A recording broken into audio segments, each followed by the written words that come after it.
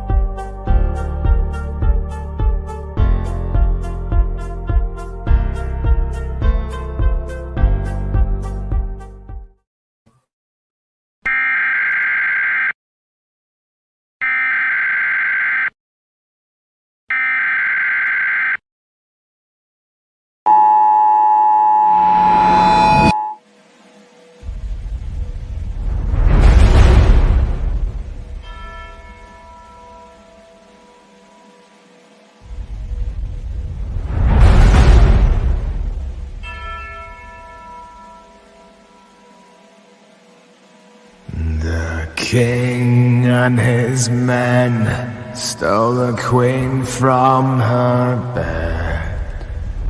He's got it! Touchdown! Bound her in her bone. Edward Jones takes it The in. seas be ours, and by the powers where we will roam.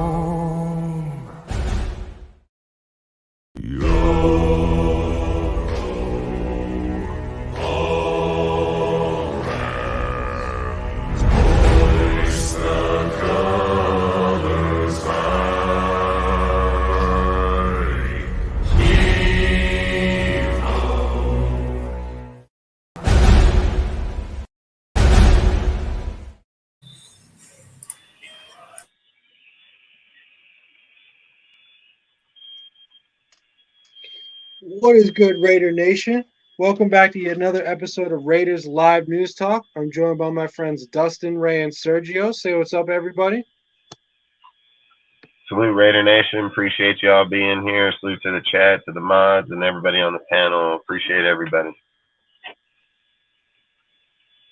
Facts. Yeah, salute to everyone. Salute first and foremost, as always, to the members of this panel for showing up to discuss some great topics with me. Salute Holly. Appreciate you. Salute AJ. Sorry.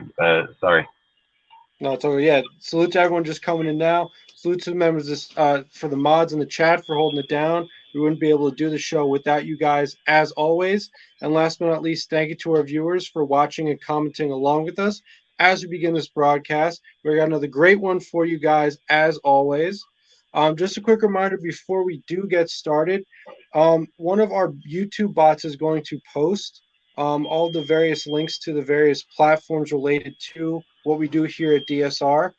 So when you guys do get a chance, when you see the bot, post those comments in the comments section at your earliest convenience. If you guys could just check out all of those links to our various platforms and tap in with us on all of those platforms, that would be greatly appreciated.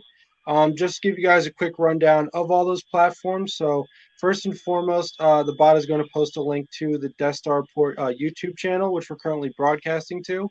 If you guys haven't already, if you could subscribe, hit the notification bell, like as many videos as possible, and comment on as many videos as possible, that'd be greatly appreciated. The second link that the bot is going to post is a link to our Twitch channel, the Death Star Report Twitch channel. If you guys are on Twitch, if you haven't already, if you guys could follow us on Twitch on there as well, that'd be greatly appreciated. It's also going to post a link to our Instagram account, the Death Star Report on Instagram. So if you guys are on Instagram, if you guys could just tap in with us there, give us a follow, throw some likes on some of our posts, and maybe even share some of our posts, not only to your story, but to your friends over DMs. That'd be greatly appreciated as well. And last but not least, the bot is also going to post a link to our Discord server, the DSR Discord server. So if you guys are on Discord as well, same deal there. If you guys wouldn't mind taking a look at that link and joining us in that community as well, that would be greatly appreciated as well. I say last but not least because we'd especially like for you guys to take a look at that link, as it is what we consider to be, the heart of what we do here at DSR. Like I said, it's a great community. There's a whole bunch of stuff going on in there. It's a great way to connect with people, not only over all things Raiders, but over a wide variety of topics. We have a Raiders chat channel in there. We talk about all things Raiders. We also have a general chat. We talk about life in general. We talk about the NFL at large. We have fantasy leagues, both NBA and NFL. We talk about other sports leagues such as the NBA, MLB, and NHL. We have promotional events such as free giveaways from time to time. We have free movie nights, which we just started back up again. That's a great way to just, spend, especially a weekend night. A bunch of us, periodically will just hop in there and watch a movie together. That's a great way to bond as well. We also have channels in there dedicated to all kinds of, Raiders content creators, be they, Instagram pages, Twitter accounts, things of that nature. YouTubers as well. We have a YouTube channel as well. And we also have all kinds of channels dedicated to various sports updates on Instagram and Twitter, just to keep you guys in the loop on various different sports and sports leagues. So like I said, if you guys wouldn't mind checking out that link as well, it's a great community. We'd love to have you guys. Love to have you guys in there along with us. Like I said, it's a great way to connect with people, not only over all things Raiders, but over a wide variety of topics.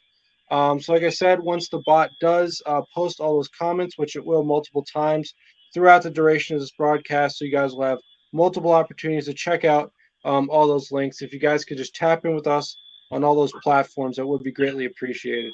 Like I said, quick right now, Death Star Report YouTube channel, Death Star Report on Twitch, Death Star Report on Instagram, and last but not least, the DSR Discord server. So like I said, when you guys do see the bot post those comments, which it will multiple times throughout this broadcast, if you guys could just take a look at those and tap in with us on all those platforms, that'd be greatly appreciated. And we do thank you guys in advance for that. Yeah, and I want to make something clear real quick, just so we can, like, I know I just got told before the show that somebody going around saying, like, Cortez isn't welcome here or isn't part of that. That's not even anything close to the truth. So I don't know where the fuck that shit's coming from or not. Cortez got a thing going on. I've talked to Cortez on the daily, just obviously not today. That obviously would probably make sense if something of this. At the end of the day, when Cortez is here, we broadcast the channels, everything like that. When DSR is the main focal point for all of our platforms. If Cortez is here or any other person here that belongs to DSR and needs us to advocate to their channels or things like that, we'll always do it. That's why we are here. That's why we do it. If he's not here, we won't do it. It is nothing personal to anybody. So I don't need people going out talking on subjects that they know nothing fucking about. Okay, Cortez, this is just as much as Cortez as any of ours. He does his lot here. He's like my little brother. I have zero issue with that kid whatsoever. So if somebody goes around and advocates otherwise on other people's fucking channels talking about bullshit that they don't even know what they're talking about, I would probably just keep your mouth shut unless you know what the fuck you're talking about. Because this is the shit that I talk about, and this is why I don't deal with a lot of people on the outside. And you guys hear me talk about this shit on my channel over and over and fucking over. I have zero issue with Cortez. Cortez is like my little brother. I talk to the fucking dude all the fucking time. He is more welcome on this motherfucker than anything. So if anybody else is advocating otherwise, they're just fucking talking shit. So I just want to make that clear. The only reason that we are not broadcasting to his channel right now is because he is not on this panel, and I've told every single person here the rules. You want to be helped to your channels, you want to do things like that, you need to be here on the fucking channel, putting in the work just like we do. So those are rules that we all talk about privately. Those are discussed open as fuck. I tell everybody, just like I talk on this motherfucker, open as can be. You can ask every person on this panel. So I want to make it clear as hell that there's nothing ever been talked about between this panel, anything that advocate anything of that, and they would all know it instantly. So I just want to make that clear that that shit is not true. Facts, yeah. Thank you, Dustin, for clearing that up. I mean, obviously here at DSR, at Death Star Report, we pride ourselves on being drama-free and, really only wanting to focus on the details of football and of this Raiders team. And so all outside noise, as far as anything else, as far as, something going on between members of the panel or whatnot, we just like to dismiss that outright as always. So, like Dustin said, there's nothing to worry about as far as that goes. So, with that out of the way, obviously, let's begin our broadcast with the first topic. So, obviously, as many of you, I'm sure, know, the biggest news, John, frickin' Richard, and everybody. Sorry, Jeff, but salute to everybody that's here in the chat, man. Appreciate all you guys showing up. Facts, yeah. Thank you to everyone just coming in now. We're just starting for those who are just arriving. So obviously one of the biggest pieces of news to hit Raider Nation this past weekend, as I'm sure many of you have heard, is that wide receiver Davante Adams saw the charges against him dropped that were originally brought on by his shoving of a credentialed media member last year in Kansas City following a tough loss obviously to the hated division rival in the Kansas City Chiefs. So obviously this is great news for the team. This is sort of a sigh of relief. It's an ability to really be more secure in the status of obviously the team's star player, especially on offense in Davante Adams.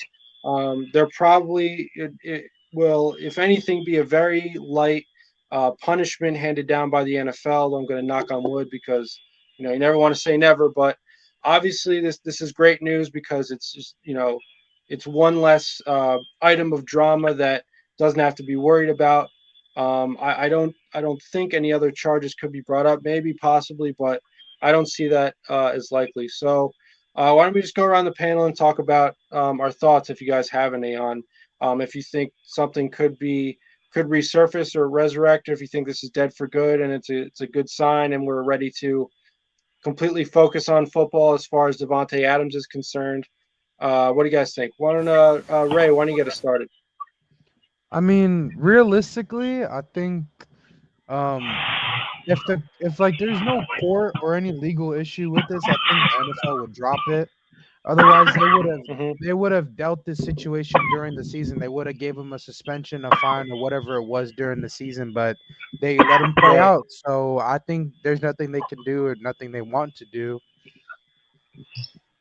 I think they just leave it at that. They're just hurting yourself at that point. Yeah. I mean, hey, I totally agree because he also sued the Kansas City Stadium, and I said the moment you sue a franchise, you're gonna lose right away. So it was no coincidence that the moment he started to sue the teams, that the charges immediately got dropped like a week later. Because I mean, even Tom Brady said himself, like try go against billionaires in court, like you're gonna lose immediately. Hey, if they would have just left it at Davante, they'd probably been like, all right, let's see how far it go.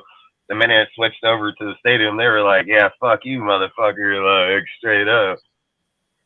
Like I said, I thought that was a bitch-ass charge anyways, dude. I made posts on that straight bullshit. Because these guys just look for anything and everything they can to go after somebody for. The guy ran in front of him, dude. Like, it wasn't like he went after him. He didn't seek out him out of anger. The fucking dude walked in front of him. He got shoved down. That's just how shit goes. You know what I mean? You just got in a heated ass game. Motherfucker is not calling the game the way it should be. The refs being pussies. Dudes throwing shit, calling you names. Motherfucker comes and walks in front of you up at the end of the game. I mean, fuck, you lucky he didn't get punched in the face. You know? I mean, look at fucking Richards. What the fucking Sherman fucking got punched by Williams, dude. He's like, what you gonna do? He's all I mean, hey, look at Joey Bosa. I mean, he's getting in fights with fans during the playoffs. Yeah, I mean, that's all I'm just saying. There's a lot of heated emotion going on at those points, so that's all I would say is I just think it's bullshit that they're looking for charges like that anyways. I mean, the NFL, regardless of in the NFL, they should protect the players and the media people, but there should be rules. You know what I mean? Like, there should be rules that if media people get in front of NFL players, especially at the end of games and things like that, that if they get pushed down, I mean, I can see if they're intentionally like seeking them out to shove them on the ground. But fuck, he literally just ran right out in front of him. It looked like that shit was set up how that went down. Like, he literally just ran right out at him, So, I don't know. I'm glad that it's over with, so I don't never got to talk about it again. Yeah. I mean, obviously, it was sort of the perfect storm of the right place at the right time for this credentialed media member, in the sense that Davante Adams was pissed off. He was seething for a variety of reasons, right? We can all take our guesses as to what. As one of many things. The dude legit broke his helmet right when the game was over. Right, exactly. So the guy's teaming, and as we all know, we've all been there. When you're really pissed off about something, you're just looking for a way to release that anger, and the closest victim possible is who you're gonna launch on an attack. So obviously, this media member who was probably not looking where he was walking.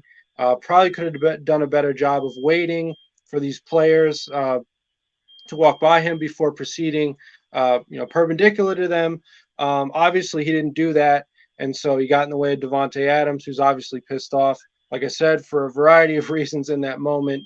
And so, you could say it was stupid, but in retrospect for him, I'm sure there was some kind of handsome out of court settlement that he was just paid for doing something stupid like that. So in reality, you could argue that it was a pretty smart move for him to do that. I don't know if he did it on purpose. I don't know if fuck, it was, look who he picked out of all the players and the people. You see him slam his helmet down on the deal. You see his emotions worked up, and you fucking literally seek him out in the tunnel. Him like straight him. You know what I mean? Like I said, look at the gapping in there. That dude could have waited any deal, and he chose to go right in front of him with 3 other dudes that were right in front of him and the dude behind. Like I did not get that whole deal. Like that's like you going in there trying to push your way through them. Like that's exactly what he was doing, and that's probably why he lost his case, just like he did, because they probably were looking at it thinking like, okay, being media or not, the whole team is literally coming off the field. There's fucking 50, 60 dudes, personnel and so on, all traveling down this fucking deal, which is like a herd, and you choose to fucking split it between these dudes and him included at the same time. Yeah, exactly. Him being called hella names and everything, dude. So salute, Omar. Appreciate you, bro. Especially when like medical records say that you have no sign of injury or anything, but you're still saying like you were injured. Like you have medical records even going against you. Like this was like the biggest, like, I'm gonna try to get money out of this, and there's a possibility you didn't even get a single cent out of it. So now you just made a big fool out of yourself. Yeah, and then trying to get a job is probably going to hurt the hell out of you because of the fact that now people are going to know what you're out there trying to do. So every time he goes and tries to get a job anymore, they're going to be like, yeah, this dude tried to jump out in front of Devontae, dude, then tried to sue the damn Chiefs Stadium. Like, they're going to be like, hell no, this guy ain't getting no fucking job in there. Like, that guy screwed himself in that type of shit. He was probably looking for big money so he can be like, yeah, I don't got to fucking work there no more. You know what I mean? So... But now he didn't get the money. Now he fucked his career. That kind of shit don't look good on you when you're doing that. And I've said the second that it had, you guys heard in the Discord, like, that were in there with us watching it, like, instantly I was like, what the hell is this shit? Like, and then we were stopping, watching it, backing it up. Like, you can see this guy choosing 3 dudes in front of this guy behind. He just fucking walked right in front of him, dude. Like, oh, hell no, dude. Like I said, some people look for shit like that. And the way that game was going already, I said, dude, they had phantom calls, dude. The fans were going fucking crazy. The refs were being pussies, dude. Like, it's just weird shit. And I said, why him? Why did it just happen to be Devontae? There's 60 dudes, like I just said, 60 plus people in there. It was this one motherfucker hits him, like. Coincidentally, the dude with the biggest wide receiver contract. Yeah, exactly. I don't see a lot of things to be coincidental when it's like fucking things like that, So I think there's a lot more to it, and people can be looking at that shit, dude. And I've said, what was his reasoning to even go over there? Like, what was the reason of him to go from the left side of the tunnel to the right to even begin with? Like, there was not like he carrying the camera or something, you know what I mean? Like, what was his point? There is no point. So, like I said, there's some set up shit out there, dude, but I'm glad that at the end of the day that they didn't end up getting them, and I think him trying to go after the Chiefs was just where it hurt him the most. So, sucker play stupid games, win stupid prizes, so. Yeah, obviously, like I said, I'm guessing that there was some kind of, settlement. He received some kind of money just, so that Devontae could make him go away, which obviously, with the guy who makes that kind of money, this is not worth his time. So he's the guy in that position is obviously able to cut a guy some kind of a check. Now, I don't know how big it is. Obviously, you always have to do the math, right? When we're talking about situations like these, like how much will lawyer fees cost, things of that nature.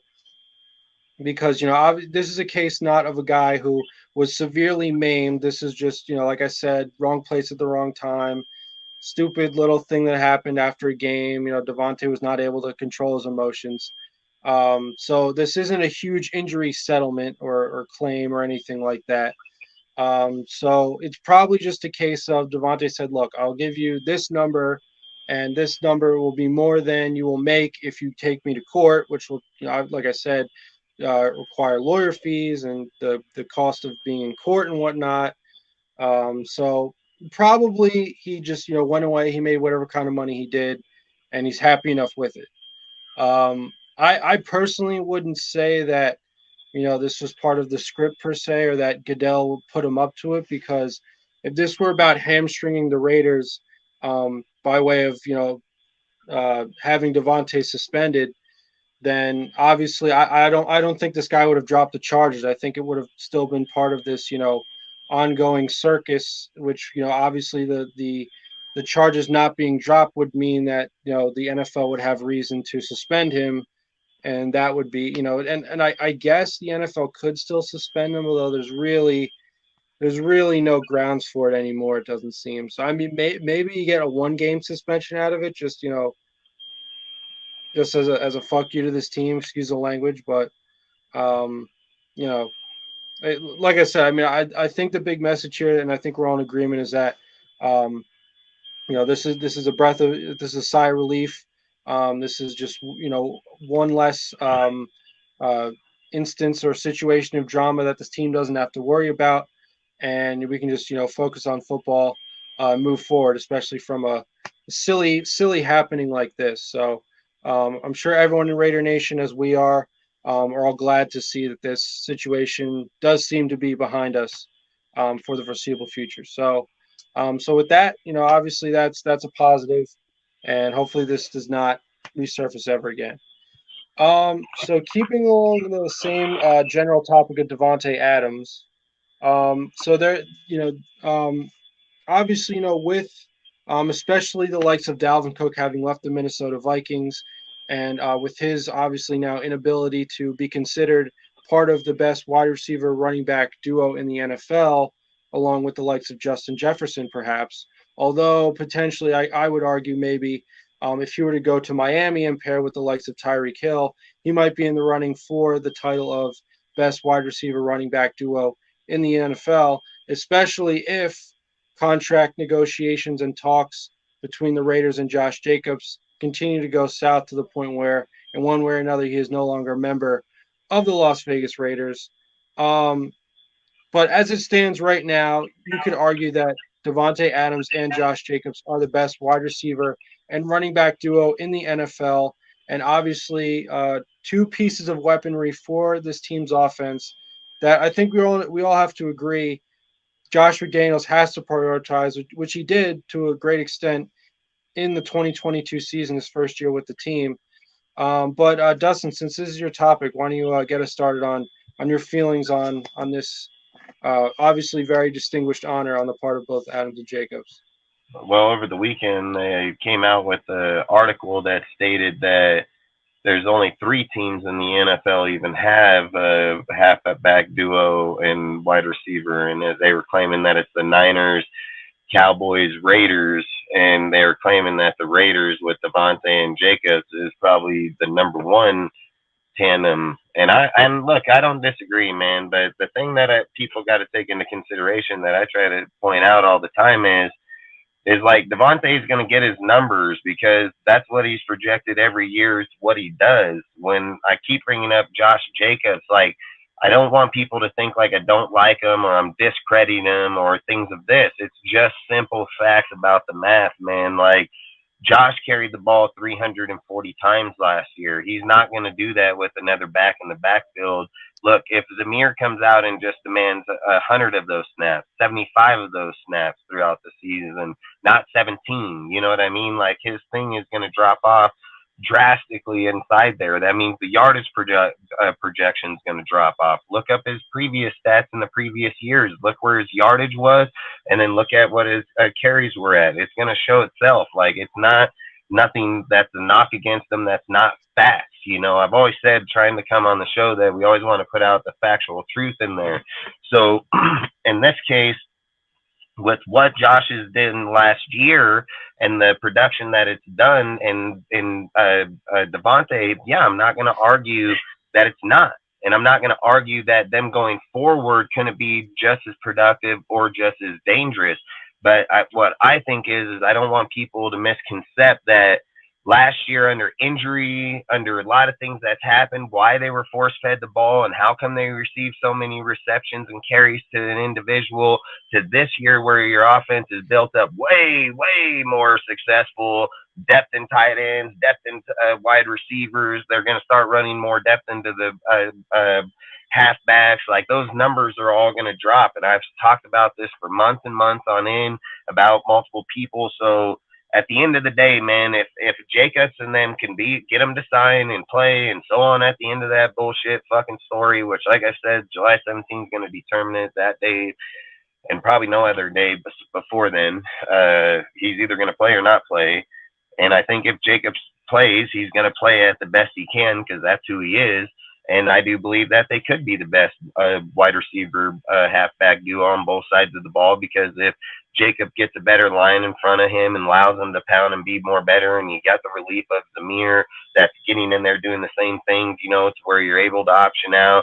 I've always said that's what's going to give, you know, Myers, like when they were talking about this on Friday, well, I was kind of just like, yeah, I don't see that shit, because when Myers goes 800 yards back to back out here in New England, and he's never even played with the likes of a dude like fucking Devontae, and he's over here with what, Neil Harry and them, like, fuck, come on, let's be real.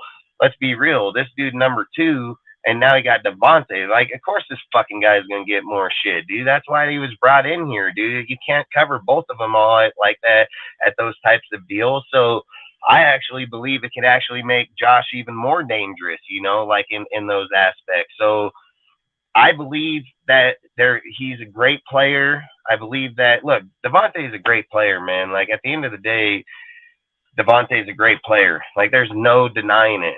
But the thing that I think is miscued about Josh is like, for the last few days, I've heard hell of people say, like, Josh is the best player in the NFL. No, he's not. No, the fuck he's not. Derrick Henry is 100%, dude.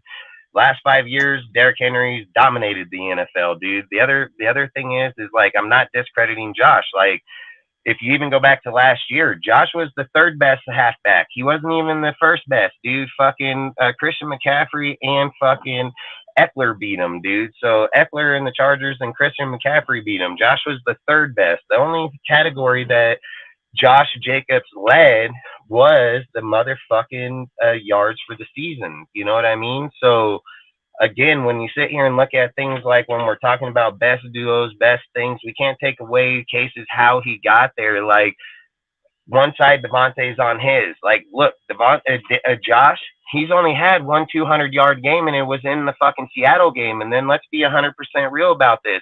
If Derek Carr doesn't see the fucking audible and change it from the halfback toss to the outside to the halfback dive up the gut, guess what?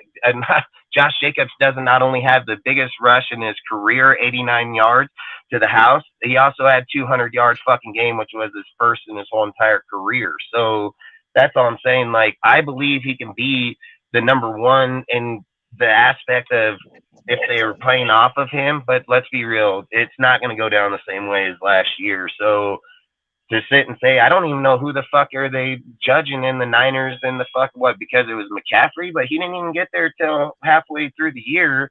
And then on the Niners or on the Cowboys, are they saying Pollard? Is that who they're saying is the other? Like, he's the other guy because Ezekiel got cut. So who the fuck is the other halfback that they're talking about? So it has to be Pollard.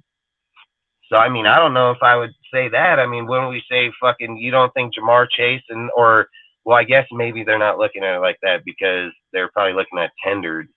Because I think, why wouldn't you do Chubbs? But he doesn't have the receiver because it would have been Cooper. You know what I mean? So I get why they're not doing it like that. So, but at the same time, I mean, I Pollard, I mean, whatever. Fucking, look, I don't want to discredit our team in any means. You know what I mean? Like, I think that Jacobs and Devontae are going to be a great tandem regardless of what the fucking outcome is. You know, if you can have the privilege to back it up year to year with number 1, and do it, bro. Like, but at the same time, if he's number 3, like, am I really going to give a fuck? You know, if we're winning fucking 10 games, he's number 3. Do I really care? Like, I think those are just, you know, find numbers to sit and pick, and I think that's why they put those 3 teams. But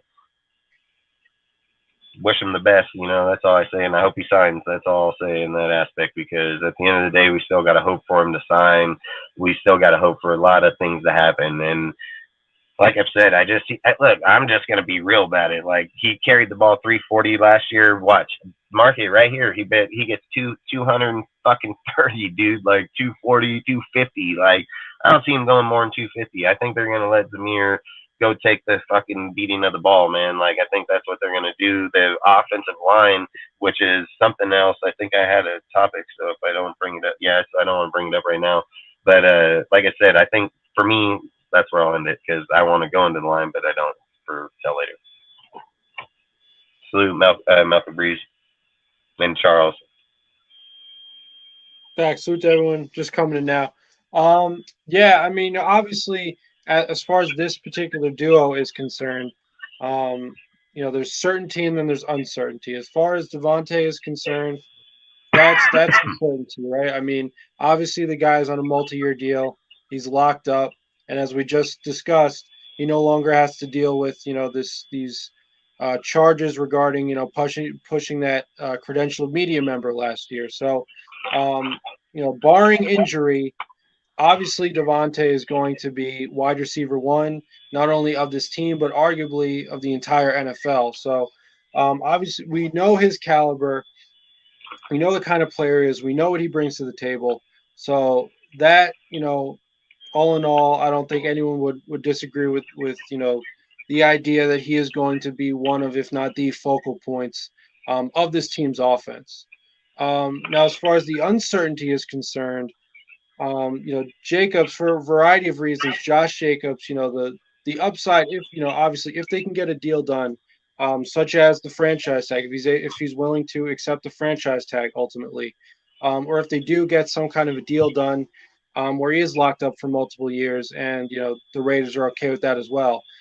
That's something that's still uncertain. But another level of uncertainty, I would also say, and I just wanted to bring up this comment here, and thank you to our friend AJ for commenting this. So this comment caught my eye because, obviously another level to this uncertainty with Jacobs is, the level of his workload, right? Obviously from a historical standpoint, Josh McDaniels has been known for wanting to use a running back by committee approach when it comes to his offense's run game, which obviously, as we all know, I'm sure there's merit to it, right? I mean, if you use a bunch of different guys equally, if you manage the load amongst multiple players as opposed to one, salute as goes, there's less risk of any one player getting injured. So obviously there's merit to that. What I would say, though, and this you could argue as far as these contract negotiations are going, the one major point of leverage that Josh Jacobs would have, I would argue, is that, yes, he got a whole bunch of carries last year, an enormous amount, pretty much the lion's share, more than the lion's share, like almost the entirety of the carries. He touched the ball 400 times. He touched it 400 times last year. Right, exactly. And I think we looked it up last week. There was, some absurd number, like the rest of the team combined only had like 50 carries or something. So obviously he was their run game. And, I don't think it was just because, he was the only running back available, because obviously he wasn't. He was the only running back that was working. So, I think for Josh McDaniels and Dave Ziegler, as far as keeping this guy around, that, like I said, the one major point of leverage that they have is maybe they don't want to piss this guy off any more than they already have, and based on what we've heard so far, it seems like he could very well be already pissed off, and because what I look at is the depth behind him, and what we saw last year out of the likes of Zamir White, as well as others, like I said, they didn't get a lot of carries because the carries that they got were not very productive, right? You definitely saw Josh McDaniels trying to use, the likes of Zamir White, trying to work him in the run game. And I think throughout the season, we would have seen him get, more carries, which obviously would have led to more production, which obviously, would lead to the argument that, they don't need Jacobs as much because Zamir White could hold it down on his own, at least as the main running back. But yeah, he says as if of now- he says Jacobs, if going to be the hero, going to get paid like the hero. Well, Josh or Ziegler don't want to pay you like the hero, dude. Like that's If the thing where that's where this whole thing's coming down. Like it's comments like this. It's shit like I just said in the last show, dude. Like he is contradicting himself. like Jeff, massively, if I could dude. if I could he's make a contradicting rebuttal, himself if I could massively, just make like a dude. respective rebuttal, it's that what I feel like why Jacobs was used so much is because like how our weapons on offense were just injured to the point where we had only Adams and Jacobs. I Mhm. think it got to the point where McDaniels like was basically telling himself like there's almost no point in trying to get the rookies to work. Yeah, but I don't even agree with the fact that. But then even then, this offseason, Jacobs is kind of shooting himself in the foot when it comes to production because now they're getting a better look at the running backs besides Jacobs because Jacobs hasn't shown up at all. Meanwhile, all the other running backs are figuring out like, all right, who's our best running back besides Jacobs?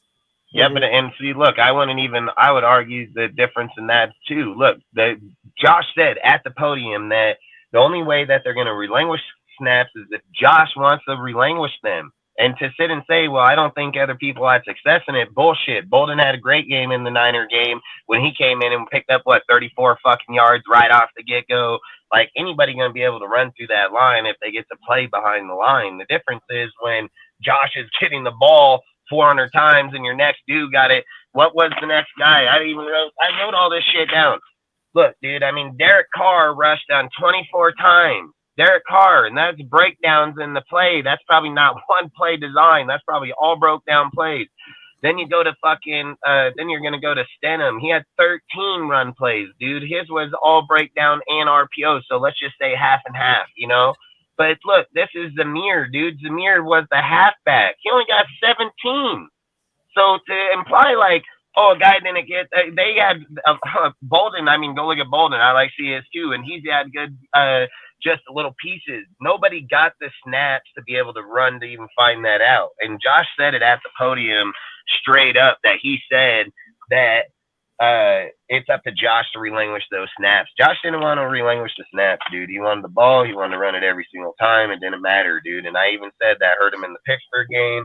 Heard him in multiple games, dude. Like the dual back system and Josh's system. I even said it when we did that show about a week or two ago about having fucking Stevenson and having Harrison there. Stevenson had 202 in carries. Harris had 133 in touches. Steven had 929 yards. Harris had 606. They combined for 20 touchdowns. Josh carried the ball for 340, had 1,653 yards, which was almost 100 plus 100 and 115, 17 yards more, 18 yards more, and he had fucking 12 touchdowns. Like the production of one player, they hone in on him. They hone in on that motherfucker. They know what he's going to do, and he's predictable when he's the only fucking guy out there. And I've said it hell of times. Like, if we do trade him, trade that motherfucker. I hope Ziegler trades him to a team that runs the ball that has a shitty O-line so Josh can find out just how valuable running behind a good line means. Like, I'm not trying to knock him. I'm not trying to say he's bad. There's just things that you got to give other people credit for, too. This is not a one-man single sport, dude. That's why fucking dudes are going to get singled out like that when you start making comments like these and shit like that. You want me to be a fucking superhero? Well, motherfucker, you forgetting your offensive line is gapping ass holes for you fucking 10 fucking 15 yards downfield, and then you're taking the fuck off. Like, don't discredit them. And then comments like that, it's like I said, Ziegler don't want a superhero. He just wants to pay a fucking dude to run the ball, Like, he's only digging his own grave, dude. Like, I feel like I said, Josh is just contradicting himself. Not only that, but he's contradicting himself. I'll pay 10.5, but give me fucking 17. You're not even better than Derek, and Derek Henry makes $12.5 million a year. What makes you feel like you're entitled more to him? Tell me. I've already told you that Derek smoked your ass in 200-yard games. He smoked your ass in touchdowns. He smoked your ass in yardage per year. You're averaging fucking 80. He's averaging 100 per fucking game. He has fucking 70 touchdowns. You have like 40 fucking 8. Like, you have fucking 47 100 yards. He has like 74, 70 fucking 5, dude. He got 11 more games than you in the NFL. Like, you're not even on his level, bro. Not even on his level. Henry got 200-yard games. You got one by the favor of fucking Carr. If he doesn't audible that for you, the 89 yards, you would only had like 150 yards, 160. Like, that's all I'm saying. But not only that, different hell of shit.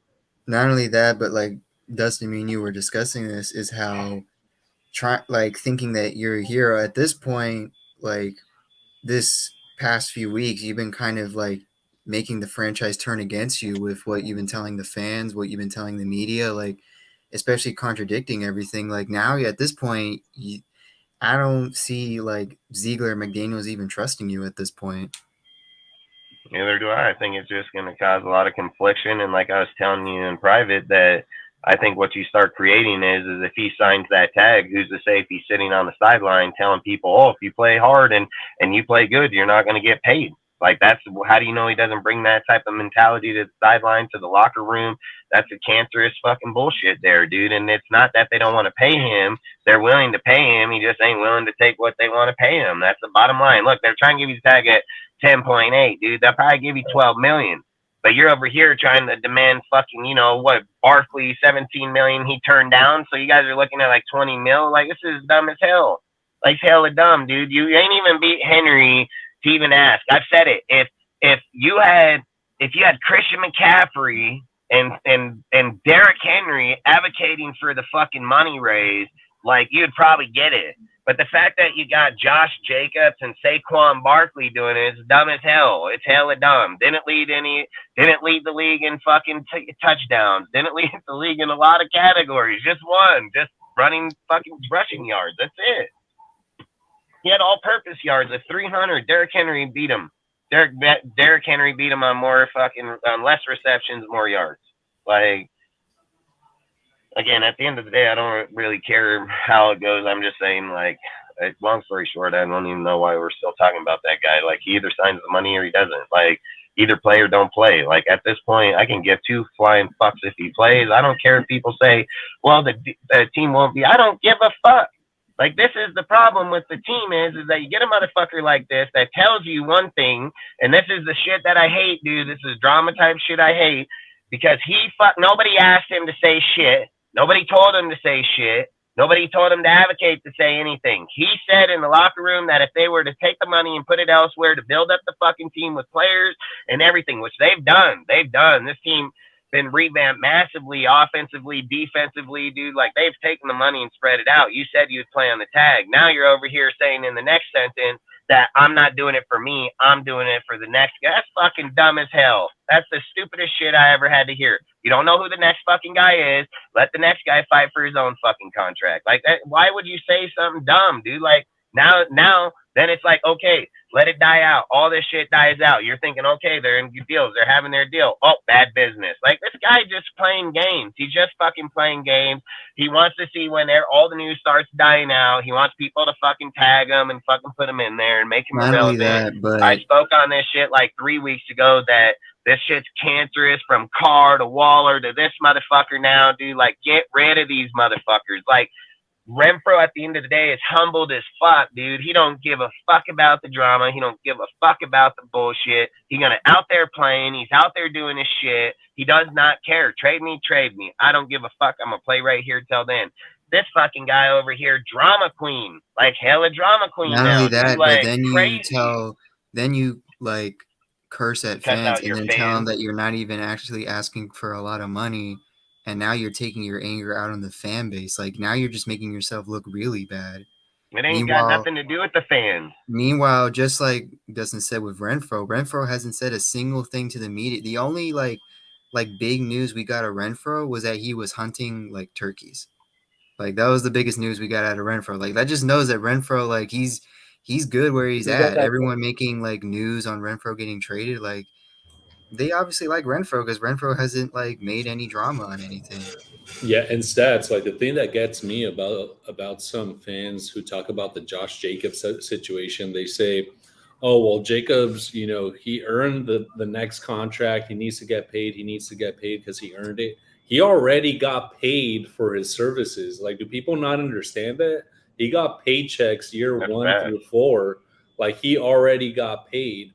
I mean, it's not like overtime here. He's not working an hourly wage here in which he's getting paid overtime, double time, etc. He's a professional football player. He got paid on a yearly basis. He got his game checks already. The dude got paid.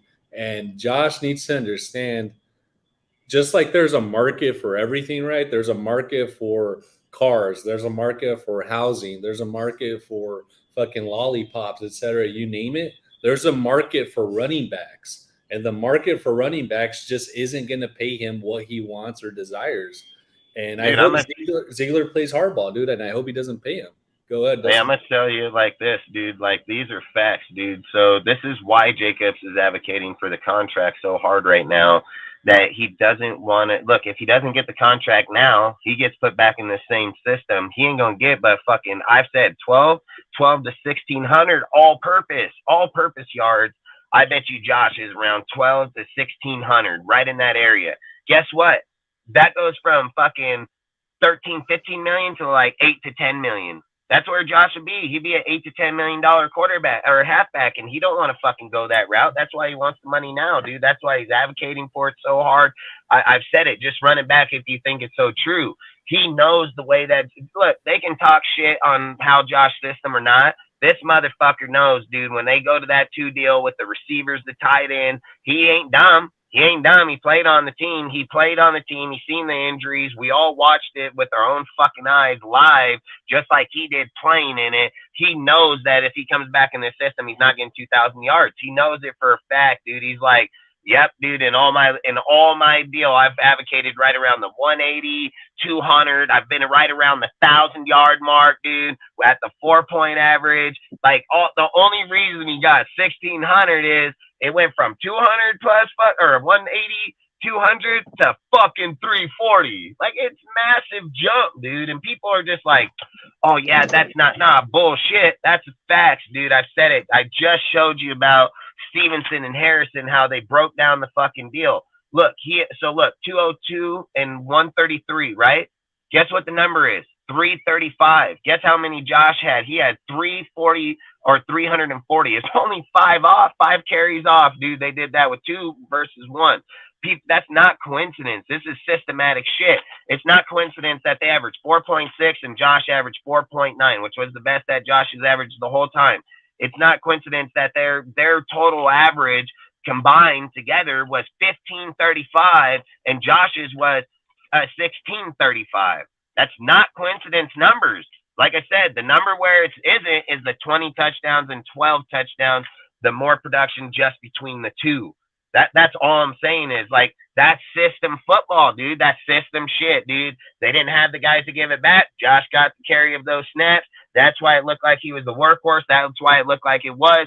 If they bring in Zamir next year, guess what? Josh's shit drops down, Zamir's picks up, and then boom, you have the Stevenson and fucking Harrison fucking scenario. You don't have just the Josh Jacobs by himself scenario no more. That shit does not exist, dude. So that's all I'm saying is the production's going to drop and change and pick up here and lose there, and it's going to disfavor him.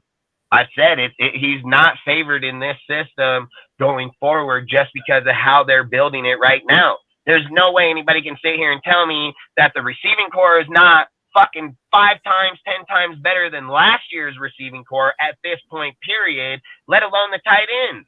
Like, the tight end core now versus last year, night and day different. So we're not just sitting here saying, like, well, we're kind of close. No, we are fucking way the fuck above close, dude. Like, we are way above it, dude. Like, we got real fucking players here as a unity across here as actual players. Now, if Howard doesn't want to pick up, we don't know. We can only say what people said in the past. He's been a great player through his career, same as Hooper has, dude. Mayer's going to have to be the one that's going to have to pick it up and show. Howard's going to have to pick up his game a little bit more because he has dropped off over the last year, but he has played good, you know, like. So I'm not going to sit here and say we cannot be we have the tangibles to be a really good fucking team. Look at every week, dude, people are talking the defense up.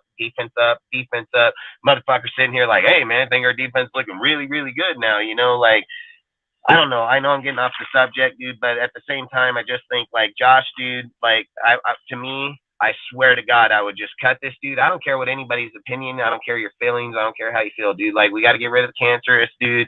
Trade him for a second round pick. I don't care what you got to do. Just get rid of the dude so we don't have to worry about it. If Josh wanted to be a Raider and talked about that tattoo like he does and being, oh, I want to be a Raider, then you said you'd play on the 10.8. Why are we having these conversations? Why are you putting out these fucking code words? How come you're talking shit to your fans? How come you're fucking talking? Like, listen, I've always said, why do you have to stoop down to a fucking person that's doing social media when your agent is the one talking your contract to them? It makes zero sense, dude. So it just tells me that you're not getting what you want if you're throwing a fit to your fans, dude. Like, that's just facts. Like, you're throwing a fit because they're over here calling you on your shit. You're not getting paid valued by them, so you can't take it out on them. You're going to take it out on the fans. Like, that's all it's saying. So I just think, like, if Josh knows, man. What did I tell you guys? I said this shit the second this news broke months ago. What did I say? I said Josh McDaniel or Ziegler checkmated that motherfucker. I said it right then. That fool checkmated that fool. Oh, check fucking mate. Ziegler doesn't play checkers, motherfucker. He plays chess, bro. Like, this guy planned this when he didn't even take his 5th-year option. Like, he checkmated this fool right off the get-go. Knew he didn't have no causes in his contract. Knew he didn't have no trade value demanding-wise.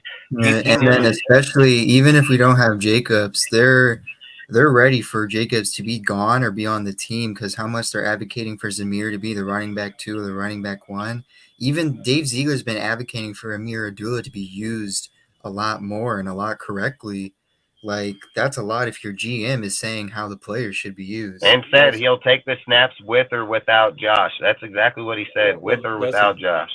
Well, I'm actually of the opinion that, I mean, I don't want to open up a can of worms here on the panel, but I'd rather spend the money on Dalvin Cook, to be honest with you. Like, if I had the choice between JJ or Dalvin, I mean, he's a better scat back, halfback, dude. I mean, I wouldn't lie. And I've heard people talk about how he can turn into zone play, running up the gut. I mean, I'm not gonna lie. I've heard, but you're probably gonna pay him pretty good too. Like, you're not gonna not pay him. So I think at the end of the day, the money is gonna be the money. It's just who you giving that money to. But I still don't think you can give him that money. So look, this is why I think Ziegler did what he did. If we get Dalvin, you're paying somebody that's going to play 8 to 10 games. Yeah, and I think Ziegler planned this shit easily because, look, he said, I'm not going to pick up his 5th-year option. He's a first-round draft pick, so we're actually going to have him for another 2 years, right? He knew it right away. He said, at the end of the year, we can tag him. He's first-round pick. Now, for these delusional motherfuckers that think you need fucking Jacobs' approval to be tagged, like, you are crazy as fuck. You don't need his approval. That's why it's called the non-exclusive tag. They don't need his ass to sign it because, listen, if he signs, it goes to the fucking franchise tag, so then he's going to be on there. If he doesn't sign, he stays on that tag, and then guess what? He's not going to play in the NFL. His ass going to sit out for a whole fucking year. Nobody can offer a contract. No, exactly. Exactly. And then guess what? Here's the real fucking news for you again. Here's for, all these people don't know what the fuck they're saying. Like, when he comes back the next year, guess what we can do again? Tag his ass again. We can tag that motherfucker again. He's a first-round pick. We can get 2 tags on that motherfucker. And then after that, then we can release him and let him go. So if Josh wants to play stubborn and just sit the fuck on the bench, sit on the bench. But then he's going to have to demand his GM to come up and demand fucking for a trade. And I keep saying it. Like, people are going to look at how the year went, dude. Like, Josh ain't even going to get a first-round pick, dude. Like, mark it. If we trade him my best second. I bet we get a second-round pick for Josh, dude. Like, we're not going to get a first-round pick for him, dude, because when NFL, so look, this is the thing I hate about fans, bro. I hate fans that think they just like, my opinion's better than the fucking owners and the people that know it fucking is not. They never called me. They never called any other motherfucker out here talking on it in YouTube, how to stat their shit, how to category it, how they fucking put their shit. Ours is opinions. We are taking opinions, and we're bringing some facts in here. Obviously, that's what we try to do. But at the end of the fucking day, these guys are getting paid to stat category it, put these players where they're at, where they belong. So when another GM looks at that fucking player and says, when he looks at that player and says, hey, man, that guy here is not valued the same as where he was that year. And him coming here is going to be a great player. That's why I said send him to Buffalo, dude. He'd have the best thing. He can split it down. His carries would mean more. He would have more meaning in Buffalo, like purpose-wise, with the less carries, dude. But if he goes to another team that, I've said it, just go to a run-heavy team and to minimize that fucking offensive line and watch just how good Josh is. Like, he's not going to be that great. He's going to get sacked in the backfield a lot, dude, or tackled in the backfield a lot, dude. Like, a lot of things are going to happen. You know, it's not going to be the same production. So that's all I'm saying. At the end of the day, it's not. I'll bet fuck thousands of dollars, dude. It's not going to happen.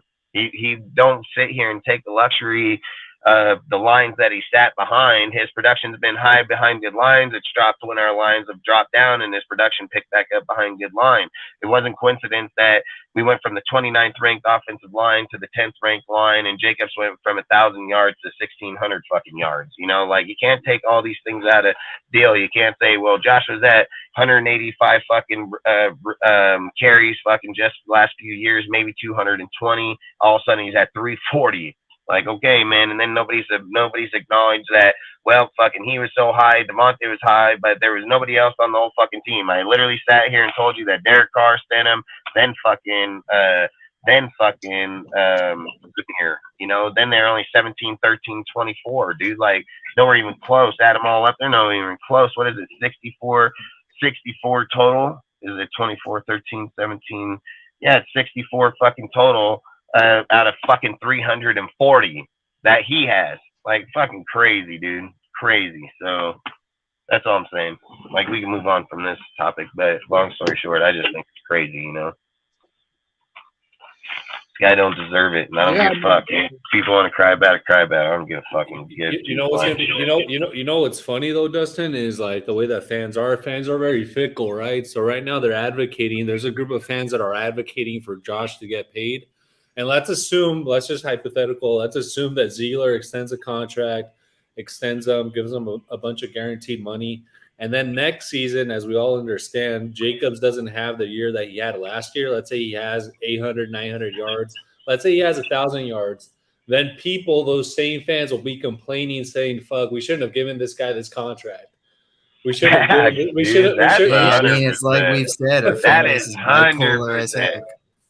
So, hey, look, I've heard people say this scenario, too, where they said, well, they broke out and gave fucking Waller and Renfro these big contracts. Well, I'll argue the difference. Waller's contract's irrelevant. It doesn't even fucking matter. So I don't even know why someone brings it up in the first place. It doesn't matter if Waller got $14 million or $17 million. He's not a fucking Raider. He's a Giant. Ziegler made that contract, and the Giants still took it. So obviously it wasn't a bad contract. Why the fuck did the Giants just be like, yeah, bring him over here, bro. 17 mil, bring him here. They didn't even wink a fucking eye. They didn't even wink an eye. We were still paying him $7 million when we gave him that contract. Exactly. I got a question.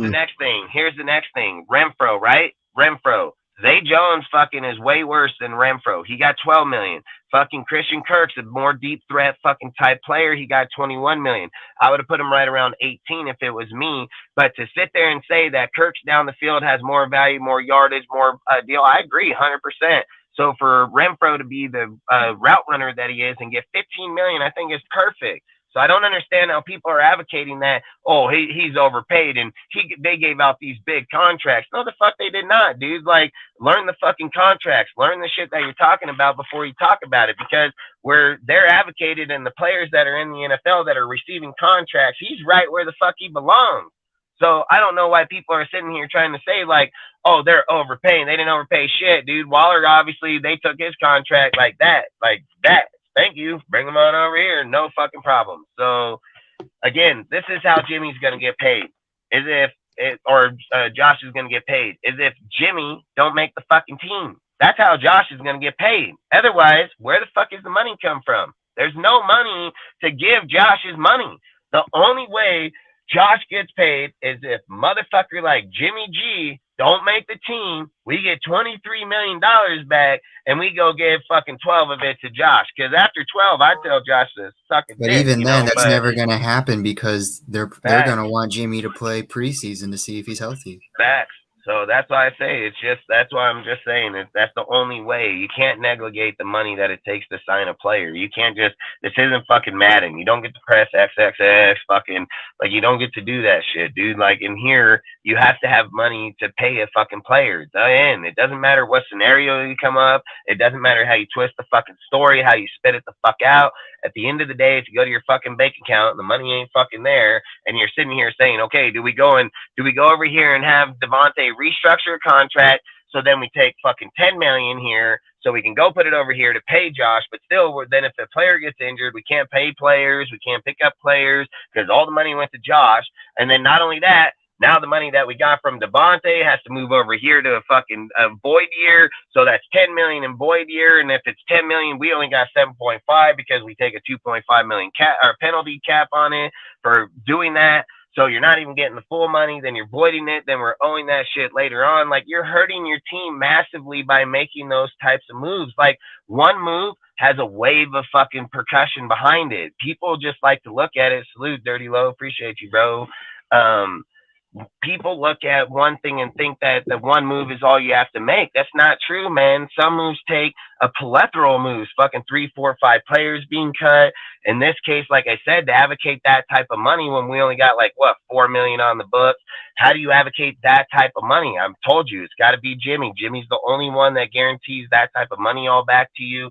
And then to sit here and say, like, Aiden O'Connell just that better, he's still got to go through OTAs. He's going to still have to go to the camp, which is already going to be past his type of time.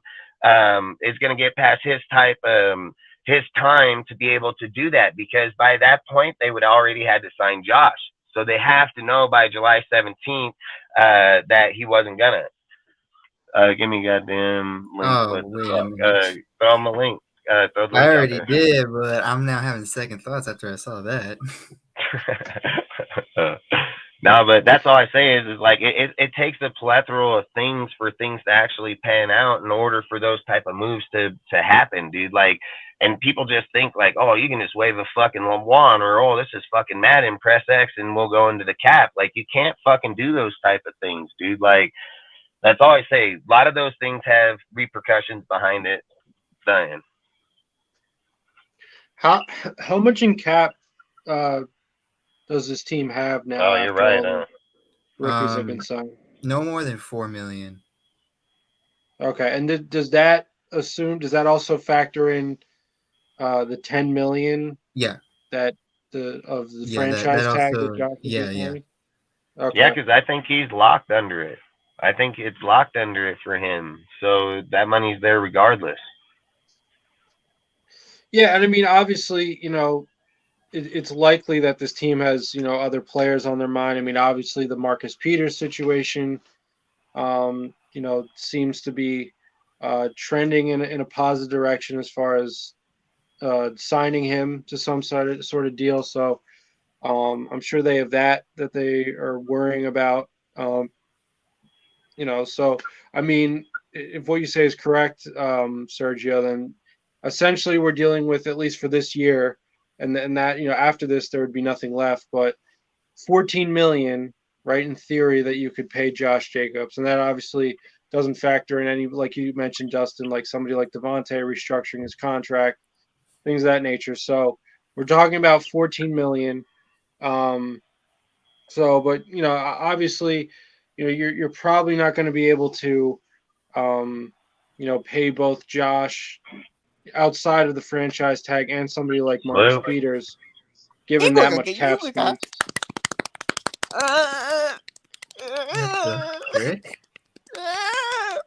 Hey, I knew that motherfucker wasn't him.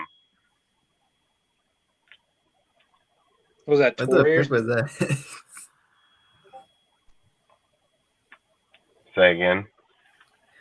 I said, what the fuck was that? Some weirdo shit, bro. Some weirdo shit. For real. Hey, long story short, keep going. Yeah, because see, look, I don't know. I actually want to say something on that deal, because if the money is already guaranteed into the deal, then it's not an issue. But that's only under the tag. I don't think that counts if we were to give him a contract. You know what I mean? I keep saying, like, the tag can allow you to go into the negative. So depending on how the tag is used, and depending on how the tag is used, is that implying that if he doesn't accept the tag, that we get 10.8 back? So if he doesn't sign in July, is there 10.8 million on the books that come back to us? I don't think there is. I don't think that there's 10.8. I can be wrong, but I don't I'm think pretty that's sure how that's the how tag it works, works. though. I'm pretty sure, The like, tag wouldn't allow you to go in the negative if that's the case. no, like, because you know how we say, like, if Jacobs doesn't sign the tag, the money, like, comes back. How that comes, like, the cap comes back, because, like, the franchise tag, like, works on the cap. So if, like, he didn't sign the tag, then now we go from, like, at most 4 million in the cap to, like, 14 million. So, or like 15 million. So, like, that's how, like, it works. So say that part again. Oh, so, like, if, like, Jacobs doesn't sign the tag, and then we'll get, like, the 10.8 million back. Yeah, but I would have to look it up, because that's what my whole point. That's my whole point. 14 million. Yeah, but that's my whole point. That's my whole point. So look, if there's 4 million on the books right now, right? And Josh is on the books for 10.8 right now. How would we go in the negative? They wouldn't allow us to. Like, they wouldn't allow us to. So I think in order for the negative deal, it has to be on a contract, if I understand right. I might be wrong. They may have changed it. I don't know. But that's all I'm saying is, if Josh took the tag and we were at 4 million, it would put us at it would put us at a -4, or what is that? Almost -$6 million. Like, or if he signs, are we still at $4 million? Do you know what I mean? Like, are we still at $4 million? So I don't know. I would have to look into it. I don't know the actual technicality of that. I would have to look, but I don't personally think, where did it say that we have that money just sitting? You know what I mean? And out of the 40, what did we have? Like, we ended up with like 40-something million. Where did they pull that money off at? Like, I can account for every player, because I've been keeping track the whole entire time. Like, where did the money get pulled off of the books at any given point of that $10.8 million? I haven't seen 10.8 million just come off. Like, if we got, so for instance, what I'm trying to say is, when we got Carr and got the 40 million, it didn't just go to fucking 30.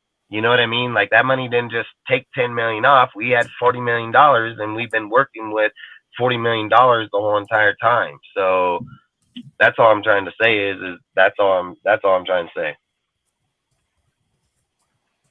So is where did the money come from? Salute, guys. I'm Just so you looking know, at 2 points. What? I said Salute, salute, Ozzy. guys. Just so you know, it's me, Yeah, not salute. And I'm not something saying that I'm 100% correct on it. I don't know the technicalities of it, is what I'm trying to say. But all I'm saying is, I've watched the money the whole time that we've had it. I've never seen $10.8 million get taken off of the cap at any given point through the time that Derek Carr has been cut and us getting the money. I've never seen the money get taken off. Just we can to, account for every dollar for players. Yeah. Just to piggyback off what you're saying, bro, I'm pretty positive the second that they tagged Jacobs, that money went on the books. And then also another thing, if I'm not mistaken, doesn't it mean, like, when you're tagged as a player? Yeah, but you guys can't say that the money went on. Where is the transaction? No. I'm The not saying transaction would have had to take place.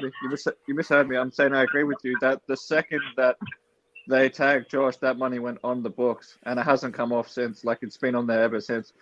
So what I'm saying is, if I'm not mistaken, because with other tag players around the NFL, unless it changed the rule, isn't it that if you are tagged as a player, it's either you play or you sit your ass on the bench? It's facts. 100% facts. That's what I thought it was. Yeah, so Ziegler can technically make Josh sit the bench if he wants to. I'm just saying. Yeah, and Ziegler's even came out and said that he ain't gonna give him the contract. So I don't know where the difference in the offset came from, where he's getting this and that deal and all these things. Like, I think their intention was him play on that the whole entire time. Yeah, I think so. And I think the only thing that they're talking about right now is after this year, like 2024 onwards. So maybe they're discussing, like, remember how with Derek Carr, even like the new contract wouldn't kick in till the following year. Yep. Till next year. So- Well, this year. Yeah. Yeah. Well, this year, yeah. So what I'm saying is, it's probably the same thing with Josh, where they're saying, "Okay, Josh, we'll give you a contract, but it won't start till 2024." Yeah, until after you play on the tag. Yeah, till after you play on the tag. Okay. So basically, they're saying. Yeah, so I basically, mean- what they're saying is we're going to give you 10.8 for your 5th year. That's your 5th year option value for us is 10.8 million. Exactly, and he shouldn't complain about that because his actual 5th year would have been like 8 million. Yeah. So he's actually getting an extra 2 million for this year if you look at it from that I perspective. mean, that would make sense if they did it like that. I mean, And then another thing I'm thinking is maybe the only thing that they're talking about right now is possibly the number of years. Right. So maybe Ziegler's dead set on say 3 years, but maybe Josh is trying to push for 4 years or something. Yeah. Yeah, I mean, obviously we don't know about any kind of offerings that the Raiders have made. But are Yeah, you also saying know- that, like, as opposed to what? I was gonna say that not only that, you gotta like fully on structure their contracts and how they do it. Like let's say for Jimmy G, how they specialized it, where like about the whole injury thing. Like if they cut him by so and so date, they get all rights to the money and stuff like that. Like they specialize how the contract's moving. So maybe there's certain things he's not liking in it. Yeah, there's that possibility too. But another thing I wanted to add is that, sorry, before we move on, because I know we've kind of been on this in a minute, but I want to just ask this because I want to hear what everyone's opinion on it is that, okay, we talked about how the franchise tag is like 10.8, right? And say if we did give him the extension of like another, like we added like 11 or 12, I feel like, are we also forgetting that, like if we don't pay him this year or we give him the franchise tag, what makes you think the contract that we're going to give him the next year is not going to be more, following up the increase in salary cap? Like he's going to probably ask for 14 or 15 depending on even like how it goes. what's the salary at? 220 right now? 218? It's only going to go to 250. It's only going to 250. It ain't going no higher. It's going from 225 to 256. Yeah, it's not going to go any higher. So once it gets there, it's done. But that adds. So it doesn't matter if you got the money now. Which makes it No, it more. won't. No, it won't. If Ziegler does the contract right this second, he's going to do the percentage of that number. Guarantee you. He's not going to. Why would he put himself in any hole or any deal? He's not going to do that. He'll go with whatever the cap is raising in order to match the number. And again, I've said it like this. How does he feel that he justifies the number higher than Derrick Henry or fucking Christian McCaffrey? Like, he can't, dude. Like, that's the only thing. You can't ask for more money than players that are better than you, dude. So for you to claim you're better is just crazy. So then next season, if he does take this tag next season, what's the Listen, if he goes next year and gets 2,000 fucking yards, then he deserves fucking $16 million. Like that. But he ain't doing that. And that's why he won't do it. That's why he's sitting here demanding the money right now. He's not going to hit the money. I'll bet fucking 10 grand right now he doesn't even come close to 2,000 all-purpose yards, dude. Like, I've watched football my whole life. I've played it my whole entire life. You can't negligate. You got fucking 5 wide receivers, 3 tight ends, 3 fucking halfbacks with the fucking fullback now. You have a better fucking line. You can't negligate all that. I've said his snaps will instantly drop fucking anywhere from 100 to 75. That means his production from 340 to fucking, it doesn't matter if it's 340 to 240 or 250 or 260, his number will not reach 1,600 yards. By the math, it would probably put him around 1,300. So there's no denying the numbers. You can't beat the numbers, man. Math's always right. It does not matter. He doesn't average fucking 6 yards, 7 yards a carry. He averaged 4.2 to 4.9. That's been his highest in his time. So again, maybe 5.12 at best. Like, that's all I'm saying. Like, you can't go against the numbers. Even if you favor the numbers, you still ain't going to beat it. So they're not going to pay him like it. I've already said, like, the numbers are the numbers, man. Like, they're looking at a carry scenario where he's like, dude, he's carried the ball easily 140 more times than he has ever in his career, 120 more times than he ever has in his career. Like, this is the thing about people. Like, I hate to say some people are dumb educated, but listen, Ziegler's not dumb educated. He went to a great college. He has a fucking master's degree in fucking business and all this shit, dude. Like, he knows fucking numbers, man. Like, when he looks at the numbers and says, instant number, I'm not even the damn team, and I'm telling you the math because I know the fucking numbers. So the numbers don't add up. So if his numbers don't add up, I mean, it ain't going to happen. And if you're taking receptions or carries away from him when he's peaked at that number, how are you getting back to that number unless you haven't done it ever? It didn't ever happen. In order to get to that number, it took, I mean, look it up. Am I wrong? Was his most 220? Was his most carries 220 in a year? Like, I don't want to just sit here and keep talking on something I might be wrong on, but like, what's his most carries? 220, but 200? Like, what is it? And that's all I'm saying is like, you can't sit there and negligate that he got 100 and some odd more carries than he has ever in his time. Like, that 120 more carries, dude, at 4 yards per carry is another 400 plus yards. You know what I mean? Like, The most carries he's had was 270. 270. Sophomore year. Yeah, he carried 400.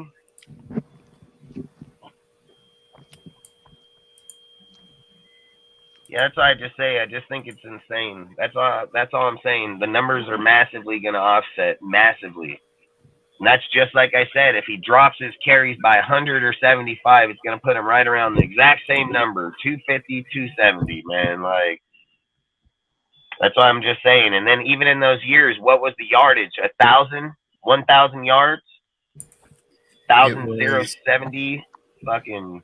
Since it was 2020, he had, for rushing yards, like 1,065. And for total yards, he had 1,300. Yeah, you see, that's what I'm just saying. The numbers are massively skewed. But we can go off the subject. But I'm just saying, you can't negligate all the fucking numbers. So, look, at the 270, what was the yardage? What was the yardage at 270? 1,100 something. 1,100? Oh, what? 273. No, 1,065. My bad. 1,065? Mm-hmm. And then you said total was what? What was the total? 1,300. 1,300? Yeah. Yeah, and then what did he have? 340? So he had fucking, again, like I said, 340. It's almost 70. Yeah, 70 more. 70 more.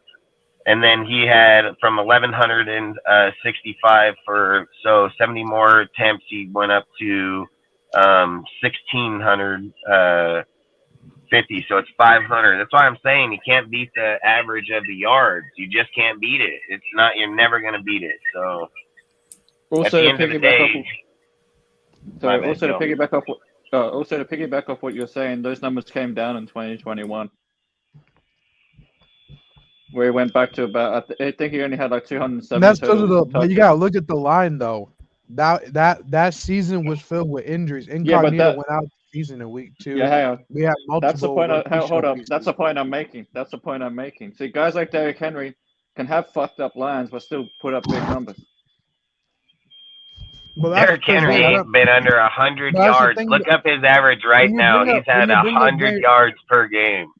When you bring up Derrick Henry, you got to look at what the Tennessee Titans had beside him, though. You got to look at that. That's my point. Man, Josh ain't been running behind those slouch-ass fucking line over here. Like, I don't want to hear no bullshit like that. Like, Josh, it ain't like Josh got the worst offensive line in all football. So, bullshit. Bull fucking shit. Motherfucking ranked 10th last year. Like, I don't give a fucking, can't go 29th to 10th and beat out fucking 22 other fucking teams. Like, fucking guy, give him a break. That's fucking, Henry go over there and punch you right in the fucking mouth, man. Bring Derrick Henry over here. He probably averaged 100 yards per game still here, you know? Like, I said, Henry. My bad, go. My point, just saying, because my point is when you put Derrick Henry in the same situation Josh was in last year, where they pretty much he's like the main weapon. Derrick Henry had like 2,150 almost all-purpose yards and like 17 touchdowns. All right, you guys, hold on. You guys ready for this stat? the Titans' Go for it. offensive line in the past 5 years, 4 out of those 5 years were ranked the top 10 worst offensive lines. One of those years was the 3rd worst offensive line. Man, there you go, Ray. There you go. Exactly. I had a shittier line. Good Monster. stats there, Stat. Good job, Sergio. Bringing the heat. Mm. That's why I say, man, this fucking Henry be fucking punching you in your fucking mouth, bro, dragging you by the fucking ankle, dude. Oh, get back like a fucking bull, dude. Like, oh shit, fucking getting drugged down the field, bro. Like, that's all I'm saying is this fool has set the record, or tied the record, didn't he? Didn't Henry tie the record for most 200-yard games in a career? He's already got 6 of them. And I'm pretty sure he's won more like multiple ground rushing titles than any other running back. This is the other thing I'd love to look up. How many 100-yard games has he had since he's been in the league since 2017? You know, like that's what I'd love to look up, because if he's averaging 100 yards per fucking game, don't tell me this motherfucker got like 70 100-yard games. You know, and I know it's not like that because he has 200-yard games, so on like that. You know what I mean? But like, does he have fucking 15? Does he have 30? Like, all I say is that guy he's just a whole nother level of fucking player, dude. So either way, we can move on to different topics. We got a lot of different topics. Hey, that's the only thing. I just think at the end of the day, if we're valuing a player to sign to give the money, you got to be able to compare him to the other motherfuckers out there. If you can't beat him, how you giving him the money? That's the end of the conversation. I agree. We can't really say much until obviously July. So that's all I got. That's all realistically. That's what everyone should be saying right now. Wait till July and see what the move is. Otherwise, one final. Everything is just predictions and just what we think of. 100% facts, Ray. And one final comment on this, because I just want to be clear, and I don't think anyone here on this panel is, hating on Josh or anything like that. He's been a good Raider, and I don't have anything against him for the way that he's acting at the moment, actually, because he's acting in his self-interest, right? Like, he's trying to maximize his value during the window that he has playing. And, I think all of us probably in that situation would try to maximize our value as much as we can. He's trying to play hardball. I think he's going to lose. He's trying to play hardball, but I think he's going to lose. But he's acting in his self-interest, which, as basically every human being, we're going to try to act in our self-interest. That's all I want to say. Yeah, I ain't going to lie. I agree with that, Jeff, with that comment, because what did they do? They got Gibbs, right? So, I mean, that was a good-ass fucking move off there. And gave away 2 good ass fucking halfbacks behind it, and then still picked up. Because didn't they get Montgomery too? Didn't they pick up Montgomery too? Yeah. So they replaced a guy who led the league. He had 1,000 yards, and he led the league in rushing and total touchdowns. And they got rid of Swift for picks to replace them with a first-round rookie in David Montgomery. Dalvin Cook. Jamal about to be a backup over there. Montgomery's only making like 6 a year, I think. He's like 18 over 3. Dalvin Cook just got released, and he's had a better career than Jacobs so far. Yeah, but that's the one thing they talk about on every show. The reason that the reason, like, I've been listening to like Vikings and all the news deal. They said that the reason that the Vikings released Dalvin is because of the shit we're talking about right now. They don't want to pay fucking veteran halfbacks money, so they'd rather release them, move on, and then have somebody else pay Dalvin. You want something funny? You want something funny with that philosophy? Does anyone know that Patriot coaches and Patriot staff members are in the Vikings right now? So it's no coincidence that they also have the same philosophy. Yeah, and then for people to sit and say, like, you can't move off a halfback and win, look at the fucking Chiefs. They got a 7th-round halfback, dude, that ran 1,000 fucking yards. So I don't even want to listen to that bullshit. Not to mention, Dalvin Cook's only 8.7 million market value. And that's with, that's not even in Vegas. So it's probably and he's talking about how he wants to run free, so he's going to want to get paid. What were you saying, Ray? I was saying him and Zeke are in the same boat, veteran halfback money. Stuff like that. Nobody wants Zeke, clearly. I think Zeke's gonna want too much money, dude. He was getting $15 million, bro. So I don't know if they're gonna want to do anywhere That's close what to I'm that saying. shit. That's what I'm Yeah. saying. That it comes into that topic of like veteran halfback money. To me, he's He'll probably he's pan out at gas like to me. 10 if he wants to play. Yeah, I mean Zeke is at the point of his career where he's only good in the red zone. Hey, don't He's get me gas. wrong, dude. I would take Zeke right this second for $8 to $10 million. Like, if you can tell me we can get Ezekiel Elliott right now for 8 to 10, I would take him in a heartbeat. Like, go look at his stats. Where has he been in his whole career? Like, right around 900 and 1,000 above yards, or is it 800 and 1,000 above yards? Like, To he's be honest, not a slouch. He's not a slouch player, dude, and he gets the touchdowns and shit when he's in there. And I think if you're running that dual back system, and you're taking him from getting like older and you're just downing him, I believe he can be pretty productive down in the line, like really productive down the line, because he can punch it in, dude. Like, so I would just say, like, if you can get him in that $8-10 million, I would not think about it. would you say Like, yeah, Zeke he's been getting and less and Cook less are on a carries similar per level year, of but play and production? he's still getting 10 plus touchdowns. What were you saying? Would you say that Dalvin Cook and Ezekiel Elliott are kind of on a similar level of production? I think Yeah. Dalvin Cook just is a different type player because he's an outside halfback, and then so like scat back type player. Where I think if he comes here, they're gonna focus him more into the inside zone, so he'll run up, power up. I think they'll most definitely change the way that he runs the ball here. But if I think like Dalvin's gonna offer the scat back part where Zeke ain't gonna offer that. Like, I don't think he has that scat I back just meant like type. overall like Yeah. career production. Would you say it's roughly close to the same? I mean, at the end of the day, I think if we do what Josh is going to plan, I think it's going to come down to the numbers I just showed, because I don't think those numbers are coincidence that Josh was at 340. We just pulled up their numbers from last year, the year before. They were at 335. Like, I think Josh has a rep count. So I think the way to answer that question would be is who gets the more yards per carry? You know what I mean? Like, But the point I was what I would have making to is say. because Cook's like his his market value is 8.7. So if Zeke's on a similar level, Zeke's probably going to be around 8.7 as well. Yeah, don't get me wrong. I know I've seen his contract at $15 million, when they cut him, but I heard the Cowboys say that they were willing to sign him back at lesser, which he hasn't even signed yet. So I don't know if they've offered. But I've said, Zeke. I've said if we can get him at 8 to 10, like, look, I just want to get rid of Josh, man. At the end of the day, I don't want him to be a hater. Like, I'm not trying to be a hater. I just want to get rid of the noise. That's all I'm saying. I just want to get rid of the fucking noise. Like, just hate on Josh McDaniels. Like, let's just fucking do that if motherfuckers are gonna hate, because if we got a player that now look, this is the same thing with Carr. Carr had a huge fucking fan base that divided the fucking nation. So now we get rid of Carr. We got Josh over here that's gonna start doing the same shit.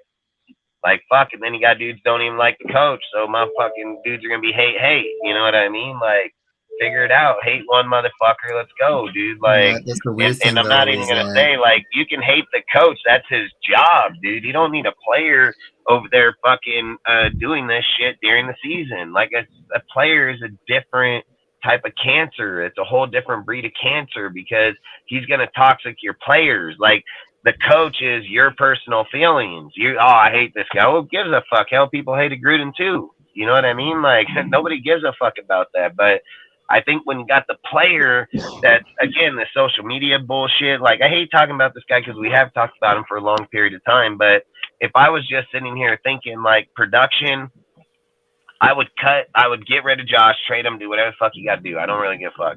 But I would either look at three people. It's either got to be Kareem Hunt, fucking Dalvin Cook, or fucking Ezekiel Elliott. And the more that I've looked at it, I would favor more for Ezekiel Elliott just because of his presence down on the inside, dude, where you know he's going to get it. He's had the touchdown deal. That's what we need, is just somebody that gets down there and punched in.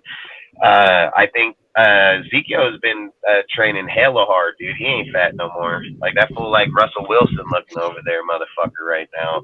But that's why I say, like, when you're looking at these dudes, like they're all going through different deals. And like you said, Sergio, he's never been under 10 touchdowns in a season. People can make fun of how fat he is or what he's doing. 10 touchdowns matter. Josh has only had 12 in a season, twice, I think. Like, take that into consideration. Over here trying to pay dude hella. He's only had 12 touchdowns twice in his career. Zeke ain't never been under 10, even getting less carries. You know, like, that shit matters when you're trying to win games. Those stats fucking matters. It's not, I'm fucking blind to the stat. Like, the stats fucking so like matter. a perspective to use is last year. So we know Josh like touched the ball like 400 times and got 12 total touchdowns. Zeke touched the ball less than 250 times and he still got 12 touchdowns. That shit matters. Yeah, 100 less fucking. It's 100 less fucking touches. But are we Way really more. comparing the Raiders line to the Cowboys though? The Cowboys had hurt people. What are you talking about? Their Because fucking line was hurt, Tony dude. Pollard put up better numbers, realistically. when talking- Pollard been putting up better numbers the last few years. Period. That's why Didn't just magically that's why do it we're last just saying year. that Zeke is just a red zone threat now. Like he's no longer like the yardage guy. Right, and if you're talking about like being your Agree. workhorse and like relying on this guy in every down to like control your run game, like Zeke is like he's just like a fat guy you give to in the end zone and like he'll fall in the end zone like that. That's why he had all those touchdowns. He's the Like, I Jerome mean- Bettis now. Yeah, what did you Yeah, say his exactly. carries was last year? What did you say they were? His yards per carry was only 250? 3.8. Pollard No, was no, 5.2. What was it? What'd you say? 3.5. Last year Pollard was 5.2 and Zeke was 3.8. So Yeah, I and mean, then what I was saying it's is not- what was his carries? What'd you say his carries were? 231. Zeke carried the ball like 230 times last year. So 231. 231. He had 231. How many touchdowns? You said he had 12. Yeah, but that's because it was. What's he's his the red touchdown? zone Or how many yards? How many yards? 876. Man, Yeah, we that's can't not- make up excuses here. We can't fucking make up excuses. How many? 800 what? 876. 76. Fuck, he had half the yardage of fucking Josh with this same exact fucking touchdown with fucking 170 less fucking carries. Yeah, but Like, but the you numbers can't- don't just sit and say.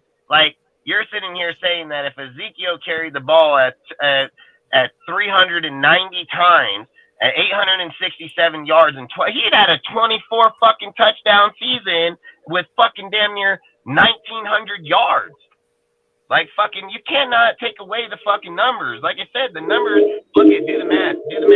At 170 by 3.8, what would have been the yardage? 170 times 3.8. That's what you're going to have. That's the yards, and that's facts. So add them to No, that's 876, that's your number.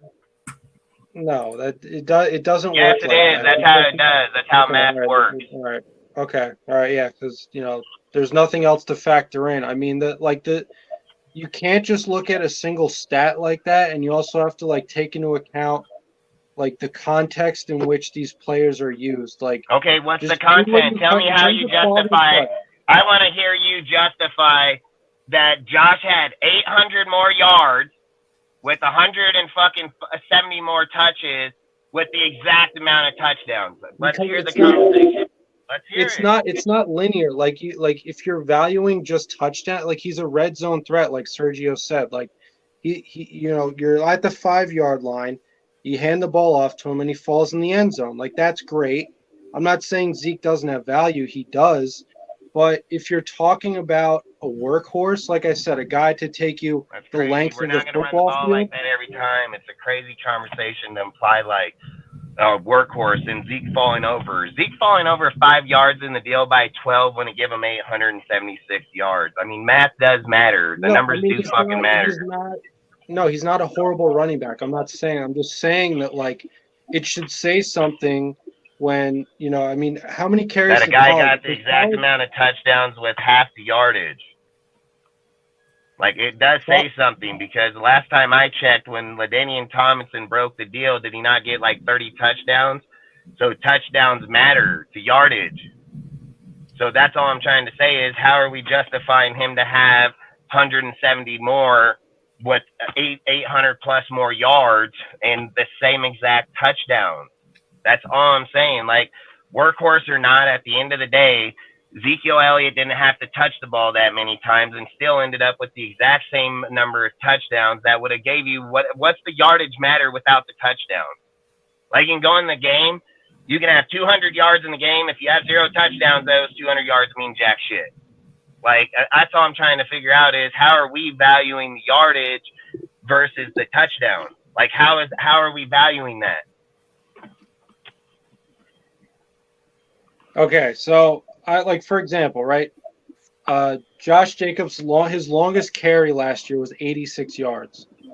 Zeke's longest carry was 27 yards. My only point. Pure luck on Carr audible in that fucking call, but whatever.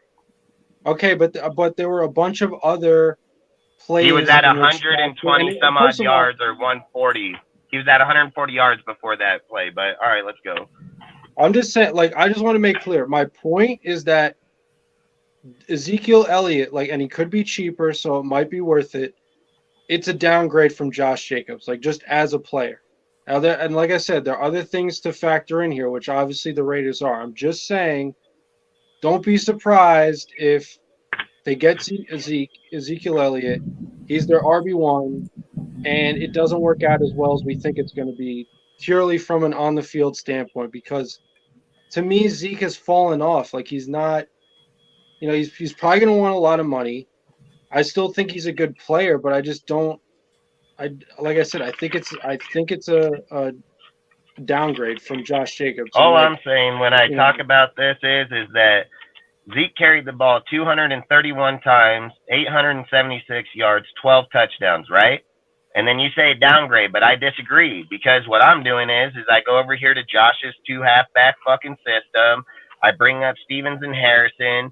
Stevens carried the ball 202 fucking times, dude, for 929 yards.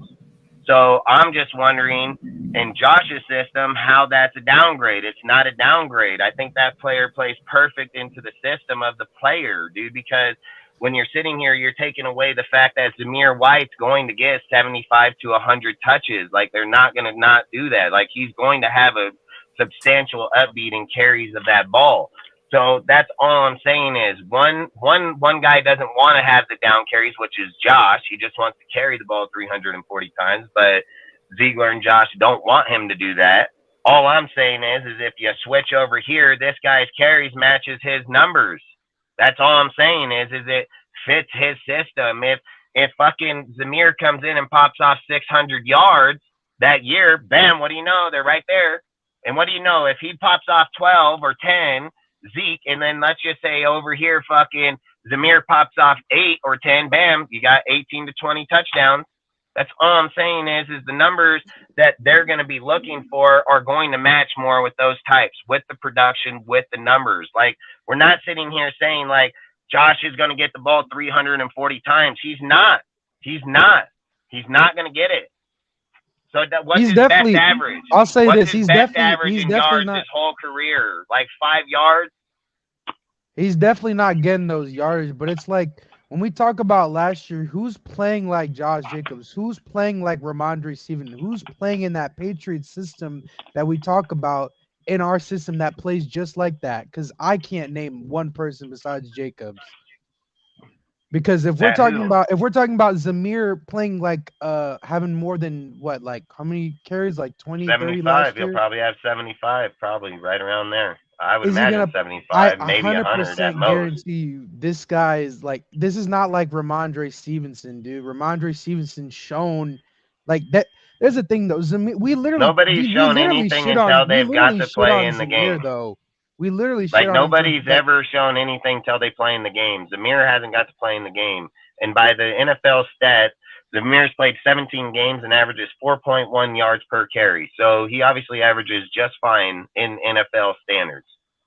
But so the only thing would matter. We're labeling him as he can't read a hole and certain things like that. If we're saying that, How are we gonna say that this guy's gonna get like 600? I'm a 700 fucking yards? fan. I don't fucking coach the motherfucker. I'm a goddamn fan. That's just my opinion from what I seen last year and what he does. I don't go to the Raiders organization and fucking coach this dude on the field and during the off season. I don't know the relationship of that. I'd obviously think if Ziegler thought that, he wouldn't come out publicly and say that he feels he's gonna get fucking bigger bulk of the carries regardless if Josh Jacobs here or not.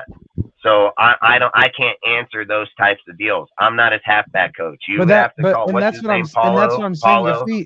If we talk about Zamir, the thing is that why weren't they giving him the numbers last year when we clearly weren't a playoff team? Because Patriots don't do that. The thing that this is what you guys aren't the understanding. system. These are things you're not understanding. See, I think like this is why I think football is just way more complex than you can concept. Look, there's a lot of things. Josh McDaniels is not coming to the Raiders and just having losing ass fucking team, regardless of what people want to label him. If Josh comes here this stint around and has fucking Devontae Adams and Josh Jacobs, and this motherfucker just depletes the whole team, not in yardage, not in offense, not in anything, then they're gonna look at him like he's straight trash. Josh was like, yeah, fuck you motherfuckers. You can talk shit on this team, but I'm gonna have two of the best productive players in the NFL, which he did, and he produced that, dude. Like, there's a lot of things why people got the carries, got the deals. Josh didn't want to relinquish them. Devontae's an elite fucking receiver. Give him the more the merrier. That's how they all are.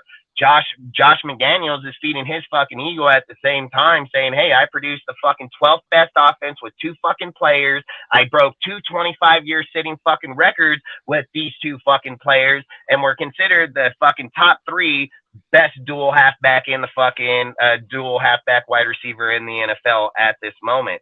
So there's a lot of fucking reasons in there. When it comes personal and sitting there on the fucking field, I can't answer that question no more than anybody on this fucking panel can. If somebody opens their mouth about it, it's just a fucking opinion because they have no fucking idea. At the end of the day, Josh put fact to fiction is that his offense wasn't going to get looked at, diminished minds because of how other people were. He said, I'm going to fucking use these two motherfuckers. We're going to get to the point where I still carry my shit. I still look good. So when people sit back and have logic conversations, that's exactly what they're going to say. There's no argument about it. When a logic football fan that knows his shit looks down and talks about it, they're going to say, this fucking guy took two dudes, produced 3,000 yards, 26 fucking touchdowns, and produced the 12th best offense with the whole entire team depleted. They're not going to negligate that conversation. Now, dudes in the panels or in the fucking chat or fans or not want to have biased opinions, they can have it all they fucking want. When GMs get paid millions of dollars to run billion-dollar corporations, those shit ain't overlooked. That's fucking factual truth, dude. So they can sit here and say why Zamir didn't get the runs, why these guys won his season. He's only a third, fourth round draft pick, dude. Fucking came out of a winning ass deal. Like, there's a lot of reasons that shit takes place, dude. Like, we don't know those because how are we gonna know that unless you physically can talk to Josh or Ziegler and him tell you out your mouth why they did those things? Like, I can't answer them. I can have my assumptions. I can think of whatever I want. I can have any thought in my head that I want to put out my mouth, but it doesn't mean it's true. That's all I'm saying. Like, at the end of the day, what is true is that he went out there and dominated with those two motherfuckers in the whole NFL, and there's no fucking doubt about it. And there's been other teams, just like I said, there's 20 other fucking teams that were healthy, that had better fucking deals, and they didn't even put up close to the numbers this motherfucker did. And he did that with Carr and fucking Stenham. However they want to label it, however they want to twist it around and call it, that's facts. And again, you can't deny numbers. Numbers, math is not wrong. It's always going to be fucking right. It's one thing that's always going to be right. So it doesn't matter how people want to label or change their deals. It's facts. If you did fucking 2 + 1 and said it's 6, it's not. It's 3, dude. Like, that's facts. There's no changing it. So no matter how you want to twist it around or spit it out your mouth to fucking label it or put it how it is, it doesn't change how it is. And that's the fucking bottom line of fucking factual truth. So at the end, I can't answer personal deals with him, but I know why they did it. So I'm not a dumb fan. I can see it with my own fucking two eyes. I've seen them go out here and dominate the league with two fucking players. I watch dudes get 50 fucking yard games, 20-yard fucking games, and then pop off with 157, 2 fucking touchdowns very next fucking week and dominate and do it for back-to-back fucking weeks and then fall off again and then bam, up pick again. Like, that shit's fucking planned. That shit is fucking systematic, dude. I've said numbers don't fucking lie. Josh has a fucking deal. I bet you he has on the receiving side a number set plan for the year, and on the pass or on the running side, he has a number set plan for the year. How many times these people will touch the ball per game, and that's game management. That's how football's played, dude. Like, that's why the numbers match up so equally, because that's how it is. Time consistent within the game. How many times you can call these plays per game? Did he call 60 in this one, 55 in that one, 78 in this one? All that shit matters, dude. So, like I've said, just to say one simple thing and act like it doesn't affect everything else that goes is just crazy, dude. To sit and put one single stat behind it and label like that. No, it's an average. It's why it goes the whole year, not just one game, not one quarter, not 1 hour, the whole time. Either way, whatever. Yeah, and that's The- why Like, a new topic. We should go on a new one now. Okay. piggybacking off what you're saying though is that you can, with all the weapons coming in now, there's no way that Josh will get the same carries anyway. So that's proves the point even more. I mean, this is why I hate talking about stupid ass shit. Just look at Josh's stats. That's why I say the numbers can't fucking lie. Look at the fucking stat Josh played for 3 fucking years under Gruden here and where his numbers were, and then look where the fuck they were with him. I've said this with Renfro. I've said this with Waller. Like, that shit fucking matters. But people are just like, oh, nah, hell, that guy was just that good. Okay. Oh, fucking K. Like, I ain't fucking delusional. I got a phenomenal education. Like, I know that the numbers are miscued massive. There's no fucking doubt. Like, I run a fucking $1 million company. I know when I see fucking miscued numbers and how offset they are. Just like I said under Derek Carr, 4,800 yards, but under Josh, 3,500 yards. We got 24 touchdowns and 14 interceptions. But over here, he got 4,800 yards and motherfucking 23 touchdowns and 14 interceptions. Like, what? The fucking numbers are miscued massively. Like, massively. 2 less games over on this side, fuck 17 games over here. Like, what the fuck, dude? Like, those numbers don't deny. Like, that's all I say. At the end of the day, the numbers are the numbers, man. Like, you can't fucking take them away. But either way, we should go to a different topic. But long story short, Josh, man, he ain't getting those numbers. I'll bet any guy right now, fucking $1,000 for $1,000, cash money, right this second. Take the bid. If Josh gets 340 carries, just 340, well, fuck, what do you have, 400? But fuck, if he reaches 400, I'll give you $2,000 fucking dollars. I'll give you $2,000 cash right to your fucking hand. You give me 1,000, I'll give you 2,000. He ain't hitting those numbers. Not happening. Like, I'll make any dude that bet. Any guy that wants to take the bet, I take it right this second. 2 for fucking 1. Josh hits 2. What was his numbers this year? 390? Fuck, let him hit 350. Yeah, 390. Let him hit 350. Let him hit 350. I'll give fucking 2,000 to 1,000. He's not getting those numbers. Not happening. I don't give a fuck what anybody says. The fucking numbers are not happening. They did not go over here and get Zamir and say that he's going to go do it, just run 17 fucking times. He's going to run that ball 75 times. Watch. I'll bet money on that shit too. 75 times. Watch, or more. Minimum 75. Watch. Minimum. Fucking, I guarantee it. So why don't we, Sergio, this is your topic. Why don't you get us started on the fact that Divine Diablo, linebacker for this team, obviously, he was named an IDP breakout candidate by Pro Football Focus. What are your thoughts on that? I mean, yeah, it's really they have him as like the top breakout player, which is really interesting because 215. I mean, it's basically like because despite like how bad the season was, especially on the defense with like the injuries that happened, especially on Diablo like last year was really bad when it came to like coverage and stuff. He was a really good tackler, but he was mostly just feeding off like the tackles that were needed.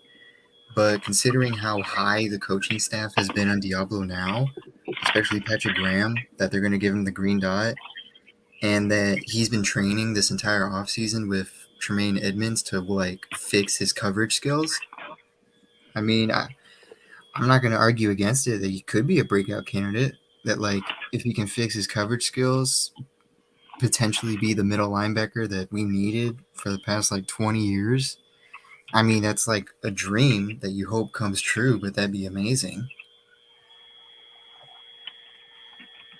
Yeah, yeah. I mean, obviously, this to me, I think the biggest thing that this hinges on is was he always a Gus guy, or is he a versatile or just all around good enough player to even work in this regime? Because obviously, once again, just like Trayvon Merrick, it's the same question mark looming over his head as well. This is a guy that this regime inherited, so obviously being on the rookie contract, still, right, still sort of being in this trial period where, maybe after this year, especially Patrick Graham will assess him and be like, we should try to trade him, or, just let his rookie contract run out and see where we're at from there.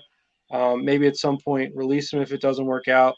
Or obviously, if, as PFF might be projecting, if he does really pan out the way he could be, then obviously, maybe start talking about long-term extensions and whatnot. I mean, obviously, we saw a lot of promise in 2021.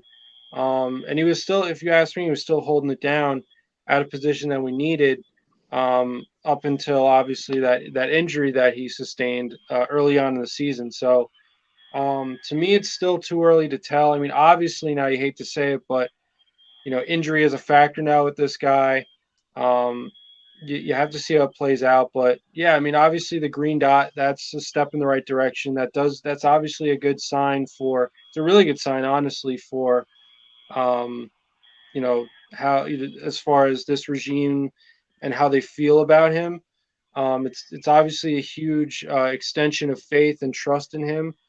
But like I said, in terms of the money, in terms of the contract situation, it doesn't necessarily say franchise player yet. So to me, it's still remain to be seen. But I think it's definitely possible. I mean, as we've also discussed, the linebacker, this is a room sort of the team that I think it's going to have to be an ongoing evolving thing. It's going to have to, probably beef up and get better as time goes on. So, we'll have to see who sort of, rises above the rest and who becomes the top of the food chain in this room. But definitely a good sign, not only for as far as the green dot goes, but that PFF is also. One thing I do know that I think is a really good sign for Diablo is who the linebacker coach is. So, right. So like I've been like researching highly, and like I made an article on our linebacker coach Antonio Pierce, and he even approved it. Like he liked it himself, which is pretty great. But like this guy, like he was a Super Bowl starting winning linebacker for the Giants, and he was a stud during his career as a linebacker. And his entire career as a coach has been nothing but success wherever he goes. And I do think with his like knowledge as a linebacker, I think he can help like the linebackers on here, especially Divine Diablo, if we're hoping like Diablo can like be the breakout player that PFF says that he's gonna be. Just to piggyback off that, another thing I want to add to that, like you said in your article, is that Pierce was also particularly a middle linebacker. Not an outside linebacker. He was the green dot linebacker. Wasn't he a D lineman coach at Arizona though? Wasn't he? I thought he was a D line coach. No, he was the linebacker coach, coach, and then he became the defensive coordinator.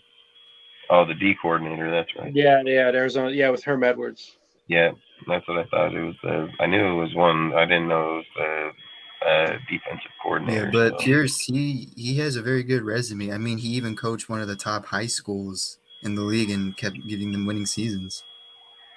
He was also a great linebacker in his own right? I mean, won a Super Bowl with the Giants, so. Yeah, I mean, he was part of the team that beat Tom Brady, and he was one of the reasons that they beat Green Bay in the NFC Championship. Yeah, I mean, obviously, he has the pedigree. I guess it's too early to tell, at least as far as the NFL level goes, what kind of a coach he is. But yeah, I mean, obviously the idea is that he'll be able to coach these guys up, especially like newcomers as well, like Robert Spillane.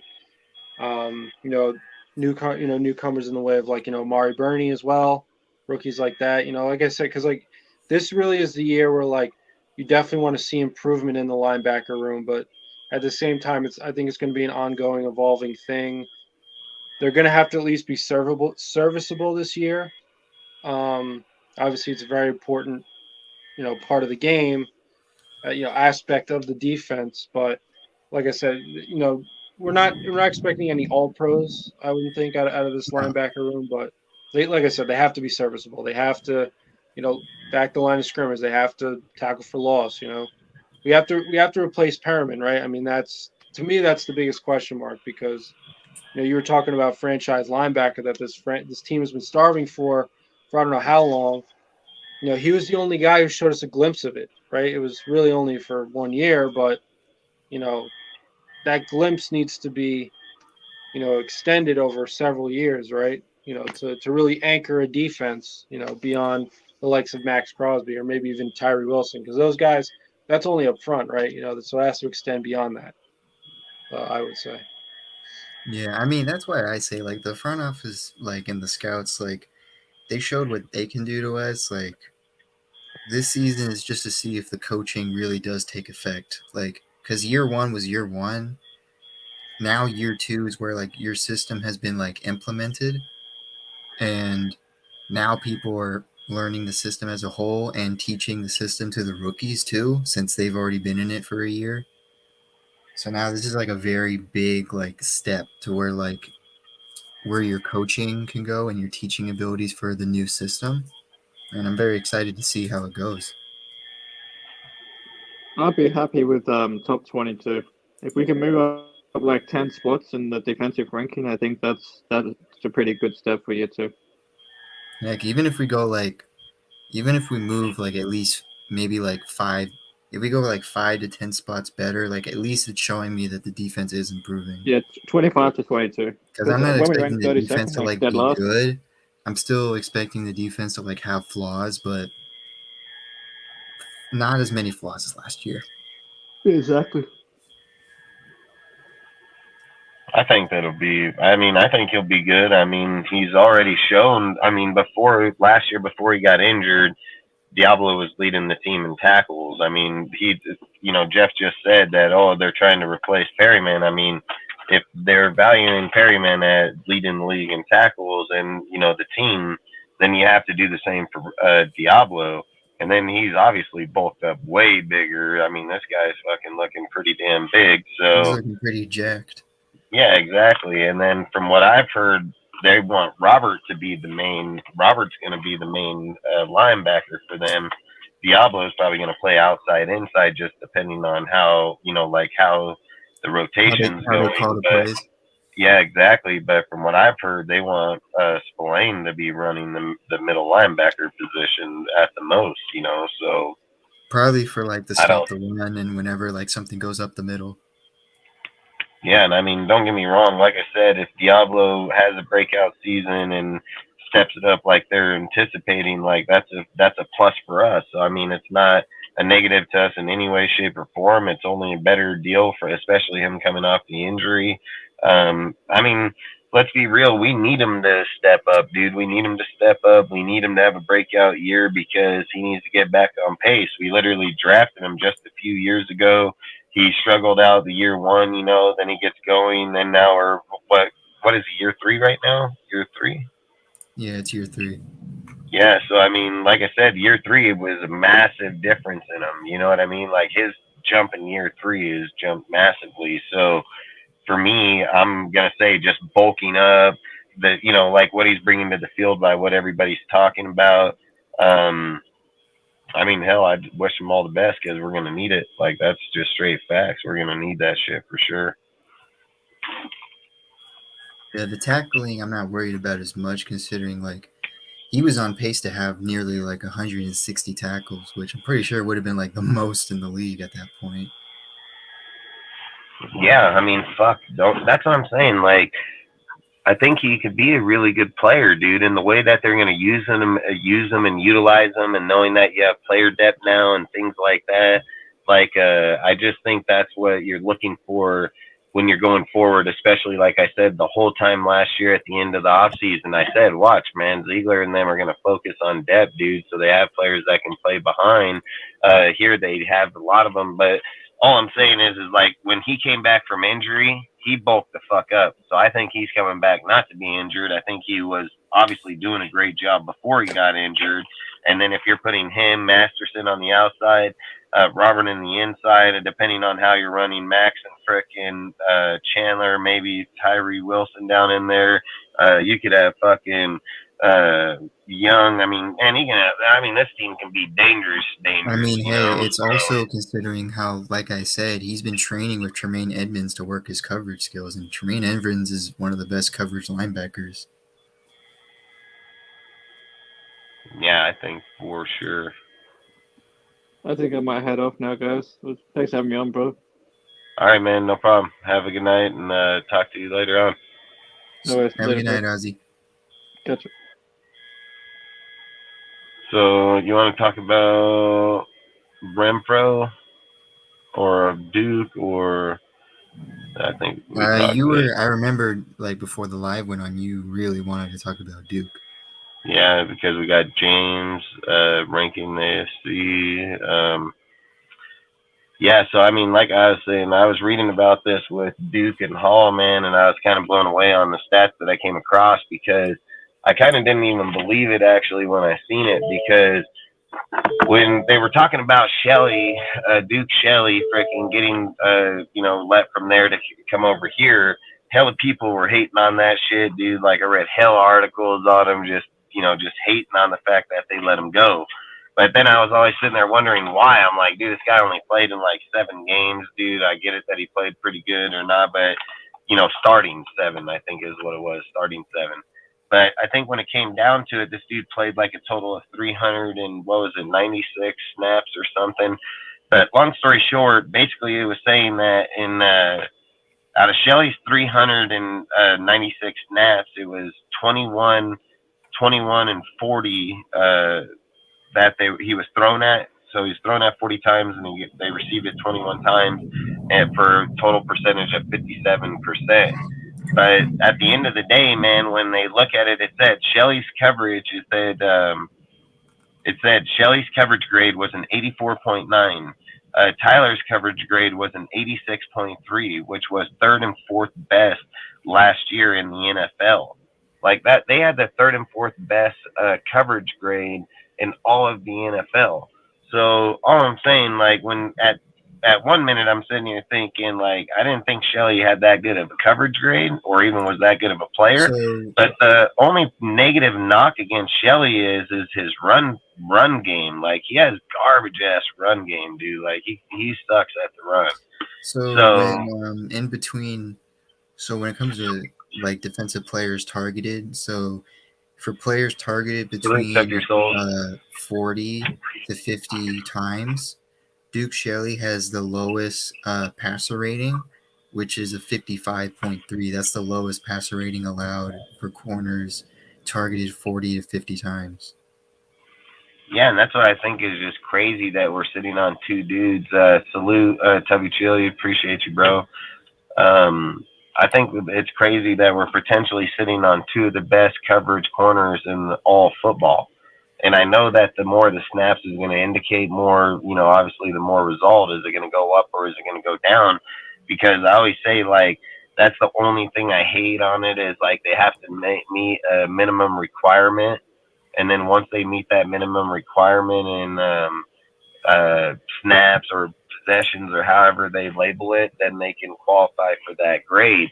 So I don't know if it's like, are we looking at Tyler Hall getting the 3rd best in coverage grade in the whole entire NFL because he only played like 30 snaps and he qualified, or did he play 100? Like what did he play? Do you know? Who, Tyler Hall? Yeah, Tyler Hall. What was his total snaps in the season last year? Tyler Hall last year, he had 219 snaps. No shit. So he had 219. Yeah. And then how many times did he get thrown at, and how many times did he break it up? So in his 219 snaps, he was targeted 16 times. He broke up 4 passes. He allowed 9 passes to be completed. He allowed 90 yards and 0 touchdowns. The passer rating he allowed was a 72.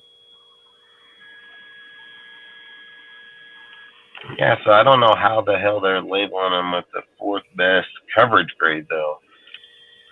I mean, they said that he had that he was the 3rd best coverage grade. What was, look at Shelley's. They're saying he's the 4th. They're saying he's the 4th. He played 400 snaps on defense, and he was targeted 46 times. Yeah, and they caught like 21 or something. Let me see. That was just on the top of my head, so I'm just going to search. Yeah, he allowed 21 passes to be completed. So he allowed. And they had him. He allowed 57. less than 46%. Yeah, so 57 is what he gave up. That's why I'm saying so what was the other number? Because you said 47, but his number is 57. So what was the other number you told me just a second ago? So I said that he allowed 21 passes to be completed. That's less than 46%. Oh, I'm saying for Hall, because you said just now that it was 43, right? 43%. No, wait, I'm talking about Duke Shelley. Yeah. On Duke Shelley, did you say it was 43? No, I said he allowed less than 46% of the passes to be completed.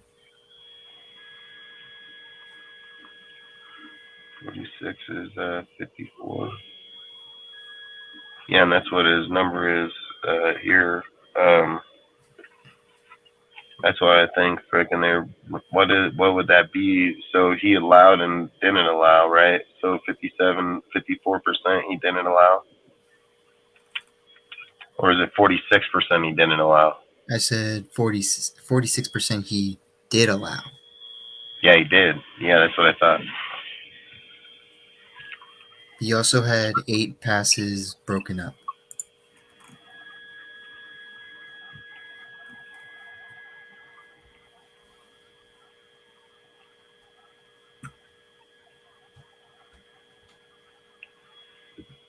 That's not very low, bro. That's not him. Some motherfucker is using his shit, and so don't. I want to waste your time saluting him. That dude's a troll. Yeah, but that's why I say I think fucking having Hall and frickin' Shelley might actually be pretty damn good to us, and we're not even noticing it already. You know what I mean? So, yeah, I don't know what the.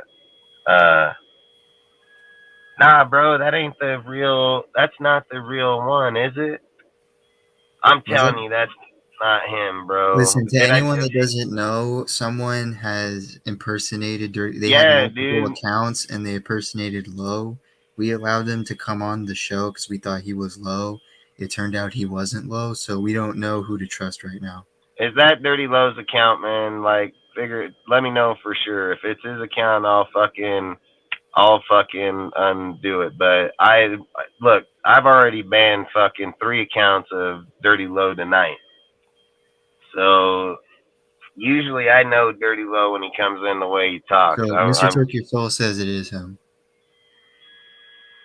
Right here. All right, tell him I'll unban him, man. That's my bad. All right, took your soul. Tell him that I'll unban him. We'll tell him what happened. Now I gotta go figure out how the fucking.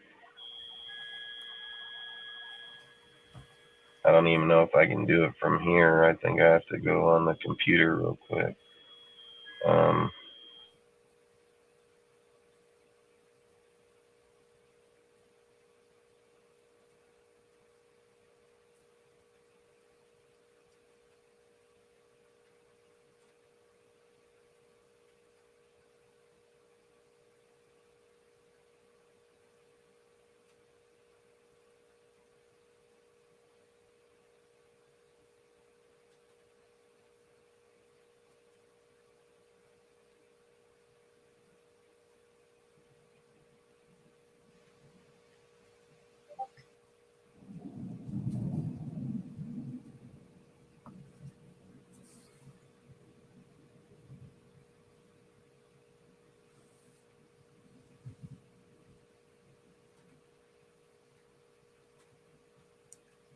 Oops. Until Dustin comes back, I guess it's technical difficulties right now. Salute Tubby, salute Milkabeezy, salute Mr. Took Your Soul. So I guess I'll just talk a little bit on the Duke and Hall. Yeah, to anyone that doesn't know, Duke Shelley, if anyone knows any Vikings fans or any Minnesota fans, they were kind of very upset that Duke Shelley left Minnesota. And for a while, people were kind of wondering why they were upset at this a little bit. I didn't trust the Duke Shelley signing a little bit because it reminded me of Meek Robertson just because of Duke Shelley's size. He's 5'9". So I was kind of a little worried about that. But apparently, people have been talking how Duke Shelley is actually a really good press corner. And despite his size, he likes to fight for the 1v1s. And just like we were discussing earlier, he allowed a passer rating of a 55.3 after being targeted 46 times. With Tyler Hall, I'm pretty sure many of us know about Tyler Hall. Even though he didn't play like a lot, he was still very productive when he was on the field. Especially considering how he only got targeted 16 times in I think it was nearly maybe 250 snaps, 220 snaps. And that's pretty good. Which also helps out our slot routine in case we want to put Nate Hobbs on the outside. Oh, I think he's back. All right, man. I just want to say, they're unbanning him right now, but like I said, dude, somebody came in and used his account 3 times earlier in the show. So when I seen it right now, I didn't even think about it. I just fucking deleted it. And long story short, I got AJ over here. He's gonna call me right here in 2 seconds. He's probably. All right, I'm guessing AJ's calling him. So yeah, if anyone's new or anyone that doesn't know what's going on right now, someone was impersonating. Oh, never mind. I guess. But long story short, man, he's over here working on getting them unbanned right this second. So give him a few minutes, he'll have them unbanned. All right. That was my bad, man. I'm not even gonna lie. I had seen the account again. I thought, well, that ain't him, so I'm fucking banning him. So, and I didn't. So my bad. And then I can't figure out on my phone how to unfucking ban him, dude. So I'm over here looking. But I can't figure it out. I can't figure this fucking bullshit out. Yeah, man. I mean, he knows, I did not mean it to do that to him, man. I like him. He's a good ass dude, man. So I just figured, he hardly comes in. When I seen it again, I was like, oh, this motherfucker, he just don't quit. That's exactly what I thought right away. Yeah, everyone knows you have a no silencing, no banning policy because everyone has a right to speak. But when it comes to whatever the heck this impersonator was doing, it was just. Dude, I let him on the show, bro. He said drop the link. I let him on the show, and then he came on here jerking off and moaning. So I fucking deleted and banned him. Yeah. Yeah, I regretted giving him the link when he started cursing at us to give him the link. I had second thoughts on giving him the link. Yeah, you said it right away when you said that, dude, and I didn't even see the deal. I was like, oh, but I didn't see him say it underneath. And then when he came on, he was sitting here moaning and shit, so I just booted him off. Then we banned him. Then he made another account instantly, fucking banned him again. And then he made another account, so we banned him again. And then this one came in right now. Yeah, and that's why I just think it's kind of dick-ass move, because I wish I can figure out how to fucking unban him from my phone, but AJ is going to get him unbanned, so don't worry, he will be unbanned here real quick. I just feel like that's a straight dick move, man. Yeah, you guys can go back and look at it in the beginning of the show. I mean, that's what I love about the show. It has receipts, man. There's some weird-ass people out there. And I wish I can find the band fucking tab in the YouTube, but I can't fucking figure it out.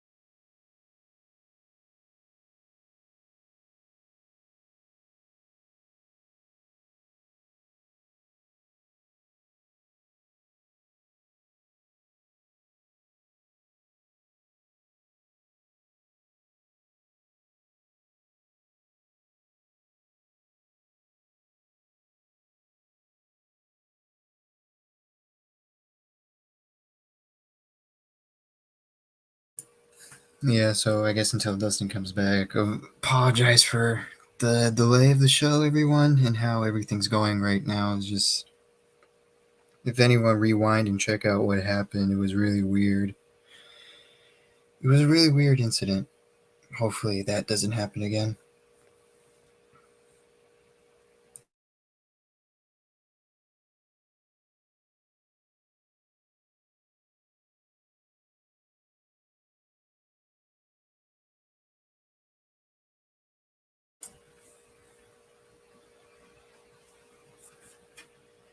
But if anyone wants to comment or talk on football, you can, so we can keep the show going until this is all resolved or until Dustin gets back. I mean, we don't have to stop the show automatically. We can keep talking about the Duke, Shelley, and Hall. I mean, if I can remember what the last thing I said. I guess we can just talk about the cornerback room and how it's going. I mean, with how PFF and some networks are believing that Duke and Hargan have a breakout. I mean, when you look at the cornerback room, you have Hobbs, who can play on the outside and inside. Sam Webb's been getting major praise from Devontae Adams. Jacorian Bennett was a really good pick that we're going to get. He's going to play on the outside. He might play in the slot. Really good press corner. Ball hawk. Can make plays. I'm pretty sure, if I remember correctly, his career passer rating allowed was in the 50s. I know it was in the 50s. It was either 57 or 56. But then you also have Brendan Facion, which he was okay when we had him. He wasn't great, but he was solid. He just allowed too many touchdowns. I think he allowed maybe like 5. But he was really good at breaking out passes too. Who else? Nate Hobbs, Tyler Hall. We already talked about Duke Shelley, Sam Webb, Corian. I know there's someone else. I'm gonna look at the freaking. Oh, David Long Jr. I mean, David Long Jr. is okay. He might get cut from the team though.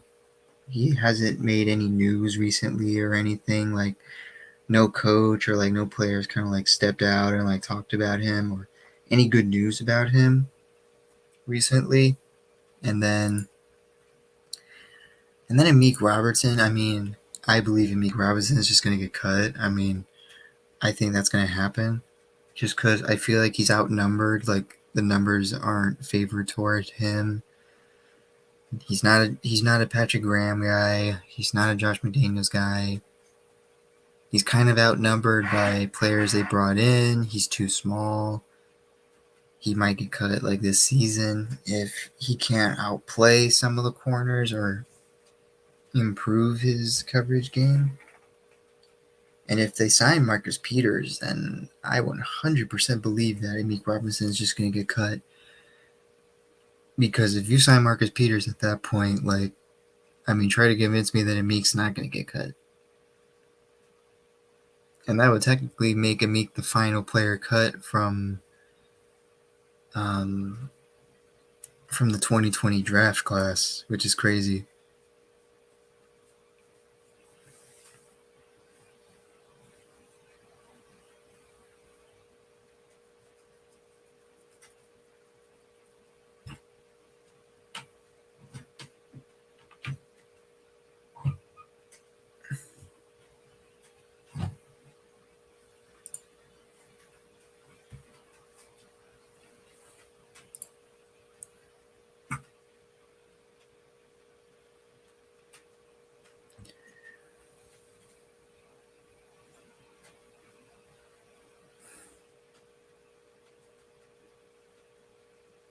Oh, perfect timing. All right, Hey, man. it was perfect timing. I was running out of things to say.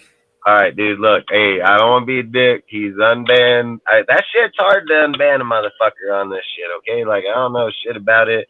Salute to AJ for getting that shit unbanned.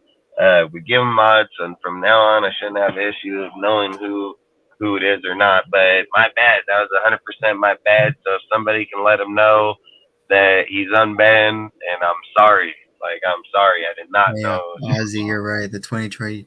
I think they ranked the 2020 draft class as like the worst draft class in NFL history.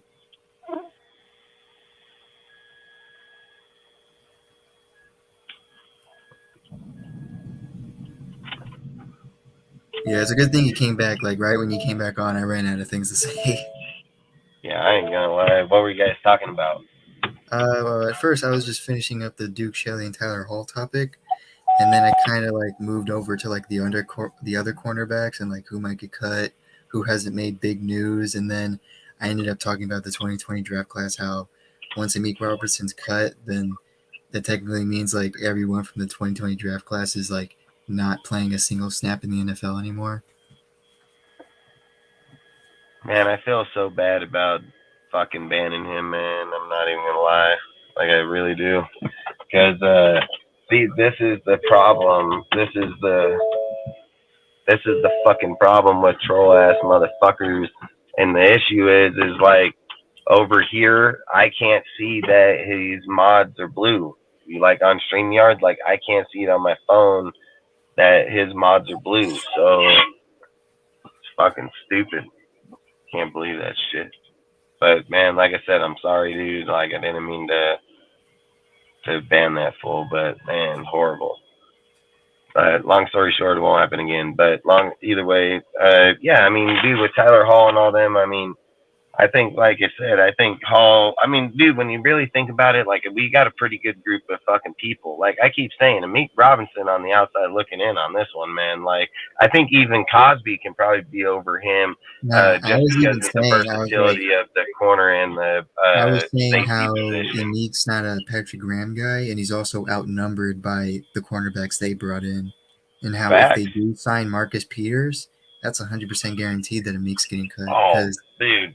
In an instant, because how do you justify him being on the team at that point? That's what I just said too. I was like, if they say Marcus Peters, convince me how Amik Robertson has a spot in the cornerback room. Yeah, he won't. He won't have one at that point because there won't be a need for him. And let's be real, dude. Like, let's be real. At the end of the day, like, we know he has a big heart. We know that he played okay football.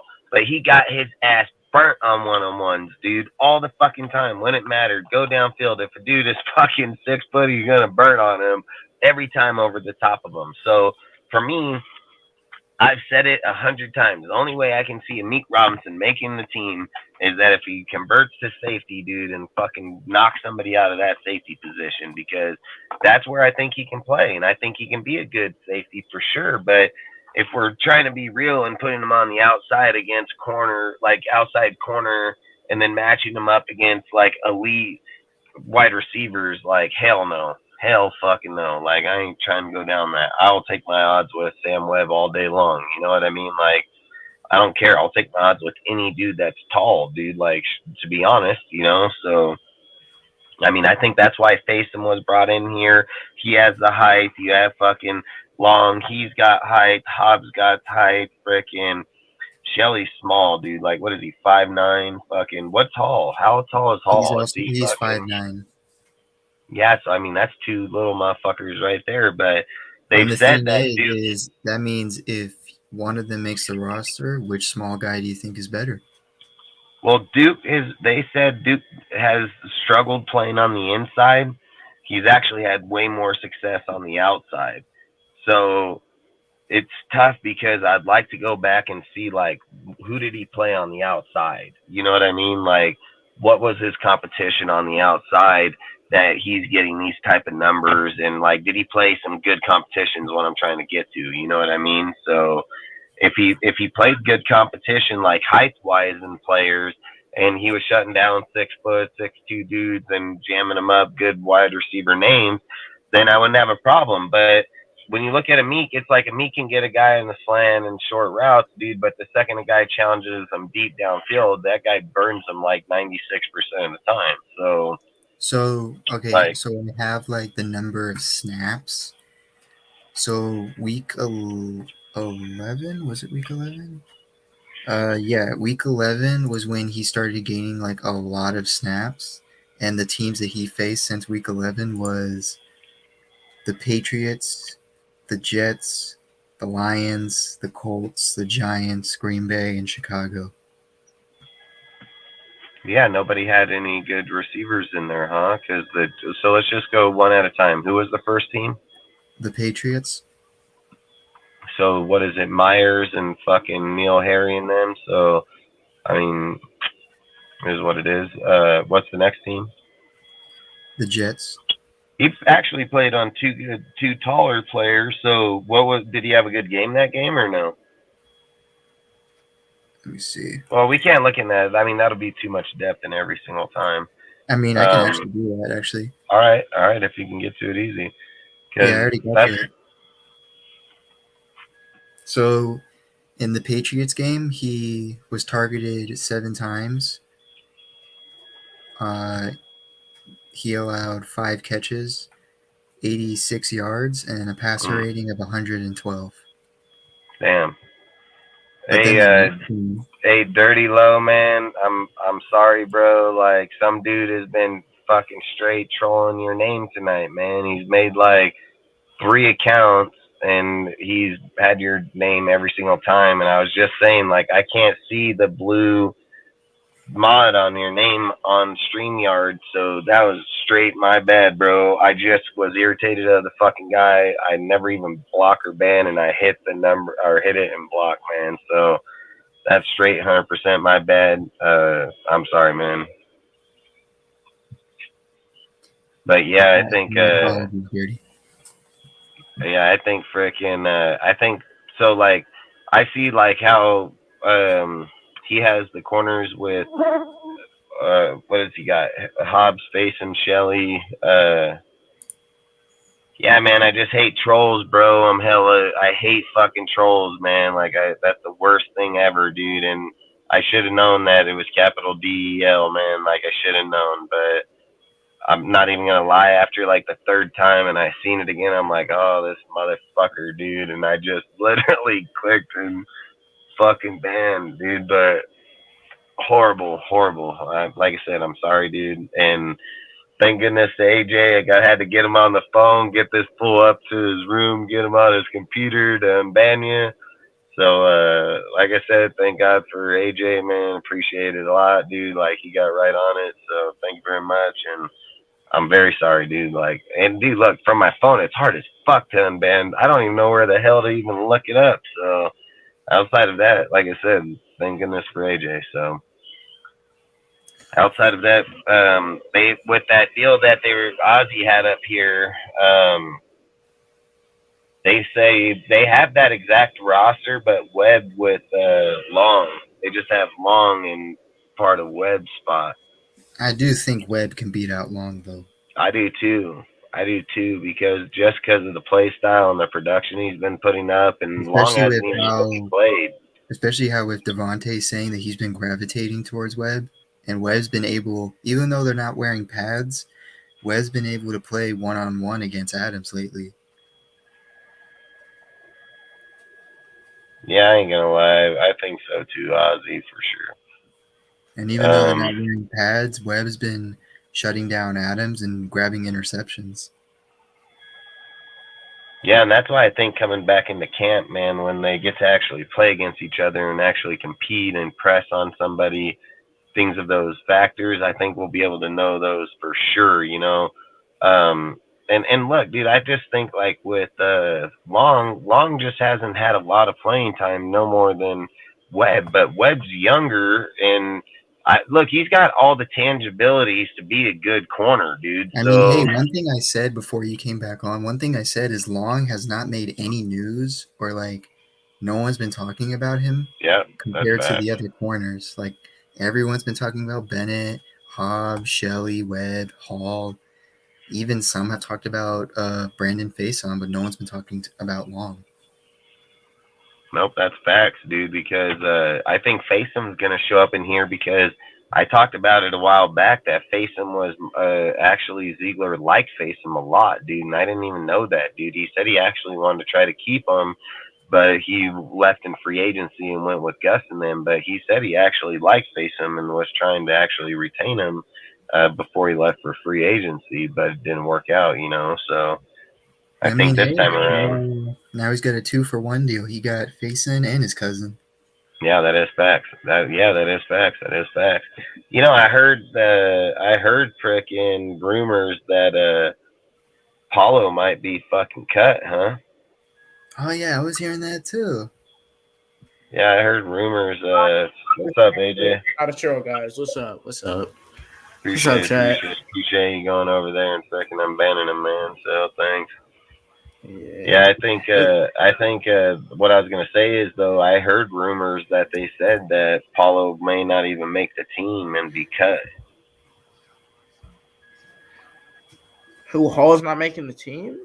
No, Paulo. Did you hear the same thing, Sergio, or what? Mao? Yeah, I've been hearing some rumors that Paulo Mao is like a cut candidate. Yeah. But I feel like he'll probably be a practice squad body. Yeah, I just think it's crazy how people talk him up and how they're doing so well, and then the next minute you're like, yep, he ain't even making the squad. And then if you're looking at it, it would be who would it be at that point? Fucking. So you've Epps, Teamer, Paulo, Grant, Morick, Johnson, Smith, and I've even said, dude, like I brought this up a while back because Ziegler emphasized on that Quan Johnson dude. Like he says, like he loved the program that he came from, that he liked this, you know, like how they teach everybody there, this, that, the other. And if you're sitting there looking at it, if they went with 4, you'd be Epps, Morick, Johnson, and Smith, and then you'd be cutting Teamer and then putting Paulo either to the practice squad or Grant, you know. But I don't know, when they're talking about cutting, are they talking about like cutting, or are they talking about cut and bring back? You know what I mean? So that's all I would think.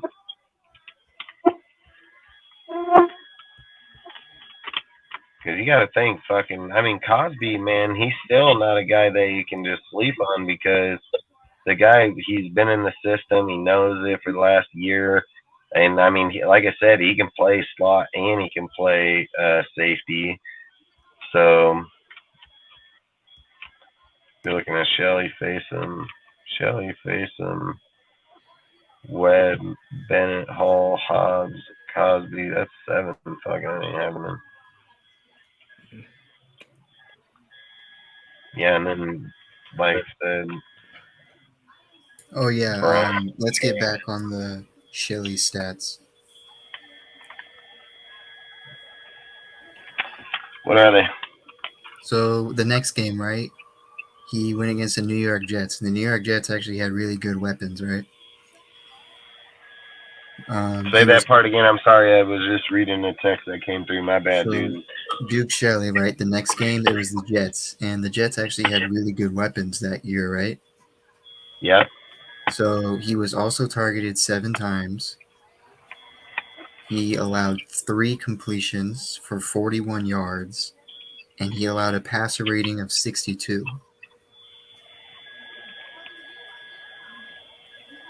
So that's not bad, huh? Said 62. Yeah, 62. Yeah, 62. Was All that right, nice. last season? Yeah, last season. Oh, okay. So then the next game was the Lions. The Lions also had really good weapons. Yeah. He was targeted only 2 times. He allowed 2 of those targets to be completions for 29 yards and allowed a passer rating of 118, but that's off of 2 targets. Hey, if you're only giving up 2 targets, that's good. No matter what, that's good. He also played over 50 plus snaps that game. Oh wow. And gave up what 19 yards per carry, 19 and a half per reception. Though I mean, those 2 catches was 19 and 19 and a half because it'd be what 8 and a half, so it'd be 5. So yeah, it was. That's a lot of yards, man. 19 and a half yards on those 2 receptions. But I mean, as long as they don't score touchdowns and they get to the top, that's all matters. So what was the next one? The next one was the Colts. He was targeted 9 times. He allowed 2 completions for 19 yards. He allowed a passer rating of 39 and a half. Damn. Yeah, he killed it in that one. That was He the was same, 9, he caught that was- 2, he only got 19. So, I mean, even when they caught, see, this is the only thing I don't like is when they're catching it, because what would be 9 yards, so it's 9 9 is 18, so they average 9 and a yards half. on the 2. Yeah. So, like, the thing I'm catching on here is, like, the first one, they averaged 19.5, and then now this one, I mean, I guess you would cut it down in half, easily, so way down, you know what I mean? But Yeah. outside of that, all right, let's go to the next game. So the next game was against the Giants. He was targeted 10 times. He allowed 7 completions. He allowed 62 yards and allowed a passer rating of 86.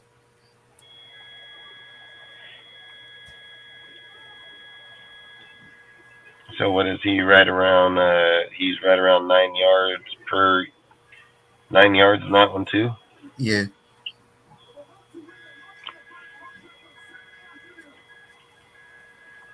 All right, and then what's the next? So for the next one, he was targeted 5 times, allowed only 1 completion for 9 yards, and allowed a completion, not a completion percentage. He allowed a passer rating of a 39 and a half. What was the passer rating on his other one? What other one?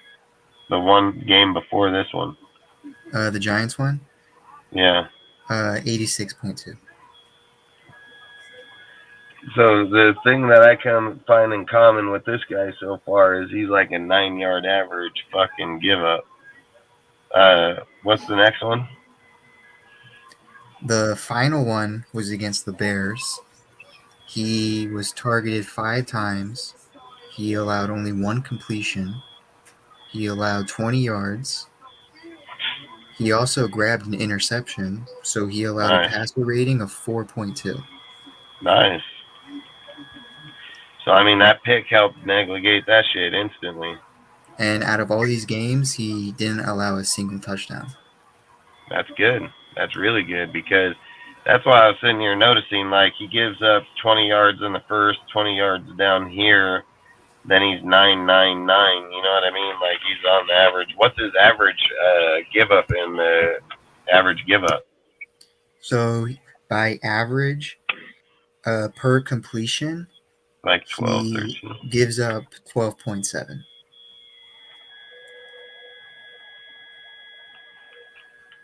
Yeah, that's crazy. Frickin' 12.7 per. I mean, the whole thing is you don't want him to catch the ball. Fucking, he's gonna get burned.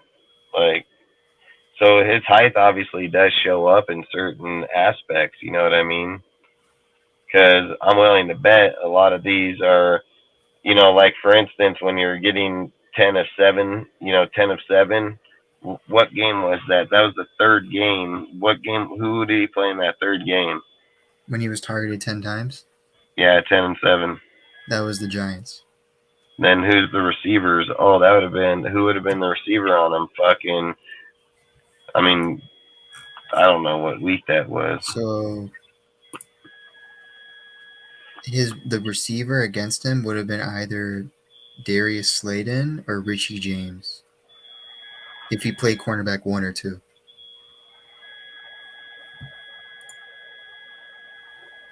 And then what were the yards on both of those receivers in that game? Yeah, let me see. Against Minnesota Vikings. He gave up 62 alone. So does one of those have over 62 yards? Receiving. Richie James has 90 yards. Darius Slayton has 79 yards. Isaiah Hodgins, their third wide receiver, had 89 yards. Yeah, so it could have been any of them. I just wonder if it's speed or if it's height that he's getting beat on in those ones, They did have Zach Wilson, though. I think Paulo makes it. It doesn't make it if we keep Morick and we keep 4 safeties. I said a while back. That's Morick, Johnson, Smith. That means that game that they were throwing away from him. Yeah, because then he got 10 of 7, 9 of 2. That one ain't bad at all. That 2 of 2 in the very first one. The Green Bay one, the Colts in the Green Bay games, though, interest me highly because the Colts game is where the Vikings had like a 33-point lead and they lost that game. And the Green Bay game, Minnesota lost to Green Bay 17-41. Yeah, you're right. That was the biggest comeback in NFL history, that game, wasn't it? During both of these games, Duke Shelley was playing out of his mind. He was playing awesome. So I want to see, what were the receivers during this game? That's why I say Shelley and Hall can be good players, man. I think they can be pretty damn good players. And good investment players for us, for sure. So the Colts receivers during this game, Michael Pittman, he had 60 yards. He didn't score a touchdown. Their next receiver is their tight end, Woods, who had 36 yards, but no touchdowns. Their next receiver, some no-name, had 34 yards.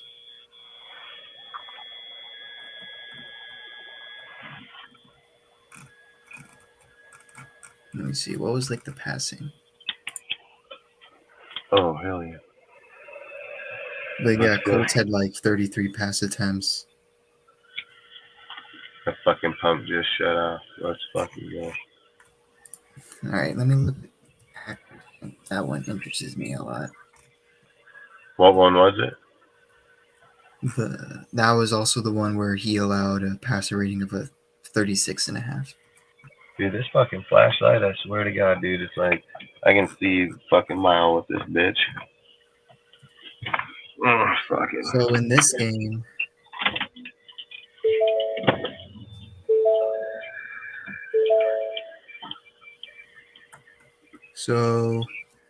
all of Green Bay's receivers had no more than 59 receiving yards, and only one of them had a touchdown. But they had 41 fucking points? Yeah. So, what? Did their run game just fucking demolish them? Because that's where Shelley sucks. Shelley sucks dick in the run, man. Aaron Jones in 14 attempts had 111 yards.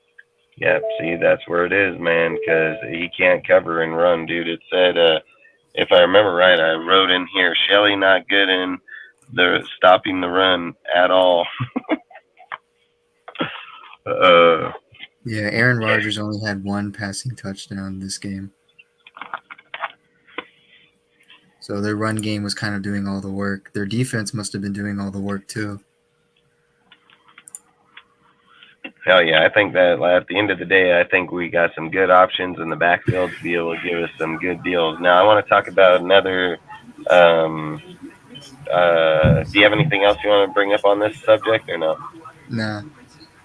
All right, so look, I want to go to the Hunter Renfrow topic real quick. We'll probably do one or two more, and then I'm bouncing. I'm an hour away from, 2 hours from my house. I've got to drive, and I don't know if it'll.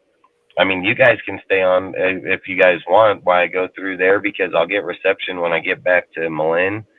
But to go through there, it's like 20 minutes. You know what I mean? And I got topics here if you want to talk on them until I get there, unless you guys are done. You know, it's up to you. I But mean, I'm if just you're saying, still good and going, I'm still good. I want to go. The problem is like I would love to start heading back towards my fucking house. You know, like I don't want to end the show out here at fucking midnight and drive 2 hours and then get home, sleep 2 hours and back up. You know, so if I can leave right now, like I'll start the topics and everything, and then start driving out. Then just this stretch. It's this stretch in this area here. It's going to most likely cut my internet, dude, all the way until I get to pretty much probably State Line, which is probably the soonest 20 minutes. Like, it's 20 minutes easily. So that's all I'm saying is like if you guys want to talk for 20, I'll most definitely come back on and talk all the way till I go home. Like, I have no issue. I want to talk. It's up to you if you want to. I guess it just depends what the topic is. Paulo ain't going nowhere because one, he is Ziegler guy, as in UDFA, and two, you can't teach 6'4", 4'3" speed. He's development. Yeah, I think he'll go to the practice squad if he goes anywhere. I don't think they're just gonna cut his ass. Like I totally agree with you on that one. Like I don't think they would just cut him and let him go, because I think he does offer a lot of value, but I do believe on the practice squad for the time being, because just like I said in there, dude, you're looking at Morick. I'm telling you, I think Quan Johnson just has a foot in there just because of the fact, like, Ziegler really loves the program. He spoke hella highly on that dude, like, instantly. So just me, like, gauging how he spoke to him or about him, I think he's gonna make the team. Like, I think they like what they have from him. And then, like, Smith, dude, so, like, if Smith, I mean, you know what I mean? It can be Paulo on the squad and Smith on the practice squad, or vice versa. I mean, I agree with you. I don't think they're just going to cut him. We got numerous subjects, dude, so I can give you two of them just in case you want to, like, if you run out of one to talk about, we got another one, you know.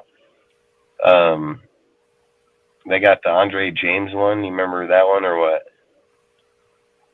No, I don't remember that one. What about the Renfrow one?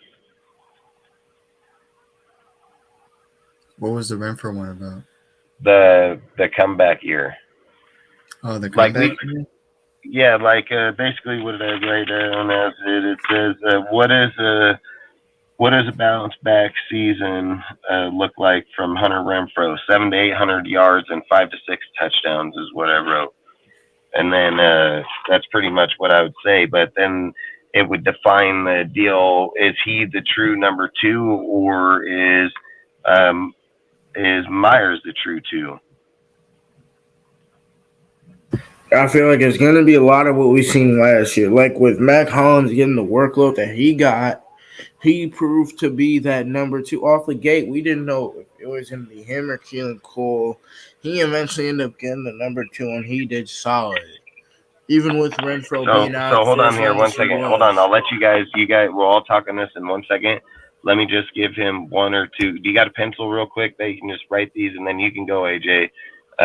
This way I just leave That way, if you have, you can still have a subject to move on to, even if we can't switch it. So I'm gonna tell you. I can write down stuff.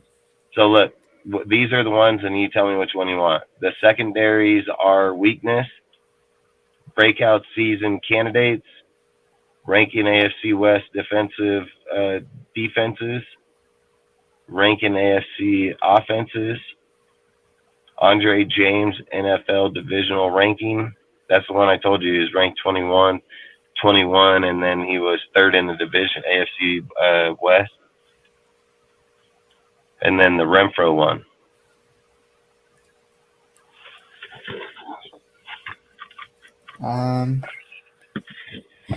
You can. The two topics I guess I'll do are the breakout season and the Renfro comeback.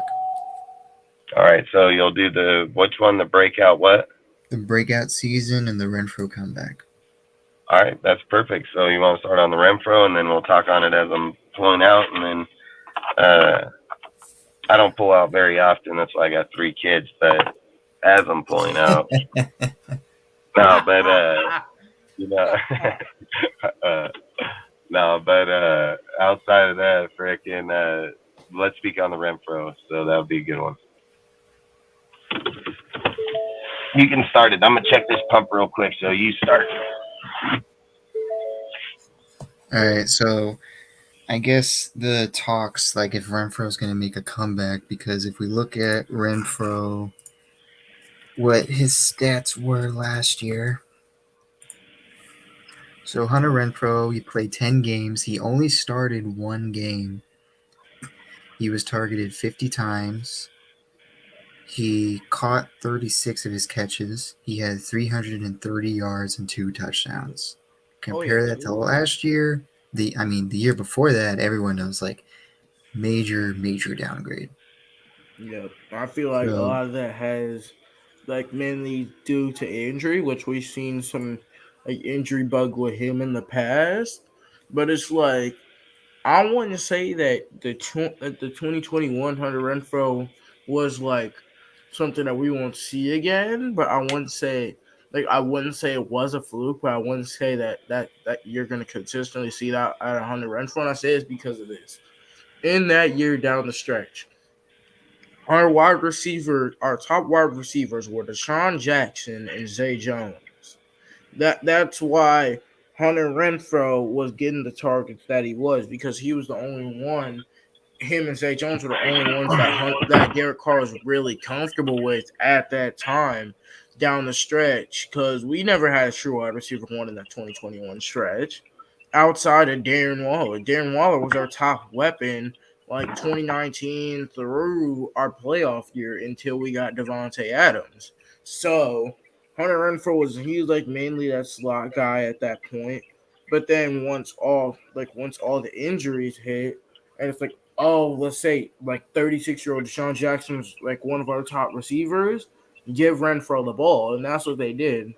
Like down the stretch, who gets the big play? Hunter Renfro. You saw that week 17 when he got that almost game winner against the Colts, but luckily his foot was ended up down and let us drag out the clock and win it with the field goal. But Renfro was making all the big – Renfro and Jacobs had a few, but Renfro was making all the big plays down the stretch. Yep, third down in Renfro, man. Yep. Yeah, and I mean another thing salute, though, Michael, like, appreciate you, bro. Even though actually, let me give him some mods real quick.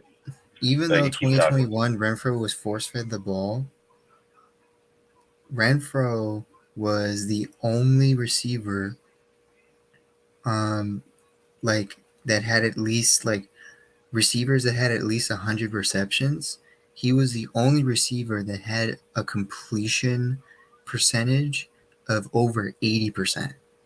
That just shows the dude knows he knows when, he knows how, he just knows when to catch the football. Yeah. And I threw you some mods, Michael. I appreciate you, bro. Even when he had his bad year, he still caught at least 3/4 of his passes.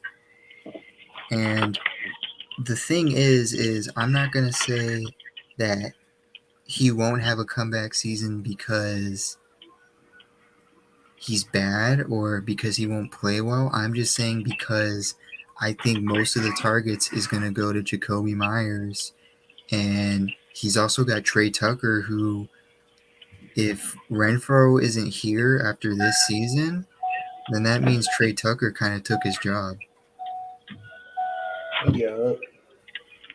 Because that's what we've really been We've been lacking a speed threat. That's why they went out and got Deshaun Jackson. They wanted a speed threat. We've been needing a speed threat. That's why the loss of Ruggs affects us so much. Because, like, okay, we have our short yardage guy in Renfro. We have our route tech in Devontae Adams. We have our vertical threat tight end in Darren Waller, but we don't have a speed threat. That's what they were looking for in a wide receiver 3. That's why we expected Keelan Cole to be that number 3. We also expected at the start of last year Tyron Johnson. Yeah, that's facts. And Robinson. And Robinson as well before he got cut because we needed a speed threat. And now that we got that speed threat in the draft, now we're more well-rounded because we have the speed threat. We have like 3 tight ends. Like we could run more tight end sets. The guys know the system now. We have a top-tier wide receiver. We have a top 5 wide receiver. Hell, we even have a top 3 wide receiver group in general. Like we have the people who know the system. We have the people who can get the job done. And also we have quarterbacks that know the system. Like we have Jimmy G. Outside that, we have Brian Hoyer.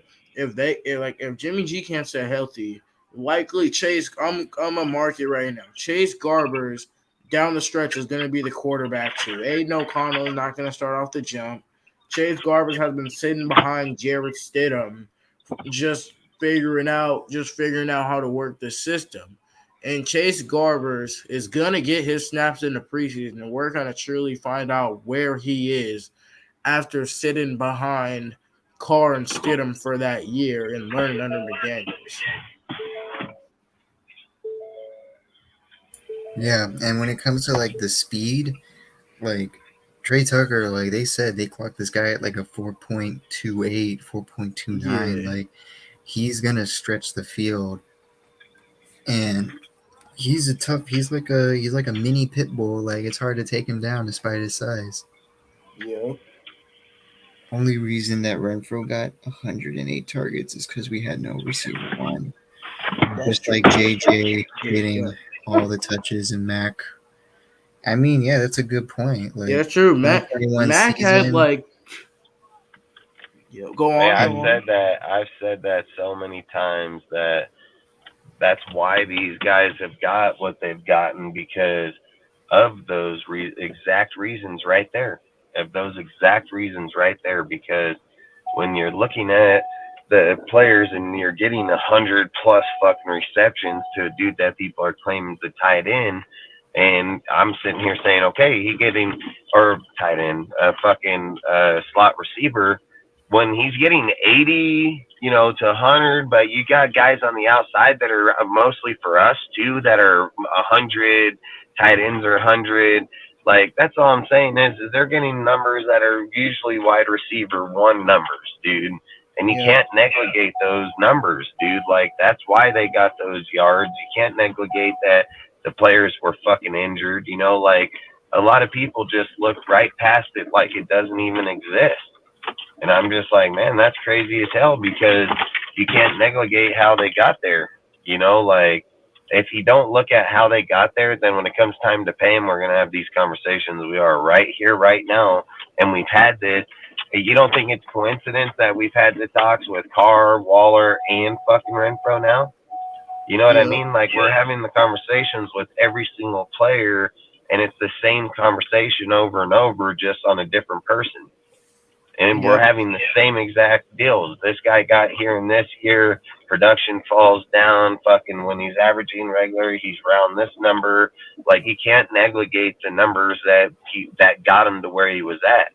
And then even the truth shows up. The truth shows up even more, and that's kind of what I like is when it happened beforehand, because it's like, okay, look when Waller got his, Then look at where he was at the 2 years after he didn't get that.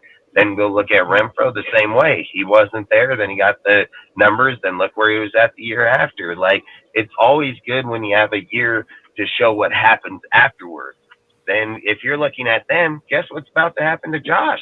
His shit about to go down, just like the rest of these motherfuckers have shown that have happened every single year that our teams got injured, then the next year picked up and we weren't injured. Their numbers drop off fucking drastically, you know, and I'm not saying drastic because I don't want people to be like, well, it was only 30, 40, but those matter, you know, like that's why I'm saying earlier, like if you're sitting here with Ezekiel, like the numbers don't lie. Look, this is the best that I can do it. Like Pollard, what he said, if I remember just off the top of my head, he said Pollard was 3.5 yards per carry, right? Ezekiel was 3.8. He had 240 carries, dude, at 3.8 yards. Like his production wasn't gonna fall off that much more in the next fucking 100. You know what I mean? Like, what's the worst Zeke's average could have went to, like 3.6? You know what I mean? So if he did 3.6 and then times it by the 100, he would have had 360 more yards on top of there, which he eclipsed 1,000 yards. You know, that's all I'm saying. Like the math is going to be there regardless. If you want to do it to the T and the average, who knows? It could have gone up. It could have gone down. I don't know the answer to those. So I'm not here to do that. But all I'm trying to say is that the production with the numbers for me, when I look at it, says his numbers on fucking 100 plus snaps less almost had just as equal value when it comes to touchdowns.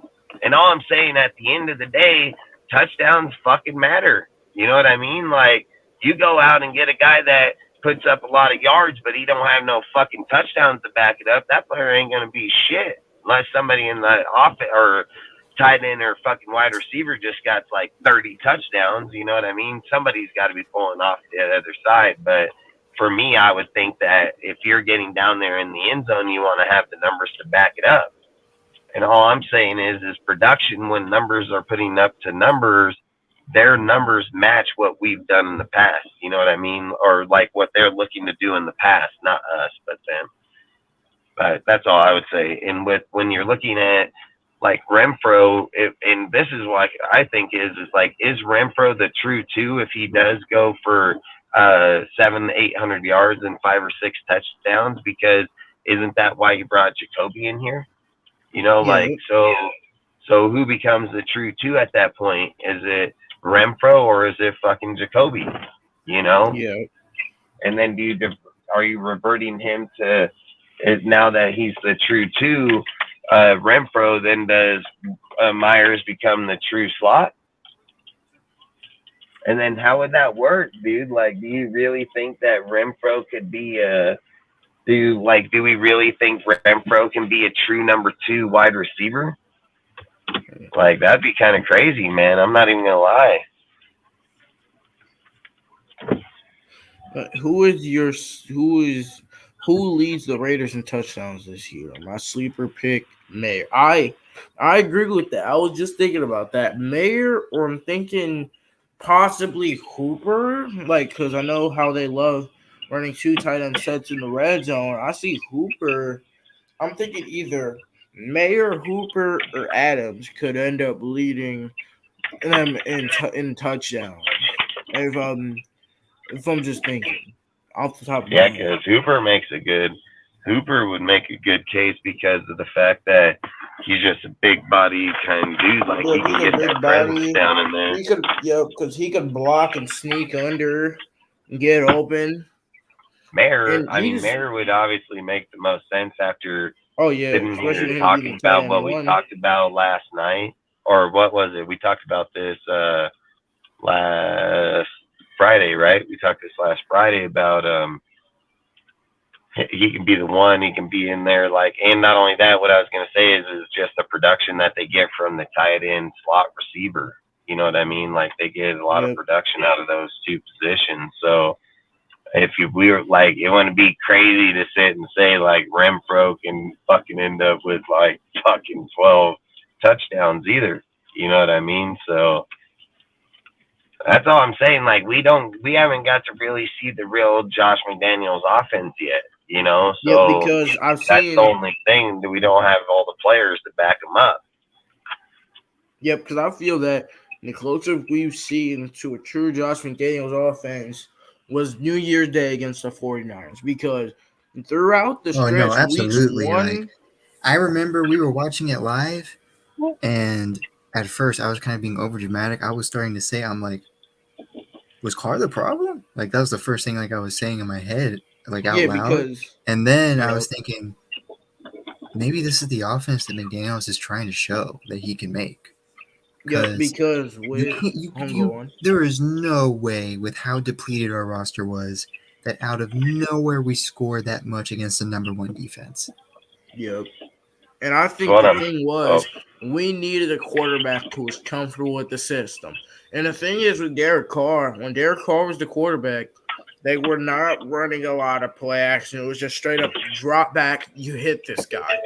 But with Jared Stidham, he's a bit mobile. He's more mobile than Carr, so he could improvise.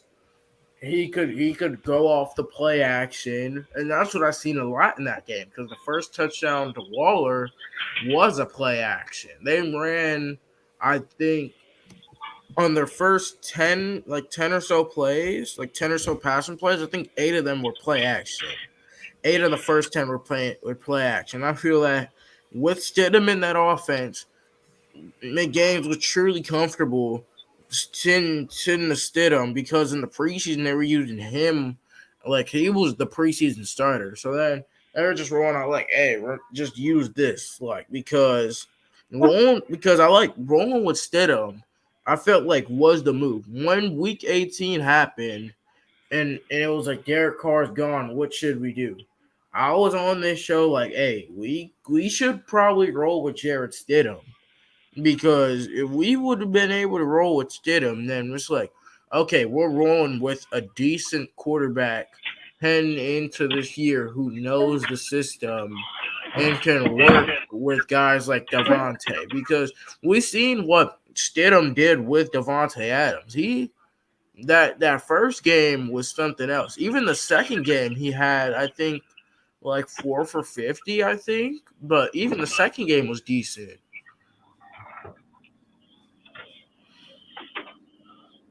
What, against the Chiefs? Yeah, because I think Devontae had like 4 for 50 that game.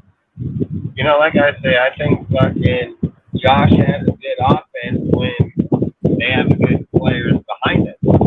You know, like I always say, you're as good as the team that's around you. You know, there's no denying that. And if you look at the way that, I'm sorry, I just got my windows down for a minute so I can get all these fucking bugs out of here. What I think is like when you're building teams, you're as good as the people around you, dude. And when you start accumulating better and better players around you in order to be able to move the ball differently, I've said this even during the regular season last year when we were having our lives. I said, you know, Josh is going to look to bring in players where they're able to move them around and multiple people and start fucking 300 yards, 400 yards, 250. Because over the time span of doing that with multiple people, the yards still add up the same damn way. So just because you're going out there, and I've even said that, I think that's kind of what hurts them about having a guy like Derek Carr is like in Josh's offense, dude, unless you have dudes like Randy Moss. Well, I mean, Devontae is obviously that dude, but you'd have to be scoring touchdown after touchdown because you're not keeping any type of game management inside the game, just going deep downfield every time. You know what I mean? Like, you got to be able to have short routes that drag out time and be able to do that over and over and over to beat out. So for me, I think when you bring in these types of players and then that's what you're building around you, just shows that that's what they're about to do is just have, like, you know how they're talking about the wave after wave with the defense? Well, I feel like that's what they're going to do with the offense is the wave after wave type deal because after seeing the stats and what we talked about the other night and seeing how they use their slot receivers, I mean, I think that's kind of, look how many we have here. We have like fucking 3, 4, 5 of them, you know, so that's all I was thinking. I mean, I think Renfro can most definitely get the 700 yards. I mean, I'm not saying that he's not capable of doing it. And 5 and 6 touchdowns, I think, all day. I mean, he's got really good play style off the edge, inside outside type deal. Like, I think Renfro brings a lot of a lot of deal. I just think injury is what fucking plagued them, and then it gave him a bad rep for the rest of the year. Oh yeah, going on with Renfro. Yeah, Yeah. because I think the injury is what kind of just hurt him over the time span of the rest of the year. Him Eight and touch- Waller too. Yeah, I mean, I can see him having anywhere between fucking 700-800 yards and 8 to 10 touchdowns all day. I think Renfro can most definitely have 8 to 10.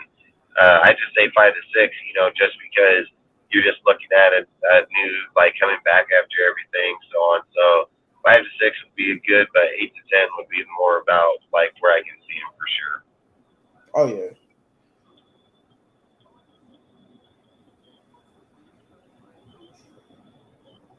That's all I would think is hopefully, but then that's what I say. If he does that, what do you think Myers has? Do you think Myers backs it up? Do you think he brings the same heat, 800 yards plus touchdowns, or no? I feel like once we see in the preseason, because what we lack, the first game against the Chargers was like our preseason game. We started off the first 3 were like our preseason games, honestly, because none of the guys got reps outside of Josh Jacobs, and a lot of these guys need more reps, and they need reps in the preseason. Like, give them a drive, give them a quarter or something in the preseason, so it's not like, okay, welcome to the system. It's week 1 and you're already down 7-0. Like, that can't happen. Yeah, that's facts. That's facts. Do you think with our offense, the way that they got the players and everything, that you can see us going down like that, 3 outs and multiple possessions? Wait, repeat that?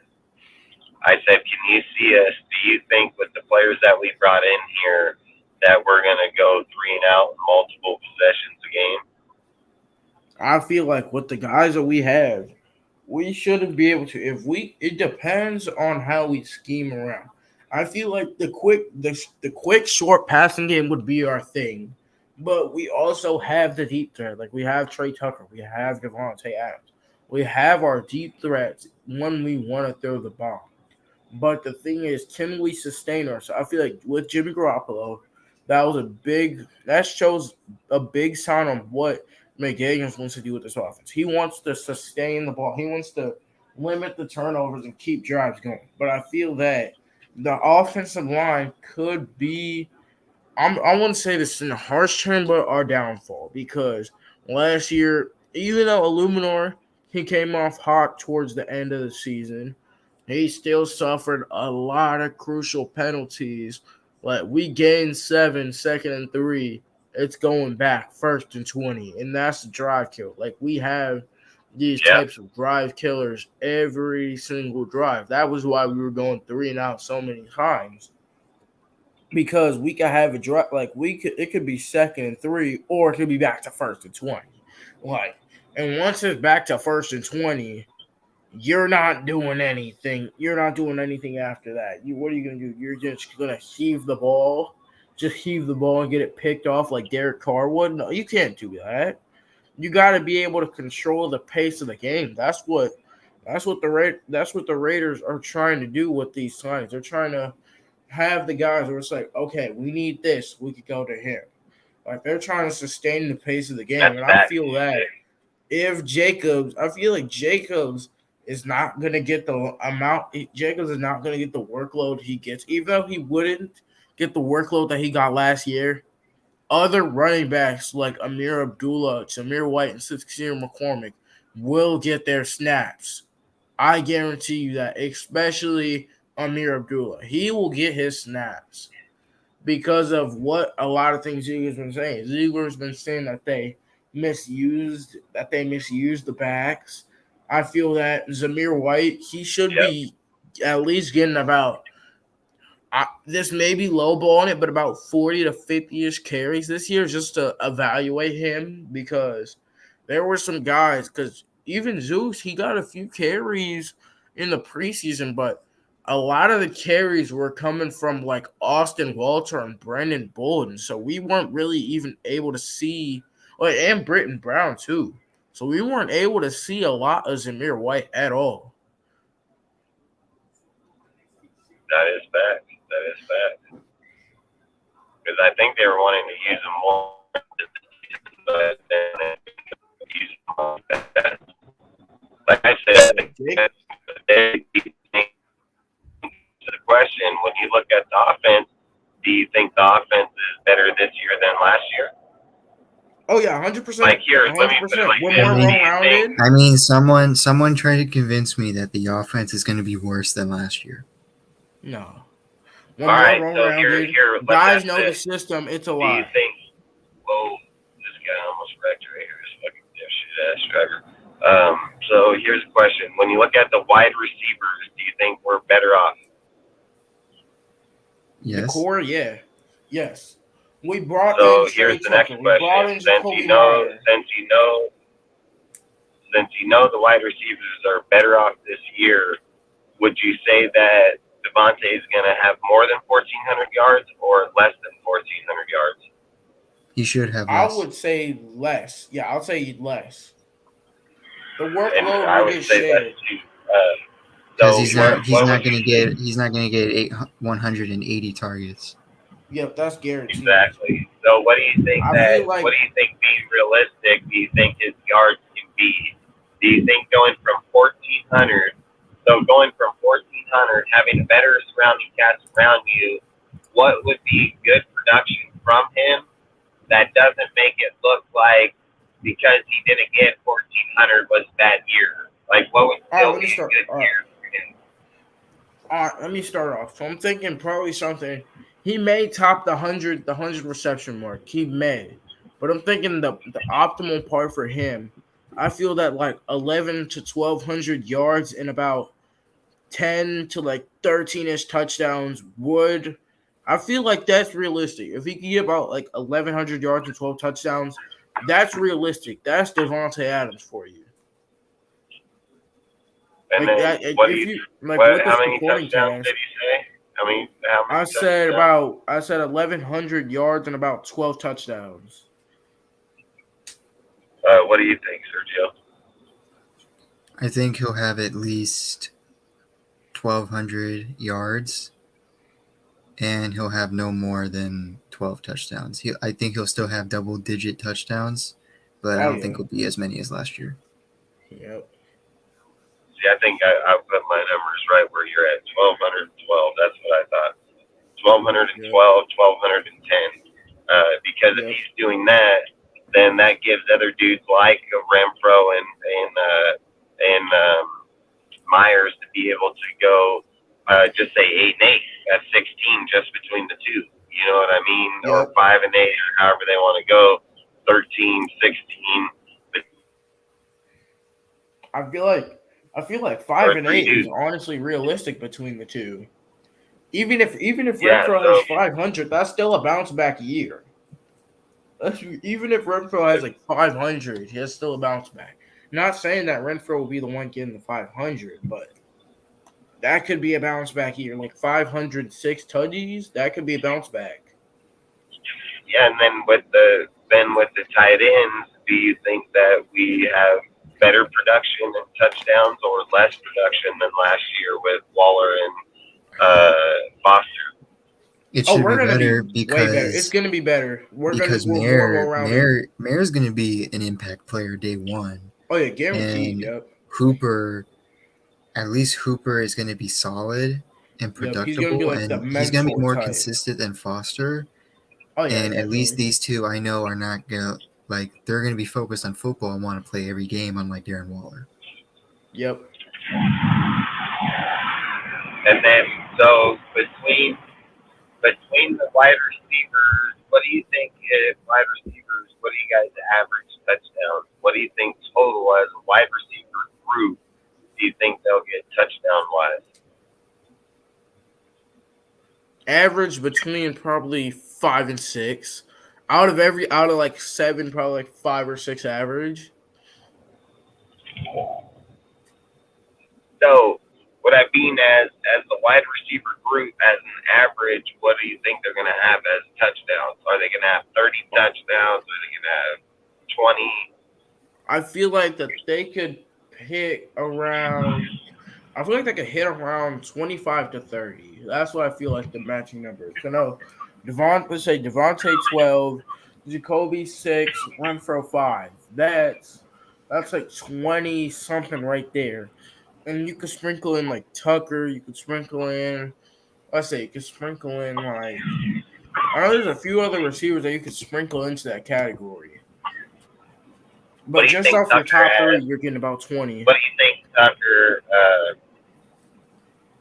What do you think Tucker gets in his first year, realistically? I feel like he'll probably get about like 3 touchdowns. At least, I feel like 3 touchdowns. He'll probably get about like 20 to 30 receptions. Touchdowns. One of them is going to be like probably like a big play. Yeah, the like other ones are just going to be like probably like trick plays. Yeah, trick plays, definitely. So what do you think yards and touchdown? For Tucker? Yeah. If he's technically the 4th receiver. I'm thinking probably about. Do you think he has like a Ruggs? Do you think he has a Ruggs first year? Yeah. He'll probably that's get possible. Like maybe 400 yards. 400, 3 touchdowns. Could be 300. All right, so we think that we're touchdown-wise, we think that we're going to be around 20 to 30 touchdowns, right? Is that where you guys think? The wide receiver Just for the wide receivers? Between 20 to 30, yeah. Yeah. Yeah, just say 20, 30. I mean, we can say 25 to 30. I mean, does that sound better? Nah, I'm good with 20 to 30. Yeah, so am I. So we go 20 to 30 there. Now, when we look at the tight end group, do we think we're better as a unit? Most definitely. Guaranteed, yes. So being better as a unit now, do you think that we gain more or less touchdowns as a group? I think we gain more touchdowns. More. And then what do you think where do you think we're going to be at as a group touchdown-wise? I'd say about at least what would you say about 10 10, no more than 15. Yeah, I agree. 10 to 15. And that's between 3 tight ends or 4? 3. And then what 3? Also Mayer, Hooper, and Howard. Hooper, Howard, yep. So Mayer, Hooper, and Howard, we think that they're going to have 15 touchdowns. No, yep, more than 10, but no more than 15. All right, so between 10 and 15. Yep. Yeah. So, and then if they're between 10 and 15, what are we saying that Mayer is going to have in his first year? What's the yardage and the touchdowns? I think Mayer, he might have in between 600 to 700 yards. Yeah. But in touchdowns, I think he'll have 7 to 8. Yep. So you think he's going to produce touchdown-wise to Foster Moreau's first year? Yeah. Yep.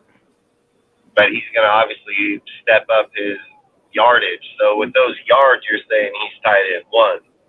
Yeah. And then, so we're saying 7 to 8, right? Yeah. So what are we thinking Hooper gets? I think Hooper gets 3 to 4, and then yardage, I think he'll get 500, between 500 to 600. I was thinking 4 to 5, but I'm with you on that. And then Howard, what do you think with him? 1 touchdown, maybe 2. No more than 300 yards. So I think Howard can probably be another one of those blind guys that can get 4. Like, I think the way that they can play off of Howard and Hooper, that they were both on the field, one releases and one stays. So if you're looking through 17 games and just throwing that in every few times throughout the year, I can see, like, being down on the goal line, I can see Howard most definitely getting a few touchdowns. He's a big-ass dude, man. Like, he got some strength on him. So I would say, yes, I agree. I would just say I'm going to put him more around the 4 for me, because I just think using both of those guys in there, man, all 3 of them, you know what I mean? Because if he's getting 7 to 8, then having these 2 backs getting 4, they're pretty much getting the same yardage, 300-400 yards. So I think that'd be good. And I mean, that's good. I mean, that's really good. Now, here's where the real kicker is, and the reality with the halfbacks. Do you think the halfback unit is a better unit this year than it was last year? Including or not including Jacobs? Including Jacobs. Like, with everybody on our roster as a team, do you think we are a better unit as a halfback unit this year than we were last year? I do, because everyone has had a year into the system now. Now, here's the next question is, as much as I hate Zamir White, do you believe that Zamir White has taken the transition to be able to run behind the line and the players in year 2 that he did year 1?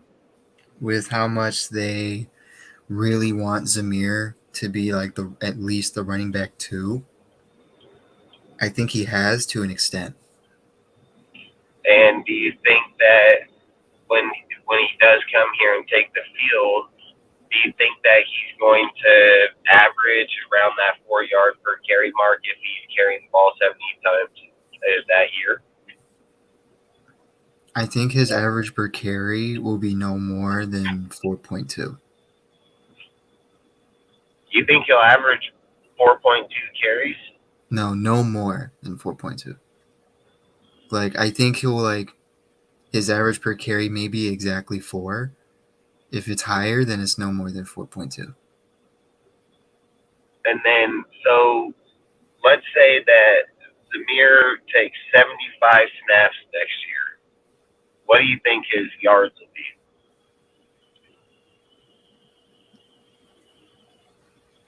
Okay, let me think. If he took 75, let's just say he took 250 carries, and then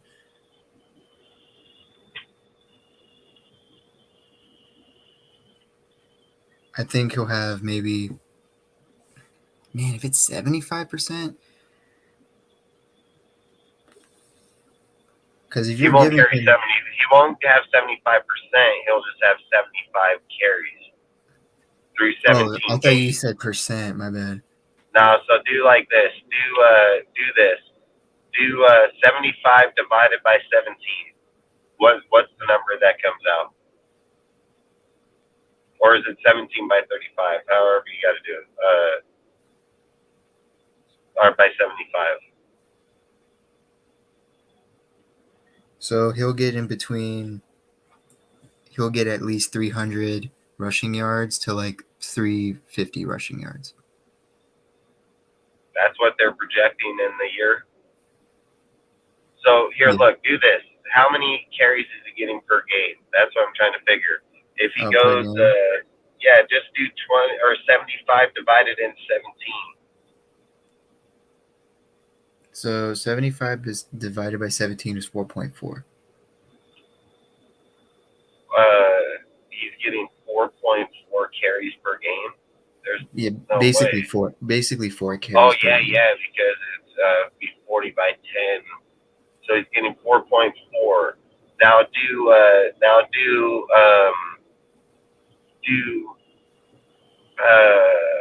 75 times 4. 300. 300. So he's getting 300 at 300, and then what did I just say? The number before? Why am I drawing a fucking blank from it? 4.4. 4.4 carries at 4 yards per carry at 75 carries in 17 games. So what would Josh be? Let's do this. Let's say Josh has 240 divided by 17. That's 14.1, but basically 14. All right, do 270 divided by 14 or 17. 15.8. So that'll probably be more like it. So he's probably right around 16 carries. Now do 270 times. Let's just say with lesser carries, he picks his average up. So let's say that he got 270 times 5.2. That's 1,400 rushing yards. So you'd have 1,400, huh? Yeah. All right, so 1,400 rushing yards is where you'd be around at 270 at 5.2 yards per carry. Now let's go 270 times 4.6.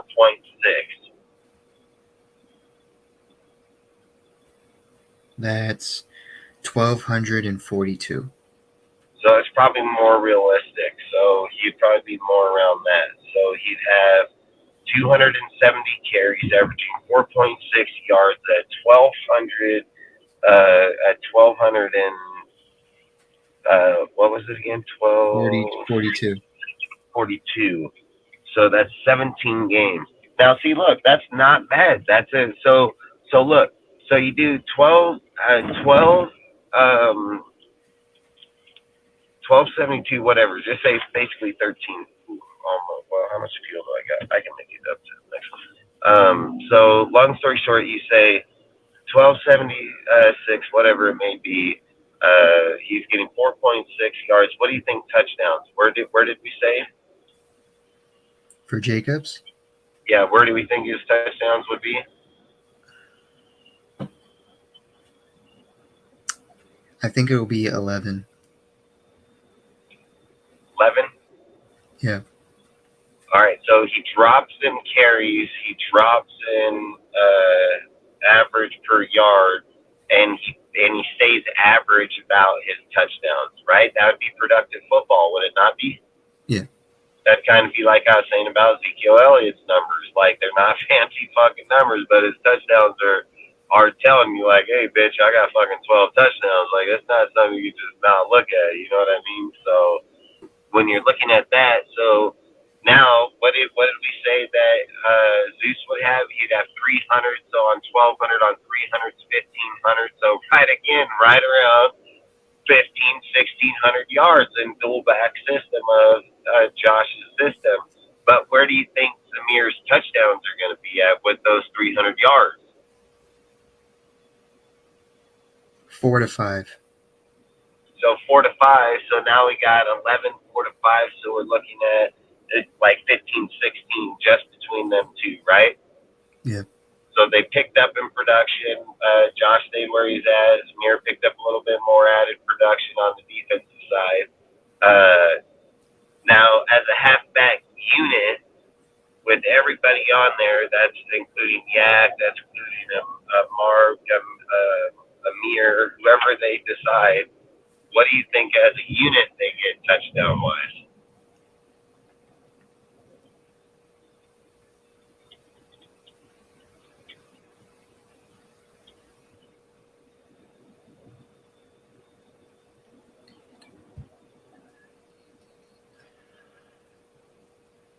$20 to $21. Damn. So we're saying 20 to 30 touchdowns receiving, 10 to 15 touchdowns receiving tight end, and 20 is, did you say 20 for that halfback? Yeah. So what is that? 20, 40, 50, just say around 60 touchdowns as an offense. Where do you think that ranks us as a whole? How many total touchdowns is that? No, where do you think offensively as a unit would that put us? Well, what would be the total touchdowns? 60 plus. Well, I mean, if you're looking at, so if we went 20 to 30, right? 20 to 30, 10 to 15, and then 20 it'd be 40. I would just say, let's just say 30 touchdowns on the receiving. So I'm just gonna go high on everything, right? So it would be 30 at wide receiving, 20 for the halfback, so that's 50. Then 15 for the tight ends would be 65. So if it was at least 55 to 65 touchdowns. Let's say that we're between 50 and 65. Yeah, I'll just say 50 to 65. Yeah. So if we based it off of last year's stats, if we had at least 50 total touchdowns, that would have us tied at the 7th most total touchdowns in the league. And that's not an over-exaggerated thing if we're saying the offense is going to be better, because we were also 11th or 12th in most total touchdowns. Facts. So that's why I say as a group, do you think from 12th, can you see us being better than 12th best offense of last year? If it's consistent and no one is as injured as last year, then yeah, I consider it like a top 10, top 8 offense. And with the numbers that you put up right now, if you're looking at 50, what if you're looking at 65? Where would that be at? That would be the most touchdowns in the league. What was the most touchdowns last year? 61. Now, do me a favor. Go back to 2021. What was the most touchdowns in that year? 64. Who was it? The Cowboys. Where was Josh's offense in that one? That would be the Patriots. They had 51 touchdowns. That's also the 7th most touchdowns in the league. And then can you go the year before that one? All right. So this is 2020. The most was 66. That was Green Bay.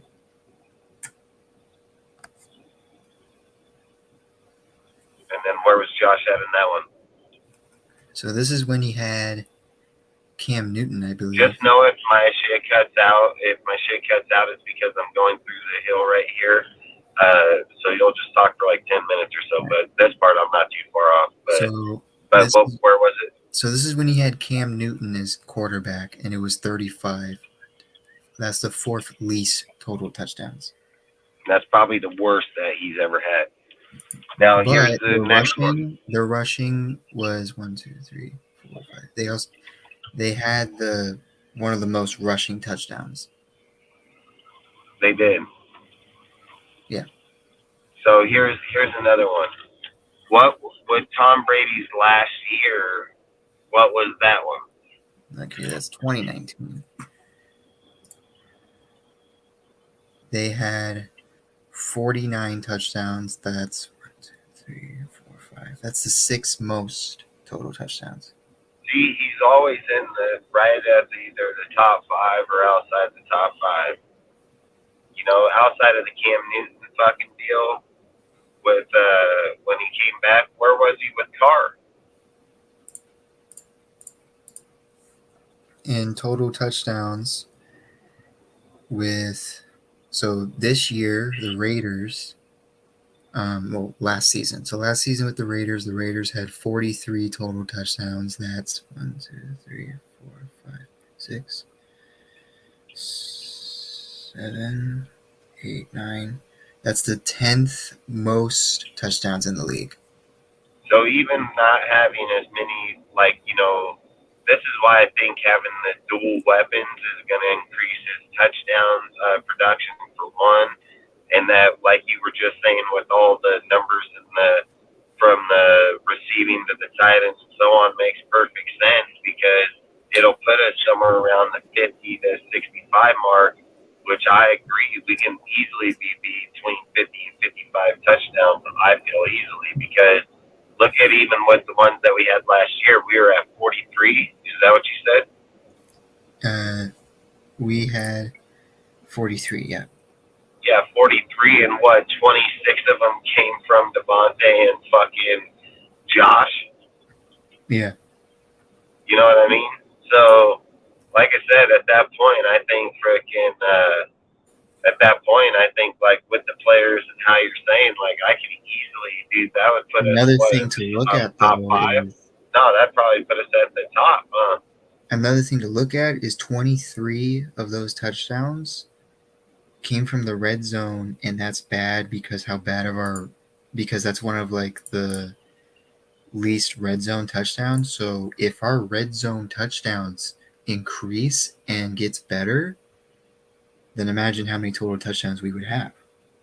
Yeah, and imagine we were already the fifth highest scoring inside the red zone. So if your numbers are producing at that high of deals, you're gonna be fucking smoking dudes. Like you're gonna straight be smoking dudes. So that's all I would say is like when you're say again. I said absolutely. Yeah, and I think at the end of the day, when we just sit here and go through the little bit of details that we just like, you're looking at your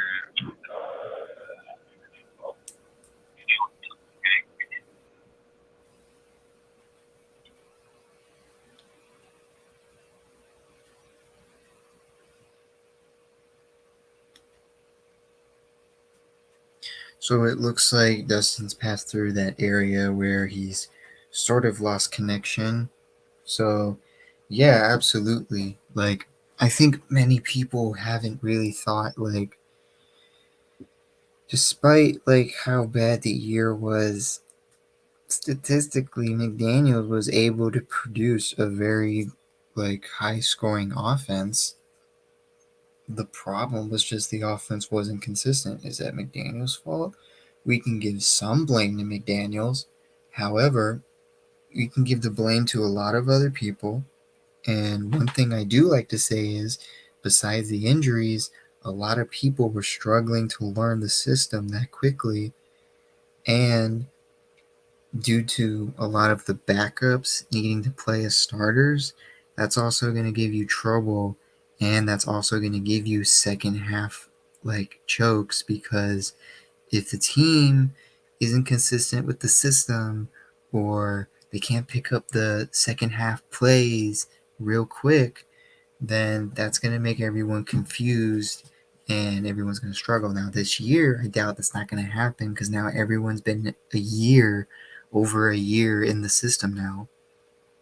And they're going to figure it out. And I'm pretty sure the rookies who have been in similar systems are going to figure out also a lot better. Now, when it comes to, when we just talked about, when it comes to like how many like scorings that we're going to get, it also depends like who's going to break out and stuff. And that technically means that this would technically mean like a possible Jacoby Myers breakout. But even then, like, I guess it can be like the next topic that like we can get to is the breakout candidates. Now, if we can talk about people that are in their second or third year,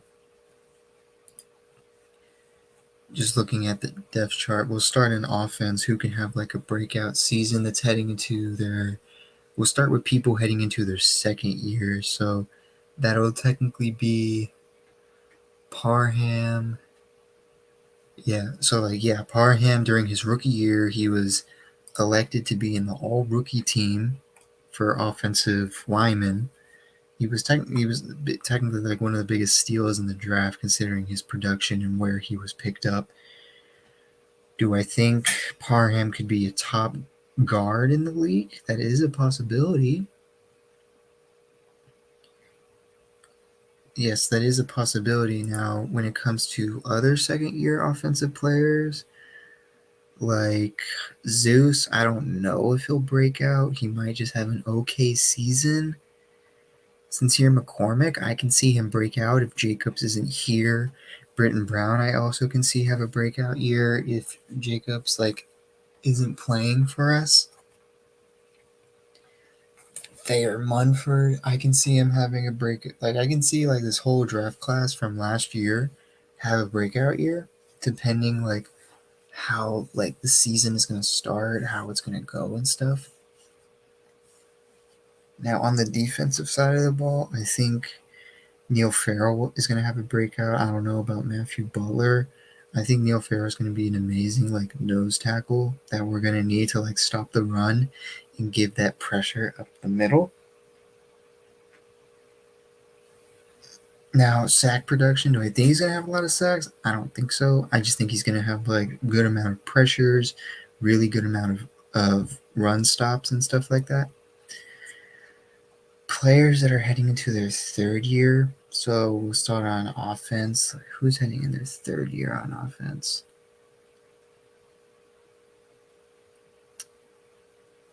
Let's see. Okay, well, I can't find anyone on offense heading into their third year. So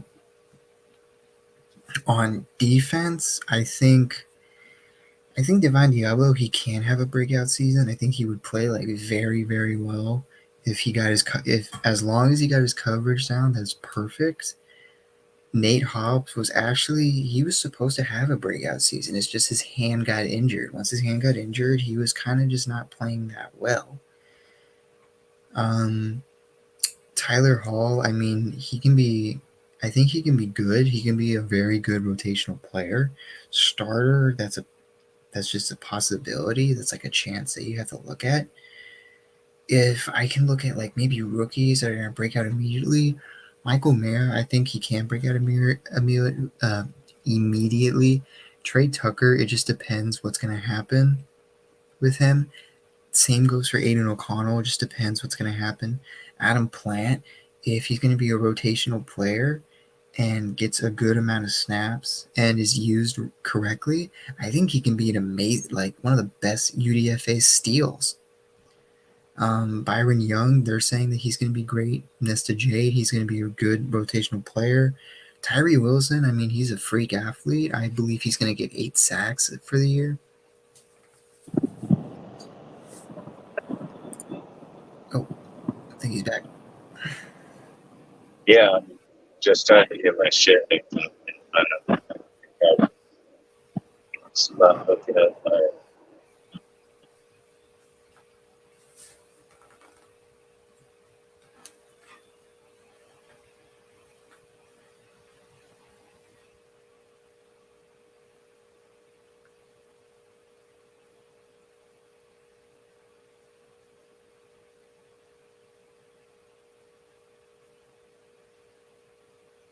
So yeah, as I was like saying, like, and even with Chris Smith can be a big impact player.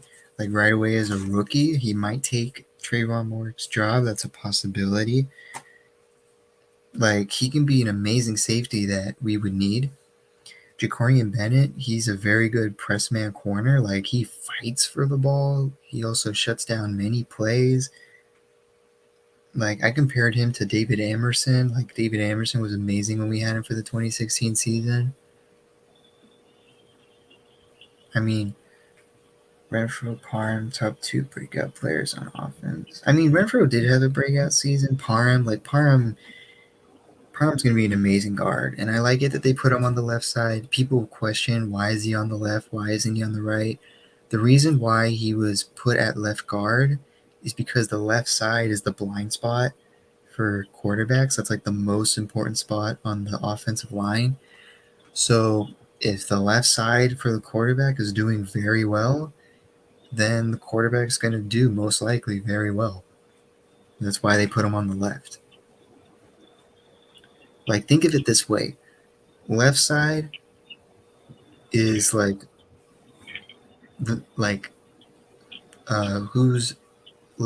like tackle 1, who's guard 1. Right side is like who's guard 2, who's tackle 2. Ozzy, I agree. I mean, I'm predicting that Crosby, Jones, and Wilson combine for at least 30 sacks now.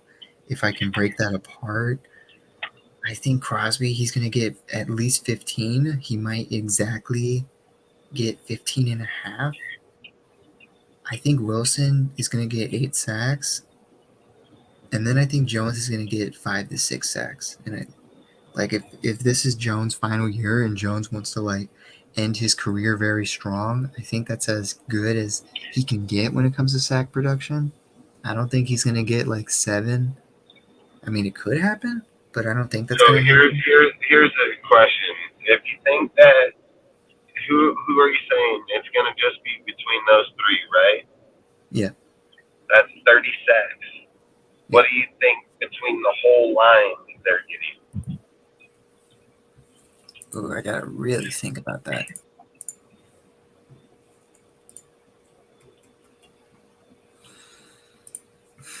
Okay, with the defensive tackle room,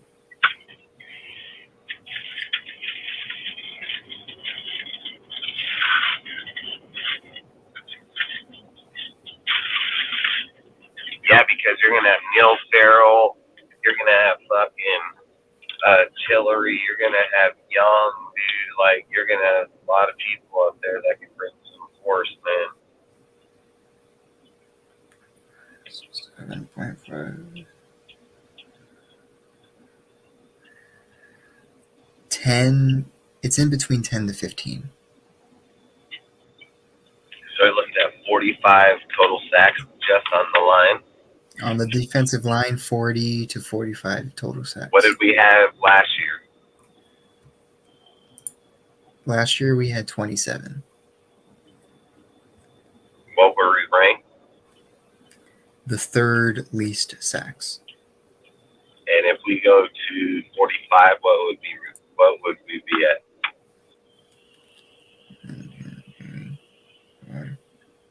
That would be the 5th most. If it was 40, 6, 7, 8, that would be the 9th most. So that's where I'd probably put us 40. So just say realistic 40 would be the 9th most sacks in the NFL. Yeah. And then here'd be the next thing with the DBs, and we can do this as a whole because I think that's how they would probably do it too. With the DBs, what do you think interception-wise? Ooh. Okay, so this is this is how I'm gonna have to do a lineup right now. Okay, So let's do it like this first. Let's go. This would probably give us an idea of how to gauge this one. What did we have last year as the interceptions? I'm pretty sure they do it as a whole. So for interceptions as a whole, we had 6. That's like the least amount of interceptions in the league.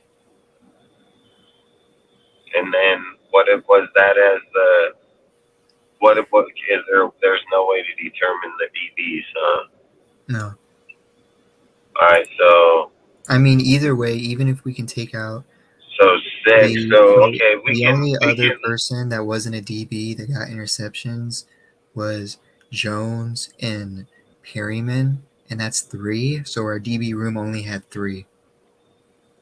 So the DBs had 3, the D line and linebackers had 3.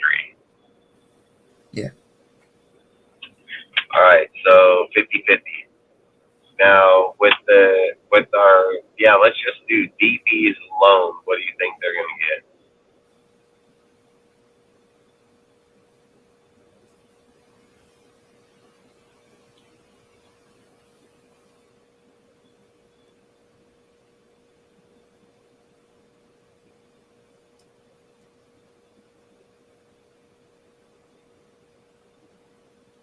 $9. And then what do you think as the linebacker / line D line and D line is going to get?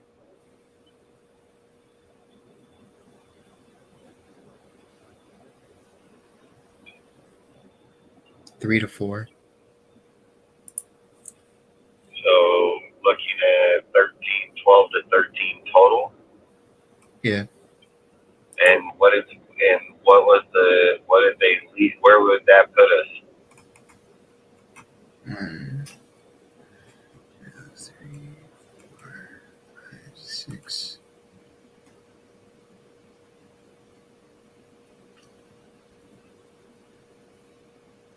technically 7th, but that's out of like 1, 2, 3, 4, 5, 6, 7, 8, 9, 10, 11, 12, 13, 14. So that would technically be 7th, but that's out of like 20 teams. Out of 20 teams? Yeah, 20 teams. Why? Because the others didn't get any? No, because like a lot of them are like tied.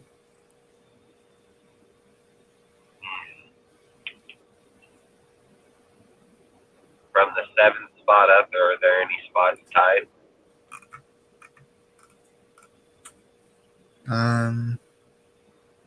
Yeah. How many? 1, 2, 3. 3. So 3 out of the 7 are tied positions.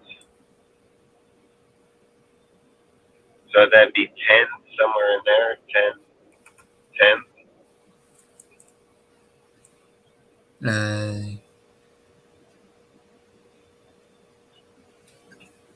Yeah, because 2 teams have 20, 1 team has 19, 3 teams have 17, 3 teams have 16, 2 teams have 15, 1, 2, 3, 4, 5, 6.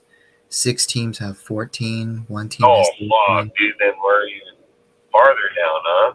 Yeah. So that's why I say, so if you're looking at that, we can be like damn near to 20.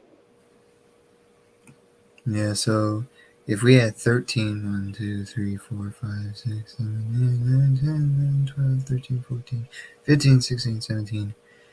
17 teams have more interceptions.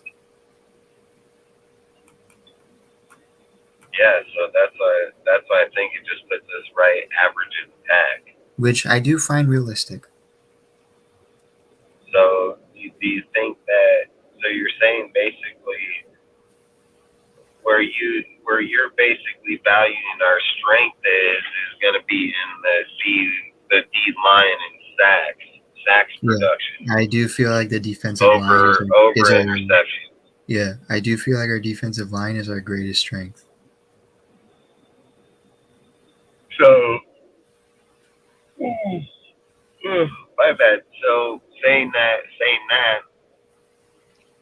with us being the 28th ranked defense and having those stats from the the sacks to the interceptions, where can you see the team realistically be in the rankings?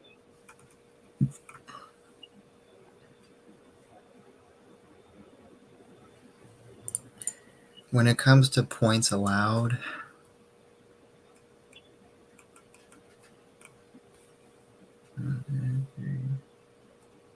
five. So we had like the 5th most points allowed, I think, and that's like 32, 31, 30, 29, 28. That's like 28th in least.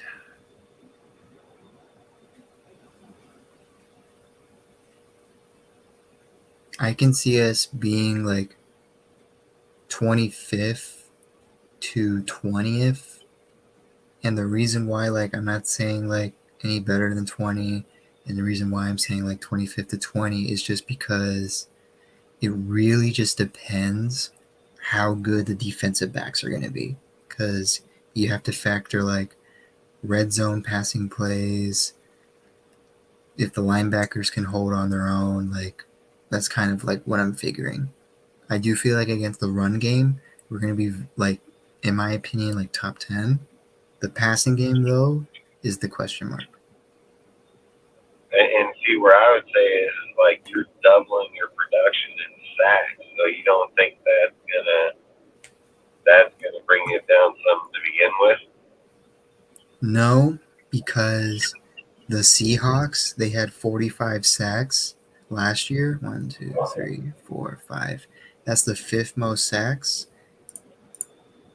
and they were still 1, 2, 3, 4, 5, 6, and they allowed the 6th most points in the league.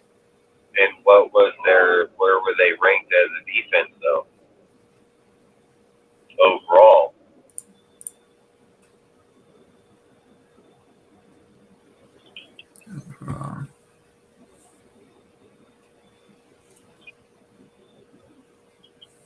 They got to be top 15 at least. I mean, it depends because they also allowed 1, 2, 3, 4, 5. They also allowed the 7th most total yards.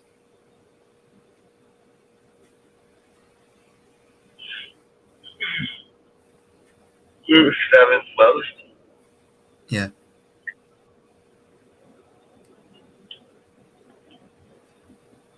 So even though they were really good at making turnovers and sacking the quarterback,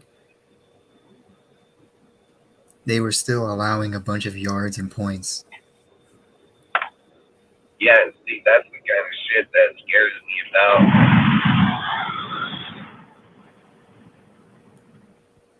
That's the kind of shit that scares me about what I said earlier about Shelley. Shelley giving up fucking 9 yards and fucking 20 yards per catch that he got. You know, like when you're doing that type of stuff, that shit adds up, dude. 9 yards is damn near might as well be a first down.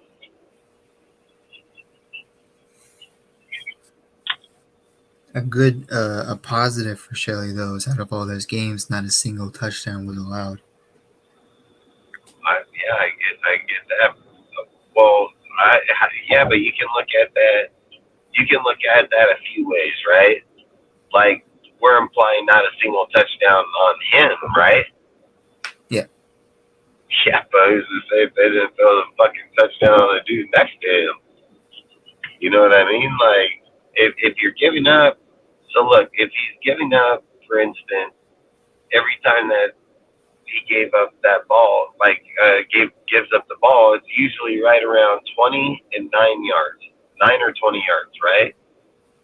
So if he gives up 3-4 times 80 yards, it can be 80 yards or it can be, what is it going to be, 36 or 80 yards. And all I'm saying is that if the next play is to the dude on the opposite side and they score the touchdown, I get that they're saying that he didn't give up a touchdown all year, but I would have to argue that's misleading as hell. You know what I mean? Because I can argue like we were just sitting there just now, and I should say debate, when me and you were going over it, I was writing it down, and I can say like in some of those games that would be crucial if giving up 80 yards down or 70 yards down. And look, I get it that he ain't giving up no 100 yards. Like that's probably the best part we should be looking at. But all I'm saying, like when I pointed it out right away, is like this guy gives up consistently the same amount of yards on one end or the other. It's 9 or 20. Like that's really where he's at, you know. So, and then that's all it kind of scare me is like if he's giving up those yards, you don't think Mahomes is going to attack him in the end zone? Like he's probably going to attack him in the end zone for sure. I just think they probably moved off or something at that point to go. I wish there was a stat, dude. I don't think they have it, but they don't have a stat how many times he was targeted in the end zone, do they?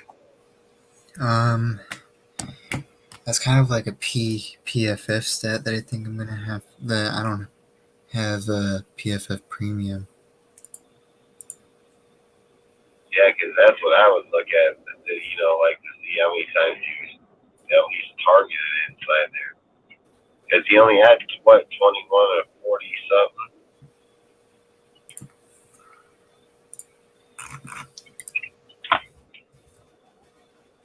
But long story short, at the end of the day, I think that we're a better off group on both sides of the ball. Would you agree? Yes. Yeah, and I mean that's why I say it is. How do you feel? Like, do you feel that if Jimmy G is not our quarterback, are we screwed?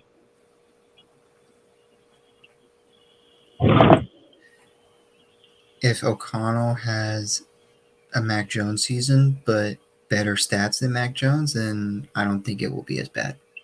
But do you think if the Raiders think that they have a good enough team offense and defensively, do you think they would go out and trade for a quarterback? No. You don't think that they would go out and try to trade for Carson or for James Winston? No. So you don't think that James Winston would have a better chance in the NFL or Josh's system than Aiden O'Connell first year? He's never played in their system. He's got 5,000 yard seasons, bro. With Mike Evans, And in those what? same seasons, he had the most interceptions. Yeah, but he also had vision issues, and he also had his eyes checked and had them fixed. So I'm not gonna discredit that, but let's be real. You can't discredit his 32 touchdowns either with the 5,000 yards either. You know, so I mean, if he were good enough, he'd be a starter now. I'm not gonna argue that point. But do you think Dennis Allen is a good enough evaluator to get that out of him? You know, like I mean, even Sean would Payton you didn't think like that. would you? Yeah, but Sean only had him for 1 year. You know what I mean? Like he only had 1 year and then he retired. I mean, even Then he wasn't it just 1 year, I think it was just that year. So it's not like he had him for like long time. And that's all I'm saying is like at the end of the day, if you think like if you're sitting here thinking like, man, we got a really good offense and a really good defense, and fucking we want to actually have a chance to win. Like, would you think that Bailey would be better option than frickin' that Bailey be better option than Aiden? Bailey Zapp? Yeah.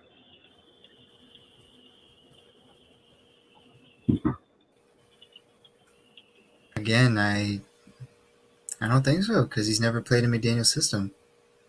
Yeah, and the other thing I'd argue is if you were just about to say him, I'd be like, you're fucking crazy as hell. Because if you would pick him and not pick Winston, I was gonna say the same thing. He's never played in a system. Yeah, because I was about to be like, hell no, I did put my money on Winston instantly because I get that he hasn't played in that system. I think he has played in a familiar type system, but I don't think that because it's there, Perkins. I think that's what fucking. Well, I don't know if Bruce was there at the time, so I don't think Bruce was there. I think it was. Yeah, so I don't think it was. But long story short, I would rather risk my money on him. So you're saying that if Jimmy can't roll, you just roll with Aiden no matter what. No trades, no nothing. Even going over the offense and defense that we did, you'd still roll that way. I mean, there's nobody. You don't think Carson Wentz is better? At this point in his career, I don't think any team would want Carson Wentz. Yeah, but I mean, come on, let's be fucking real, man. The dude had 27 touchdowns and 4 interceptions in the Colts. Like, I think that is a so fucking misleading bullshit deal. Like, that guy didn't just suck. You know what I mean? Like, I mean, get he that. sucked once he went to Washington. I'm not gonna disargue that, but I'm not gonna say that 27 and 4 seems like shitty stats. It was 27. You know what I mean? Like, I don't know if I'm gonna fucking say that much, dude. So I would have to argue the fact that I'd probably at least have to give him a try. At least bring him in to try. During this midway through the season? I mean, if Jimmy can't go right now, you're gonna know like right now. You know what I mean? Okay, but like then again, does Wentz even know how McDaniel's season is run? I don't know the answer to that one because I don't know, like technically what has he ran in Philadelphia? He's been in Philadelphia. He's been in the Colts. Then you're looking at Washington. I don't think any of them run that type of offense. So I don't know. I don't think so. But would you base it off of that? Because so like, would that be the only way you'd base it? Because I know that's like how Robert Munoz would base it. I get that, but there's also got to be a point too where you're gonna have to say like, okay, in college, a player can only run like the system to so much, right? I think in the NFL they would have a better chance of transpiring just because of the fact that they're in the NFL, you know. So I think like Matt Ryan went through multiple different systems over his time. So I've heard hell of people say like if someone was gonna adapt to Josh's system like right away, it would be him over anybody.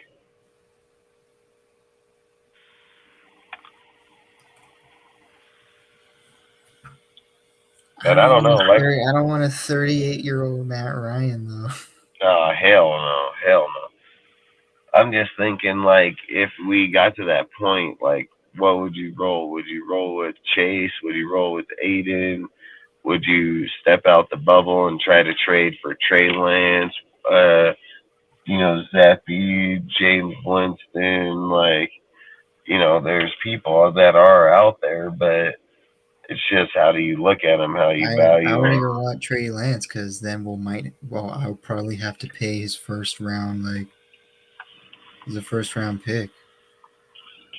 Yeah, Trey Lance, I don't know if you'd want just because of the injuries and coming from the Niners, like Jimmy and all that bullshit. Like, I'd probably just pass on that shit. I'd just be like, yeah, I'm good. So,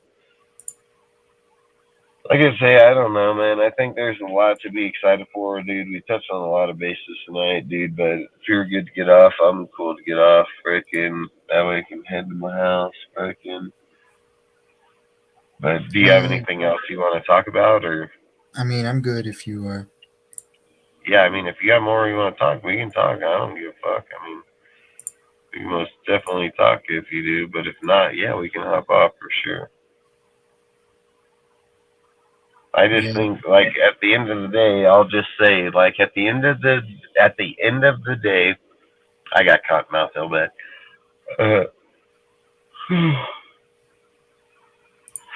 Sorry. At the end of the day, I think like going over the wide receivers, going over the defense, I think we have a better unit solidified on both sides of the ball.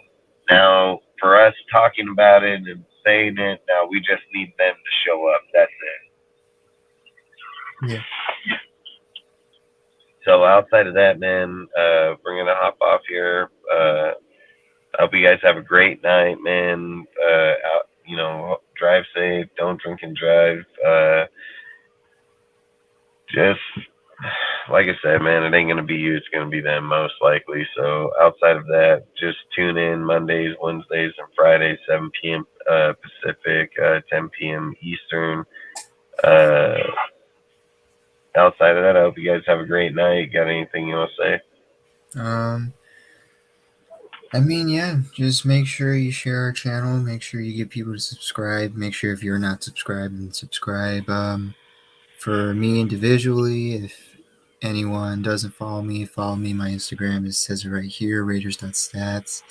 It'd be very kind if anyone can share my profile to anyone available. Trying to get to 1,000 before the season starts. I'm almost there. Think I'm about 80 followers away. Hopefully everyone can see what I do.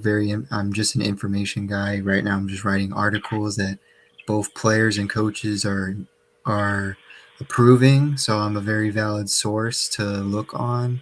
It's kind of what I'm trying to be. Yeah, that's all I got to say. Again, you're doing a great job at it, dude. So like I always say, keep up the great work. Outside of that, man, I'm gonna hop off and try to get home here. I got to get up hell early, so I appreciate everybody that comes in. I appreciate everybody in the chat. I appreciate all the mods. I appreciate everybody on the panel. I really appreciate you. Outside of that, I hope you all have a great night. Stay safe, and we'll see you on Wednesday, man. Peace out. Have a good night, everyone. Oh, yeah, you too, man.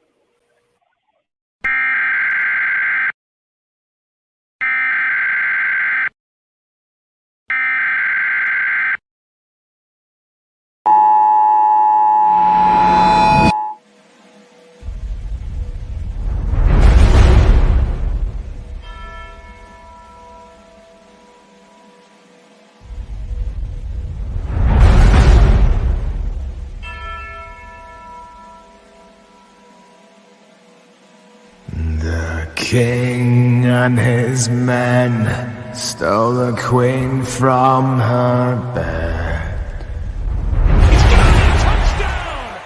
bound her in her bone. Jones takes it. The seas be ours, and by the powers where we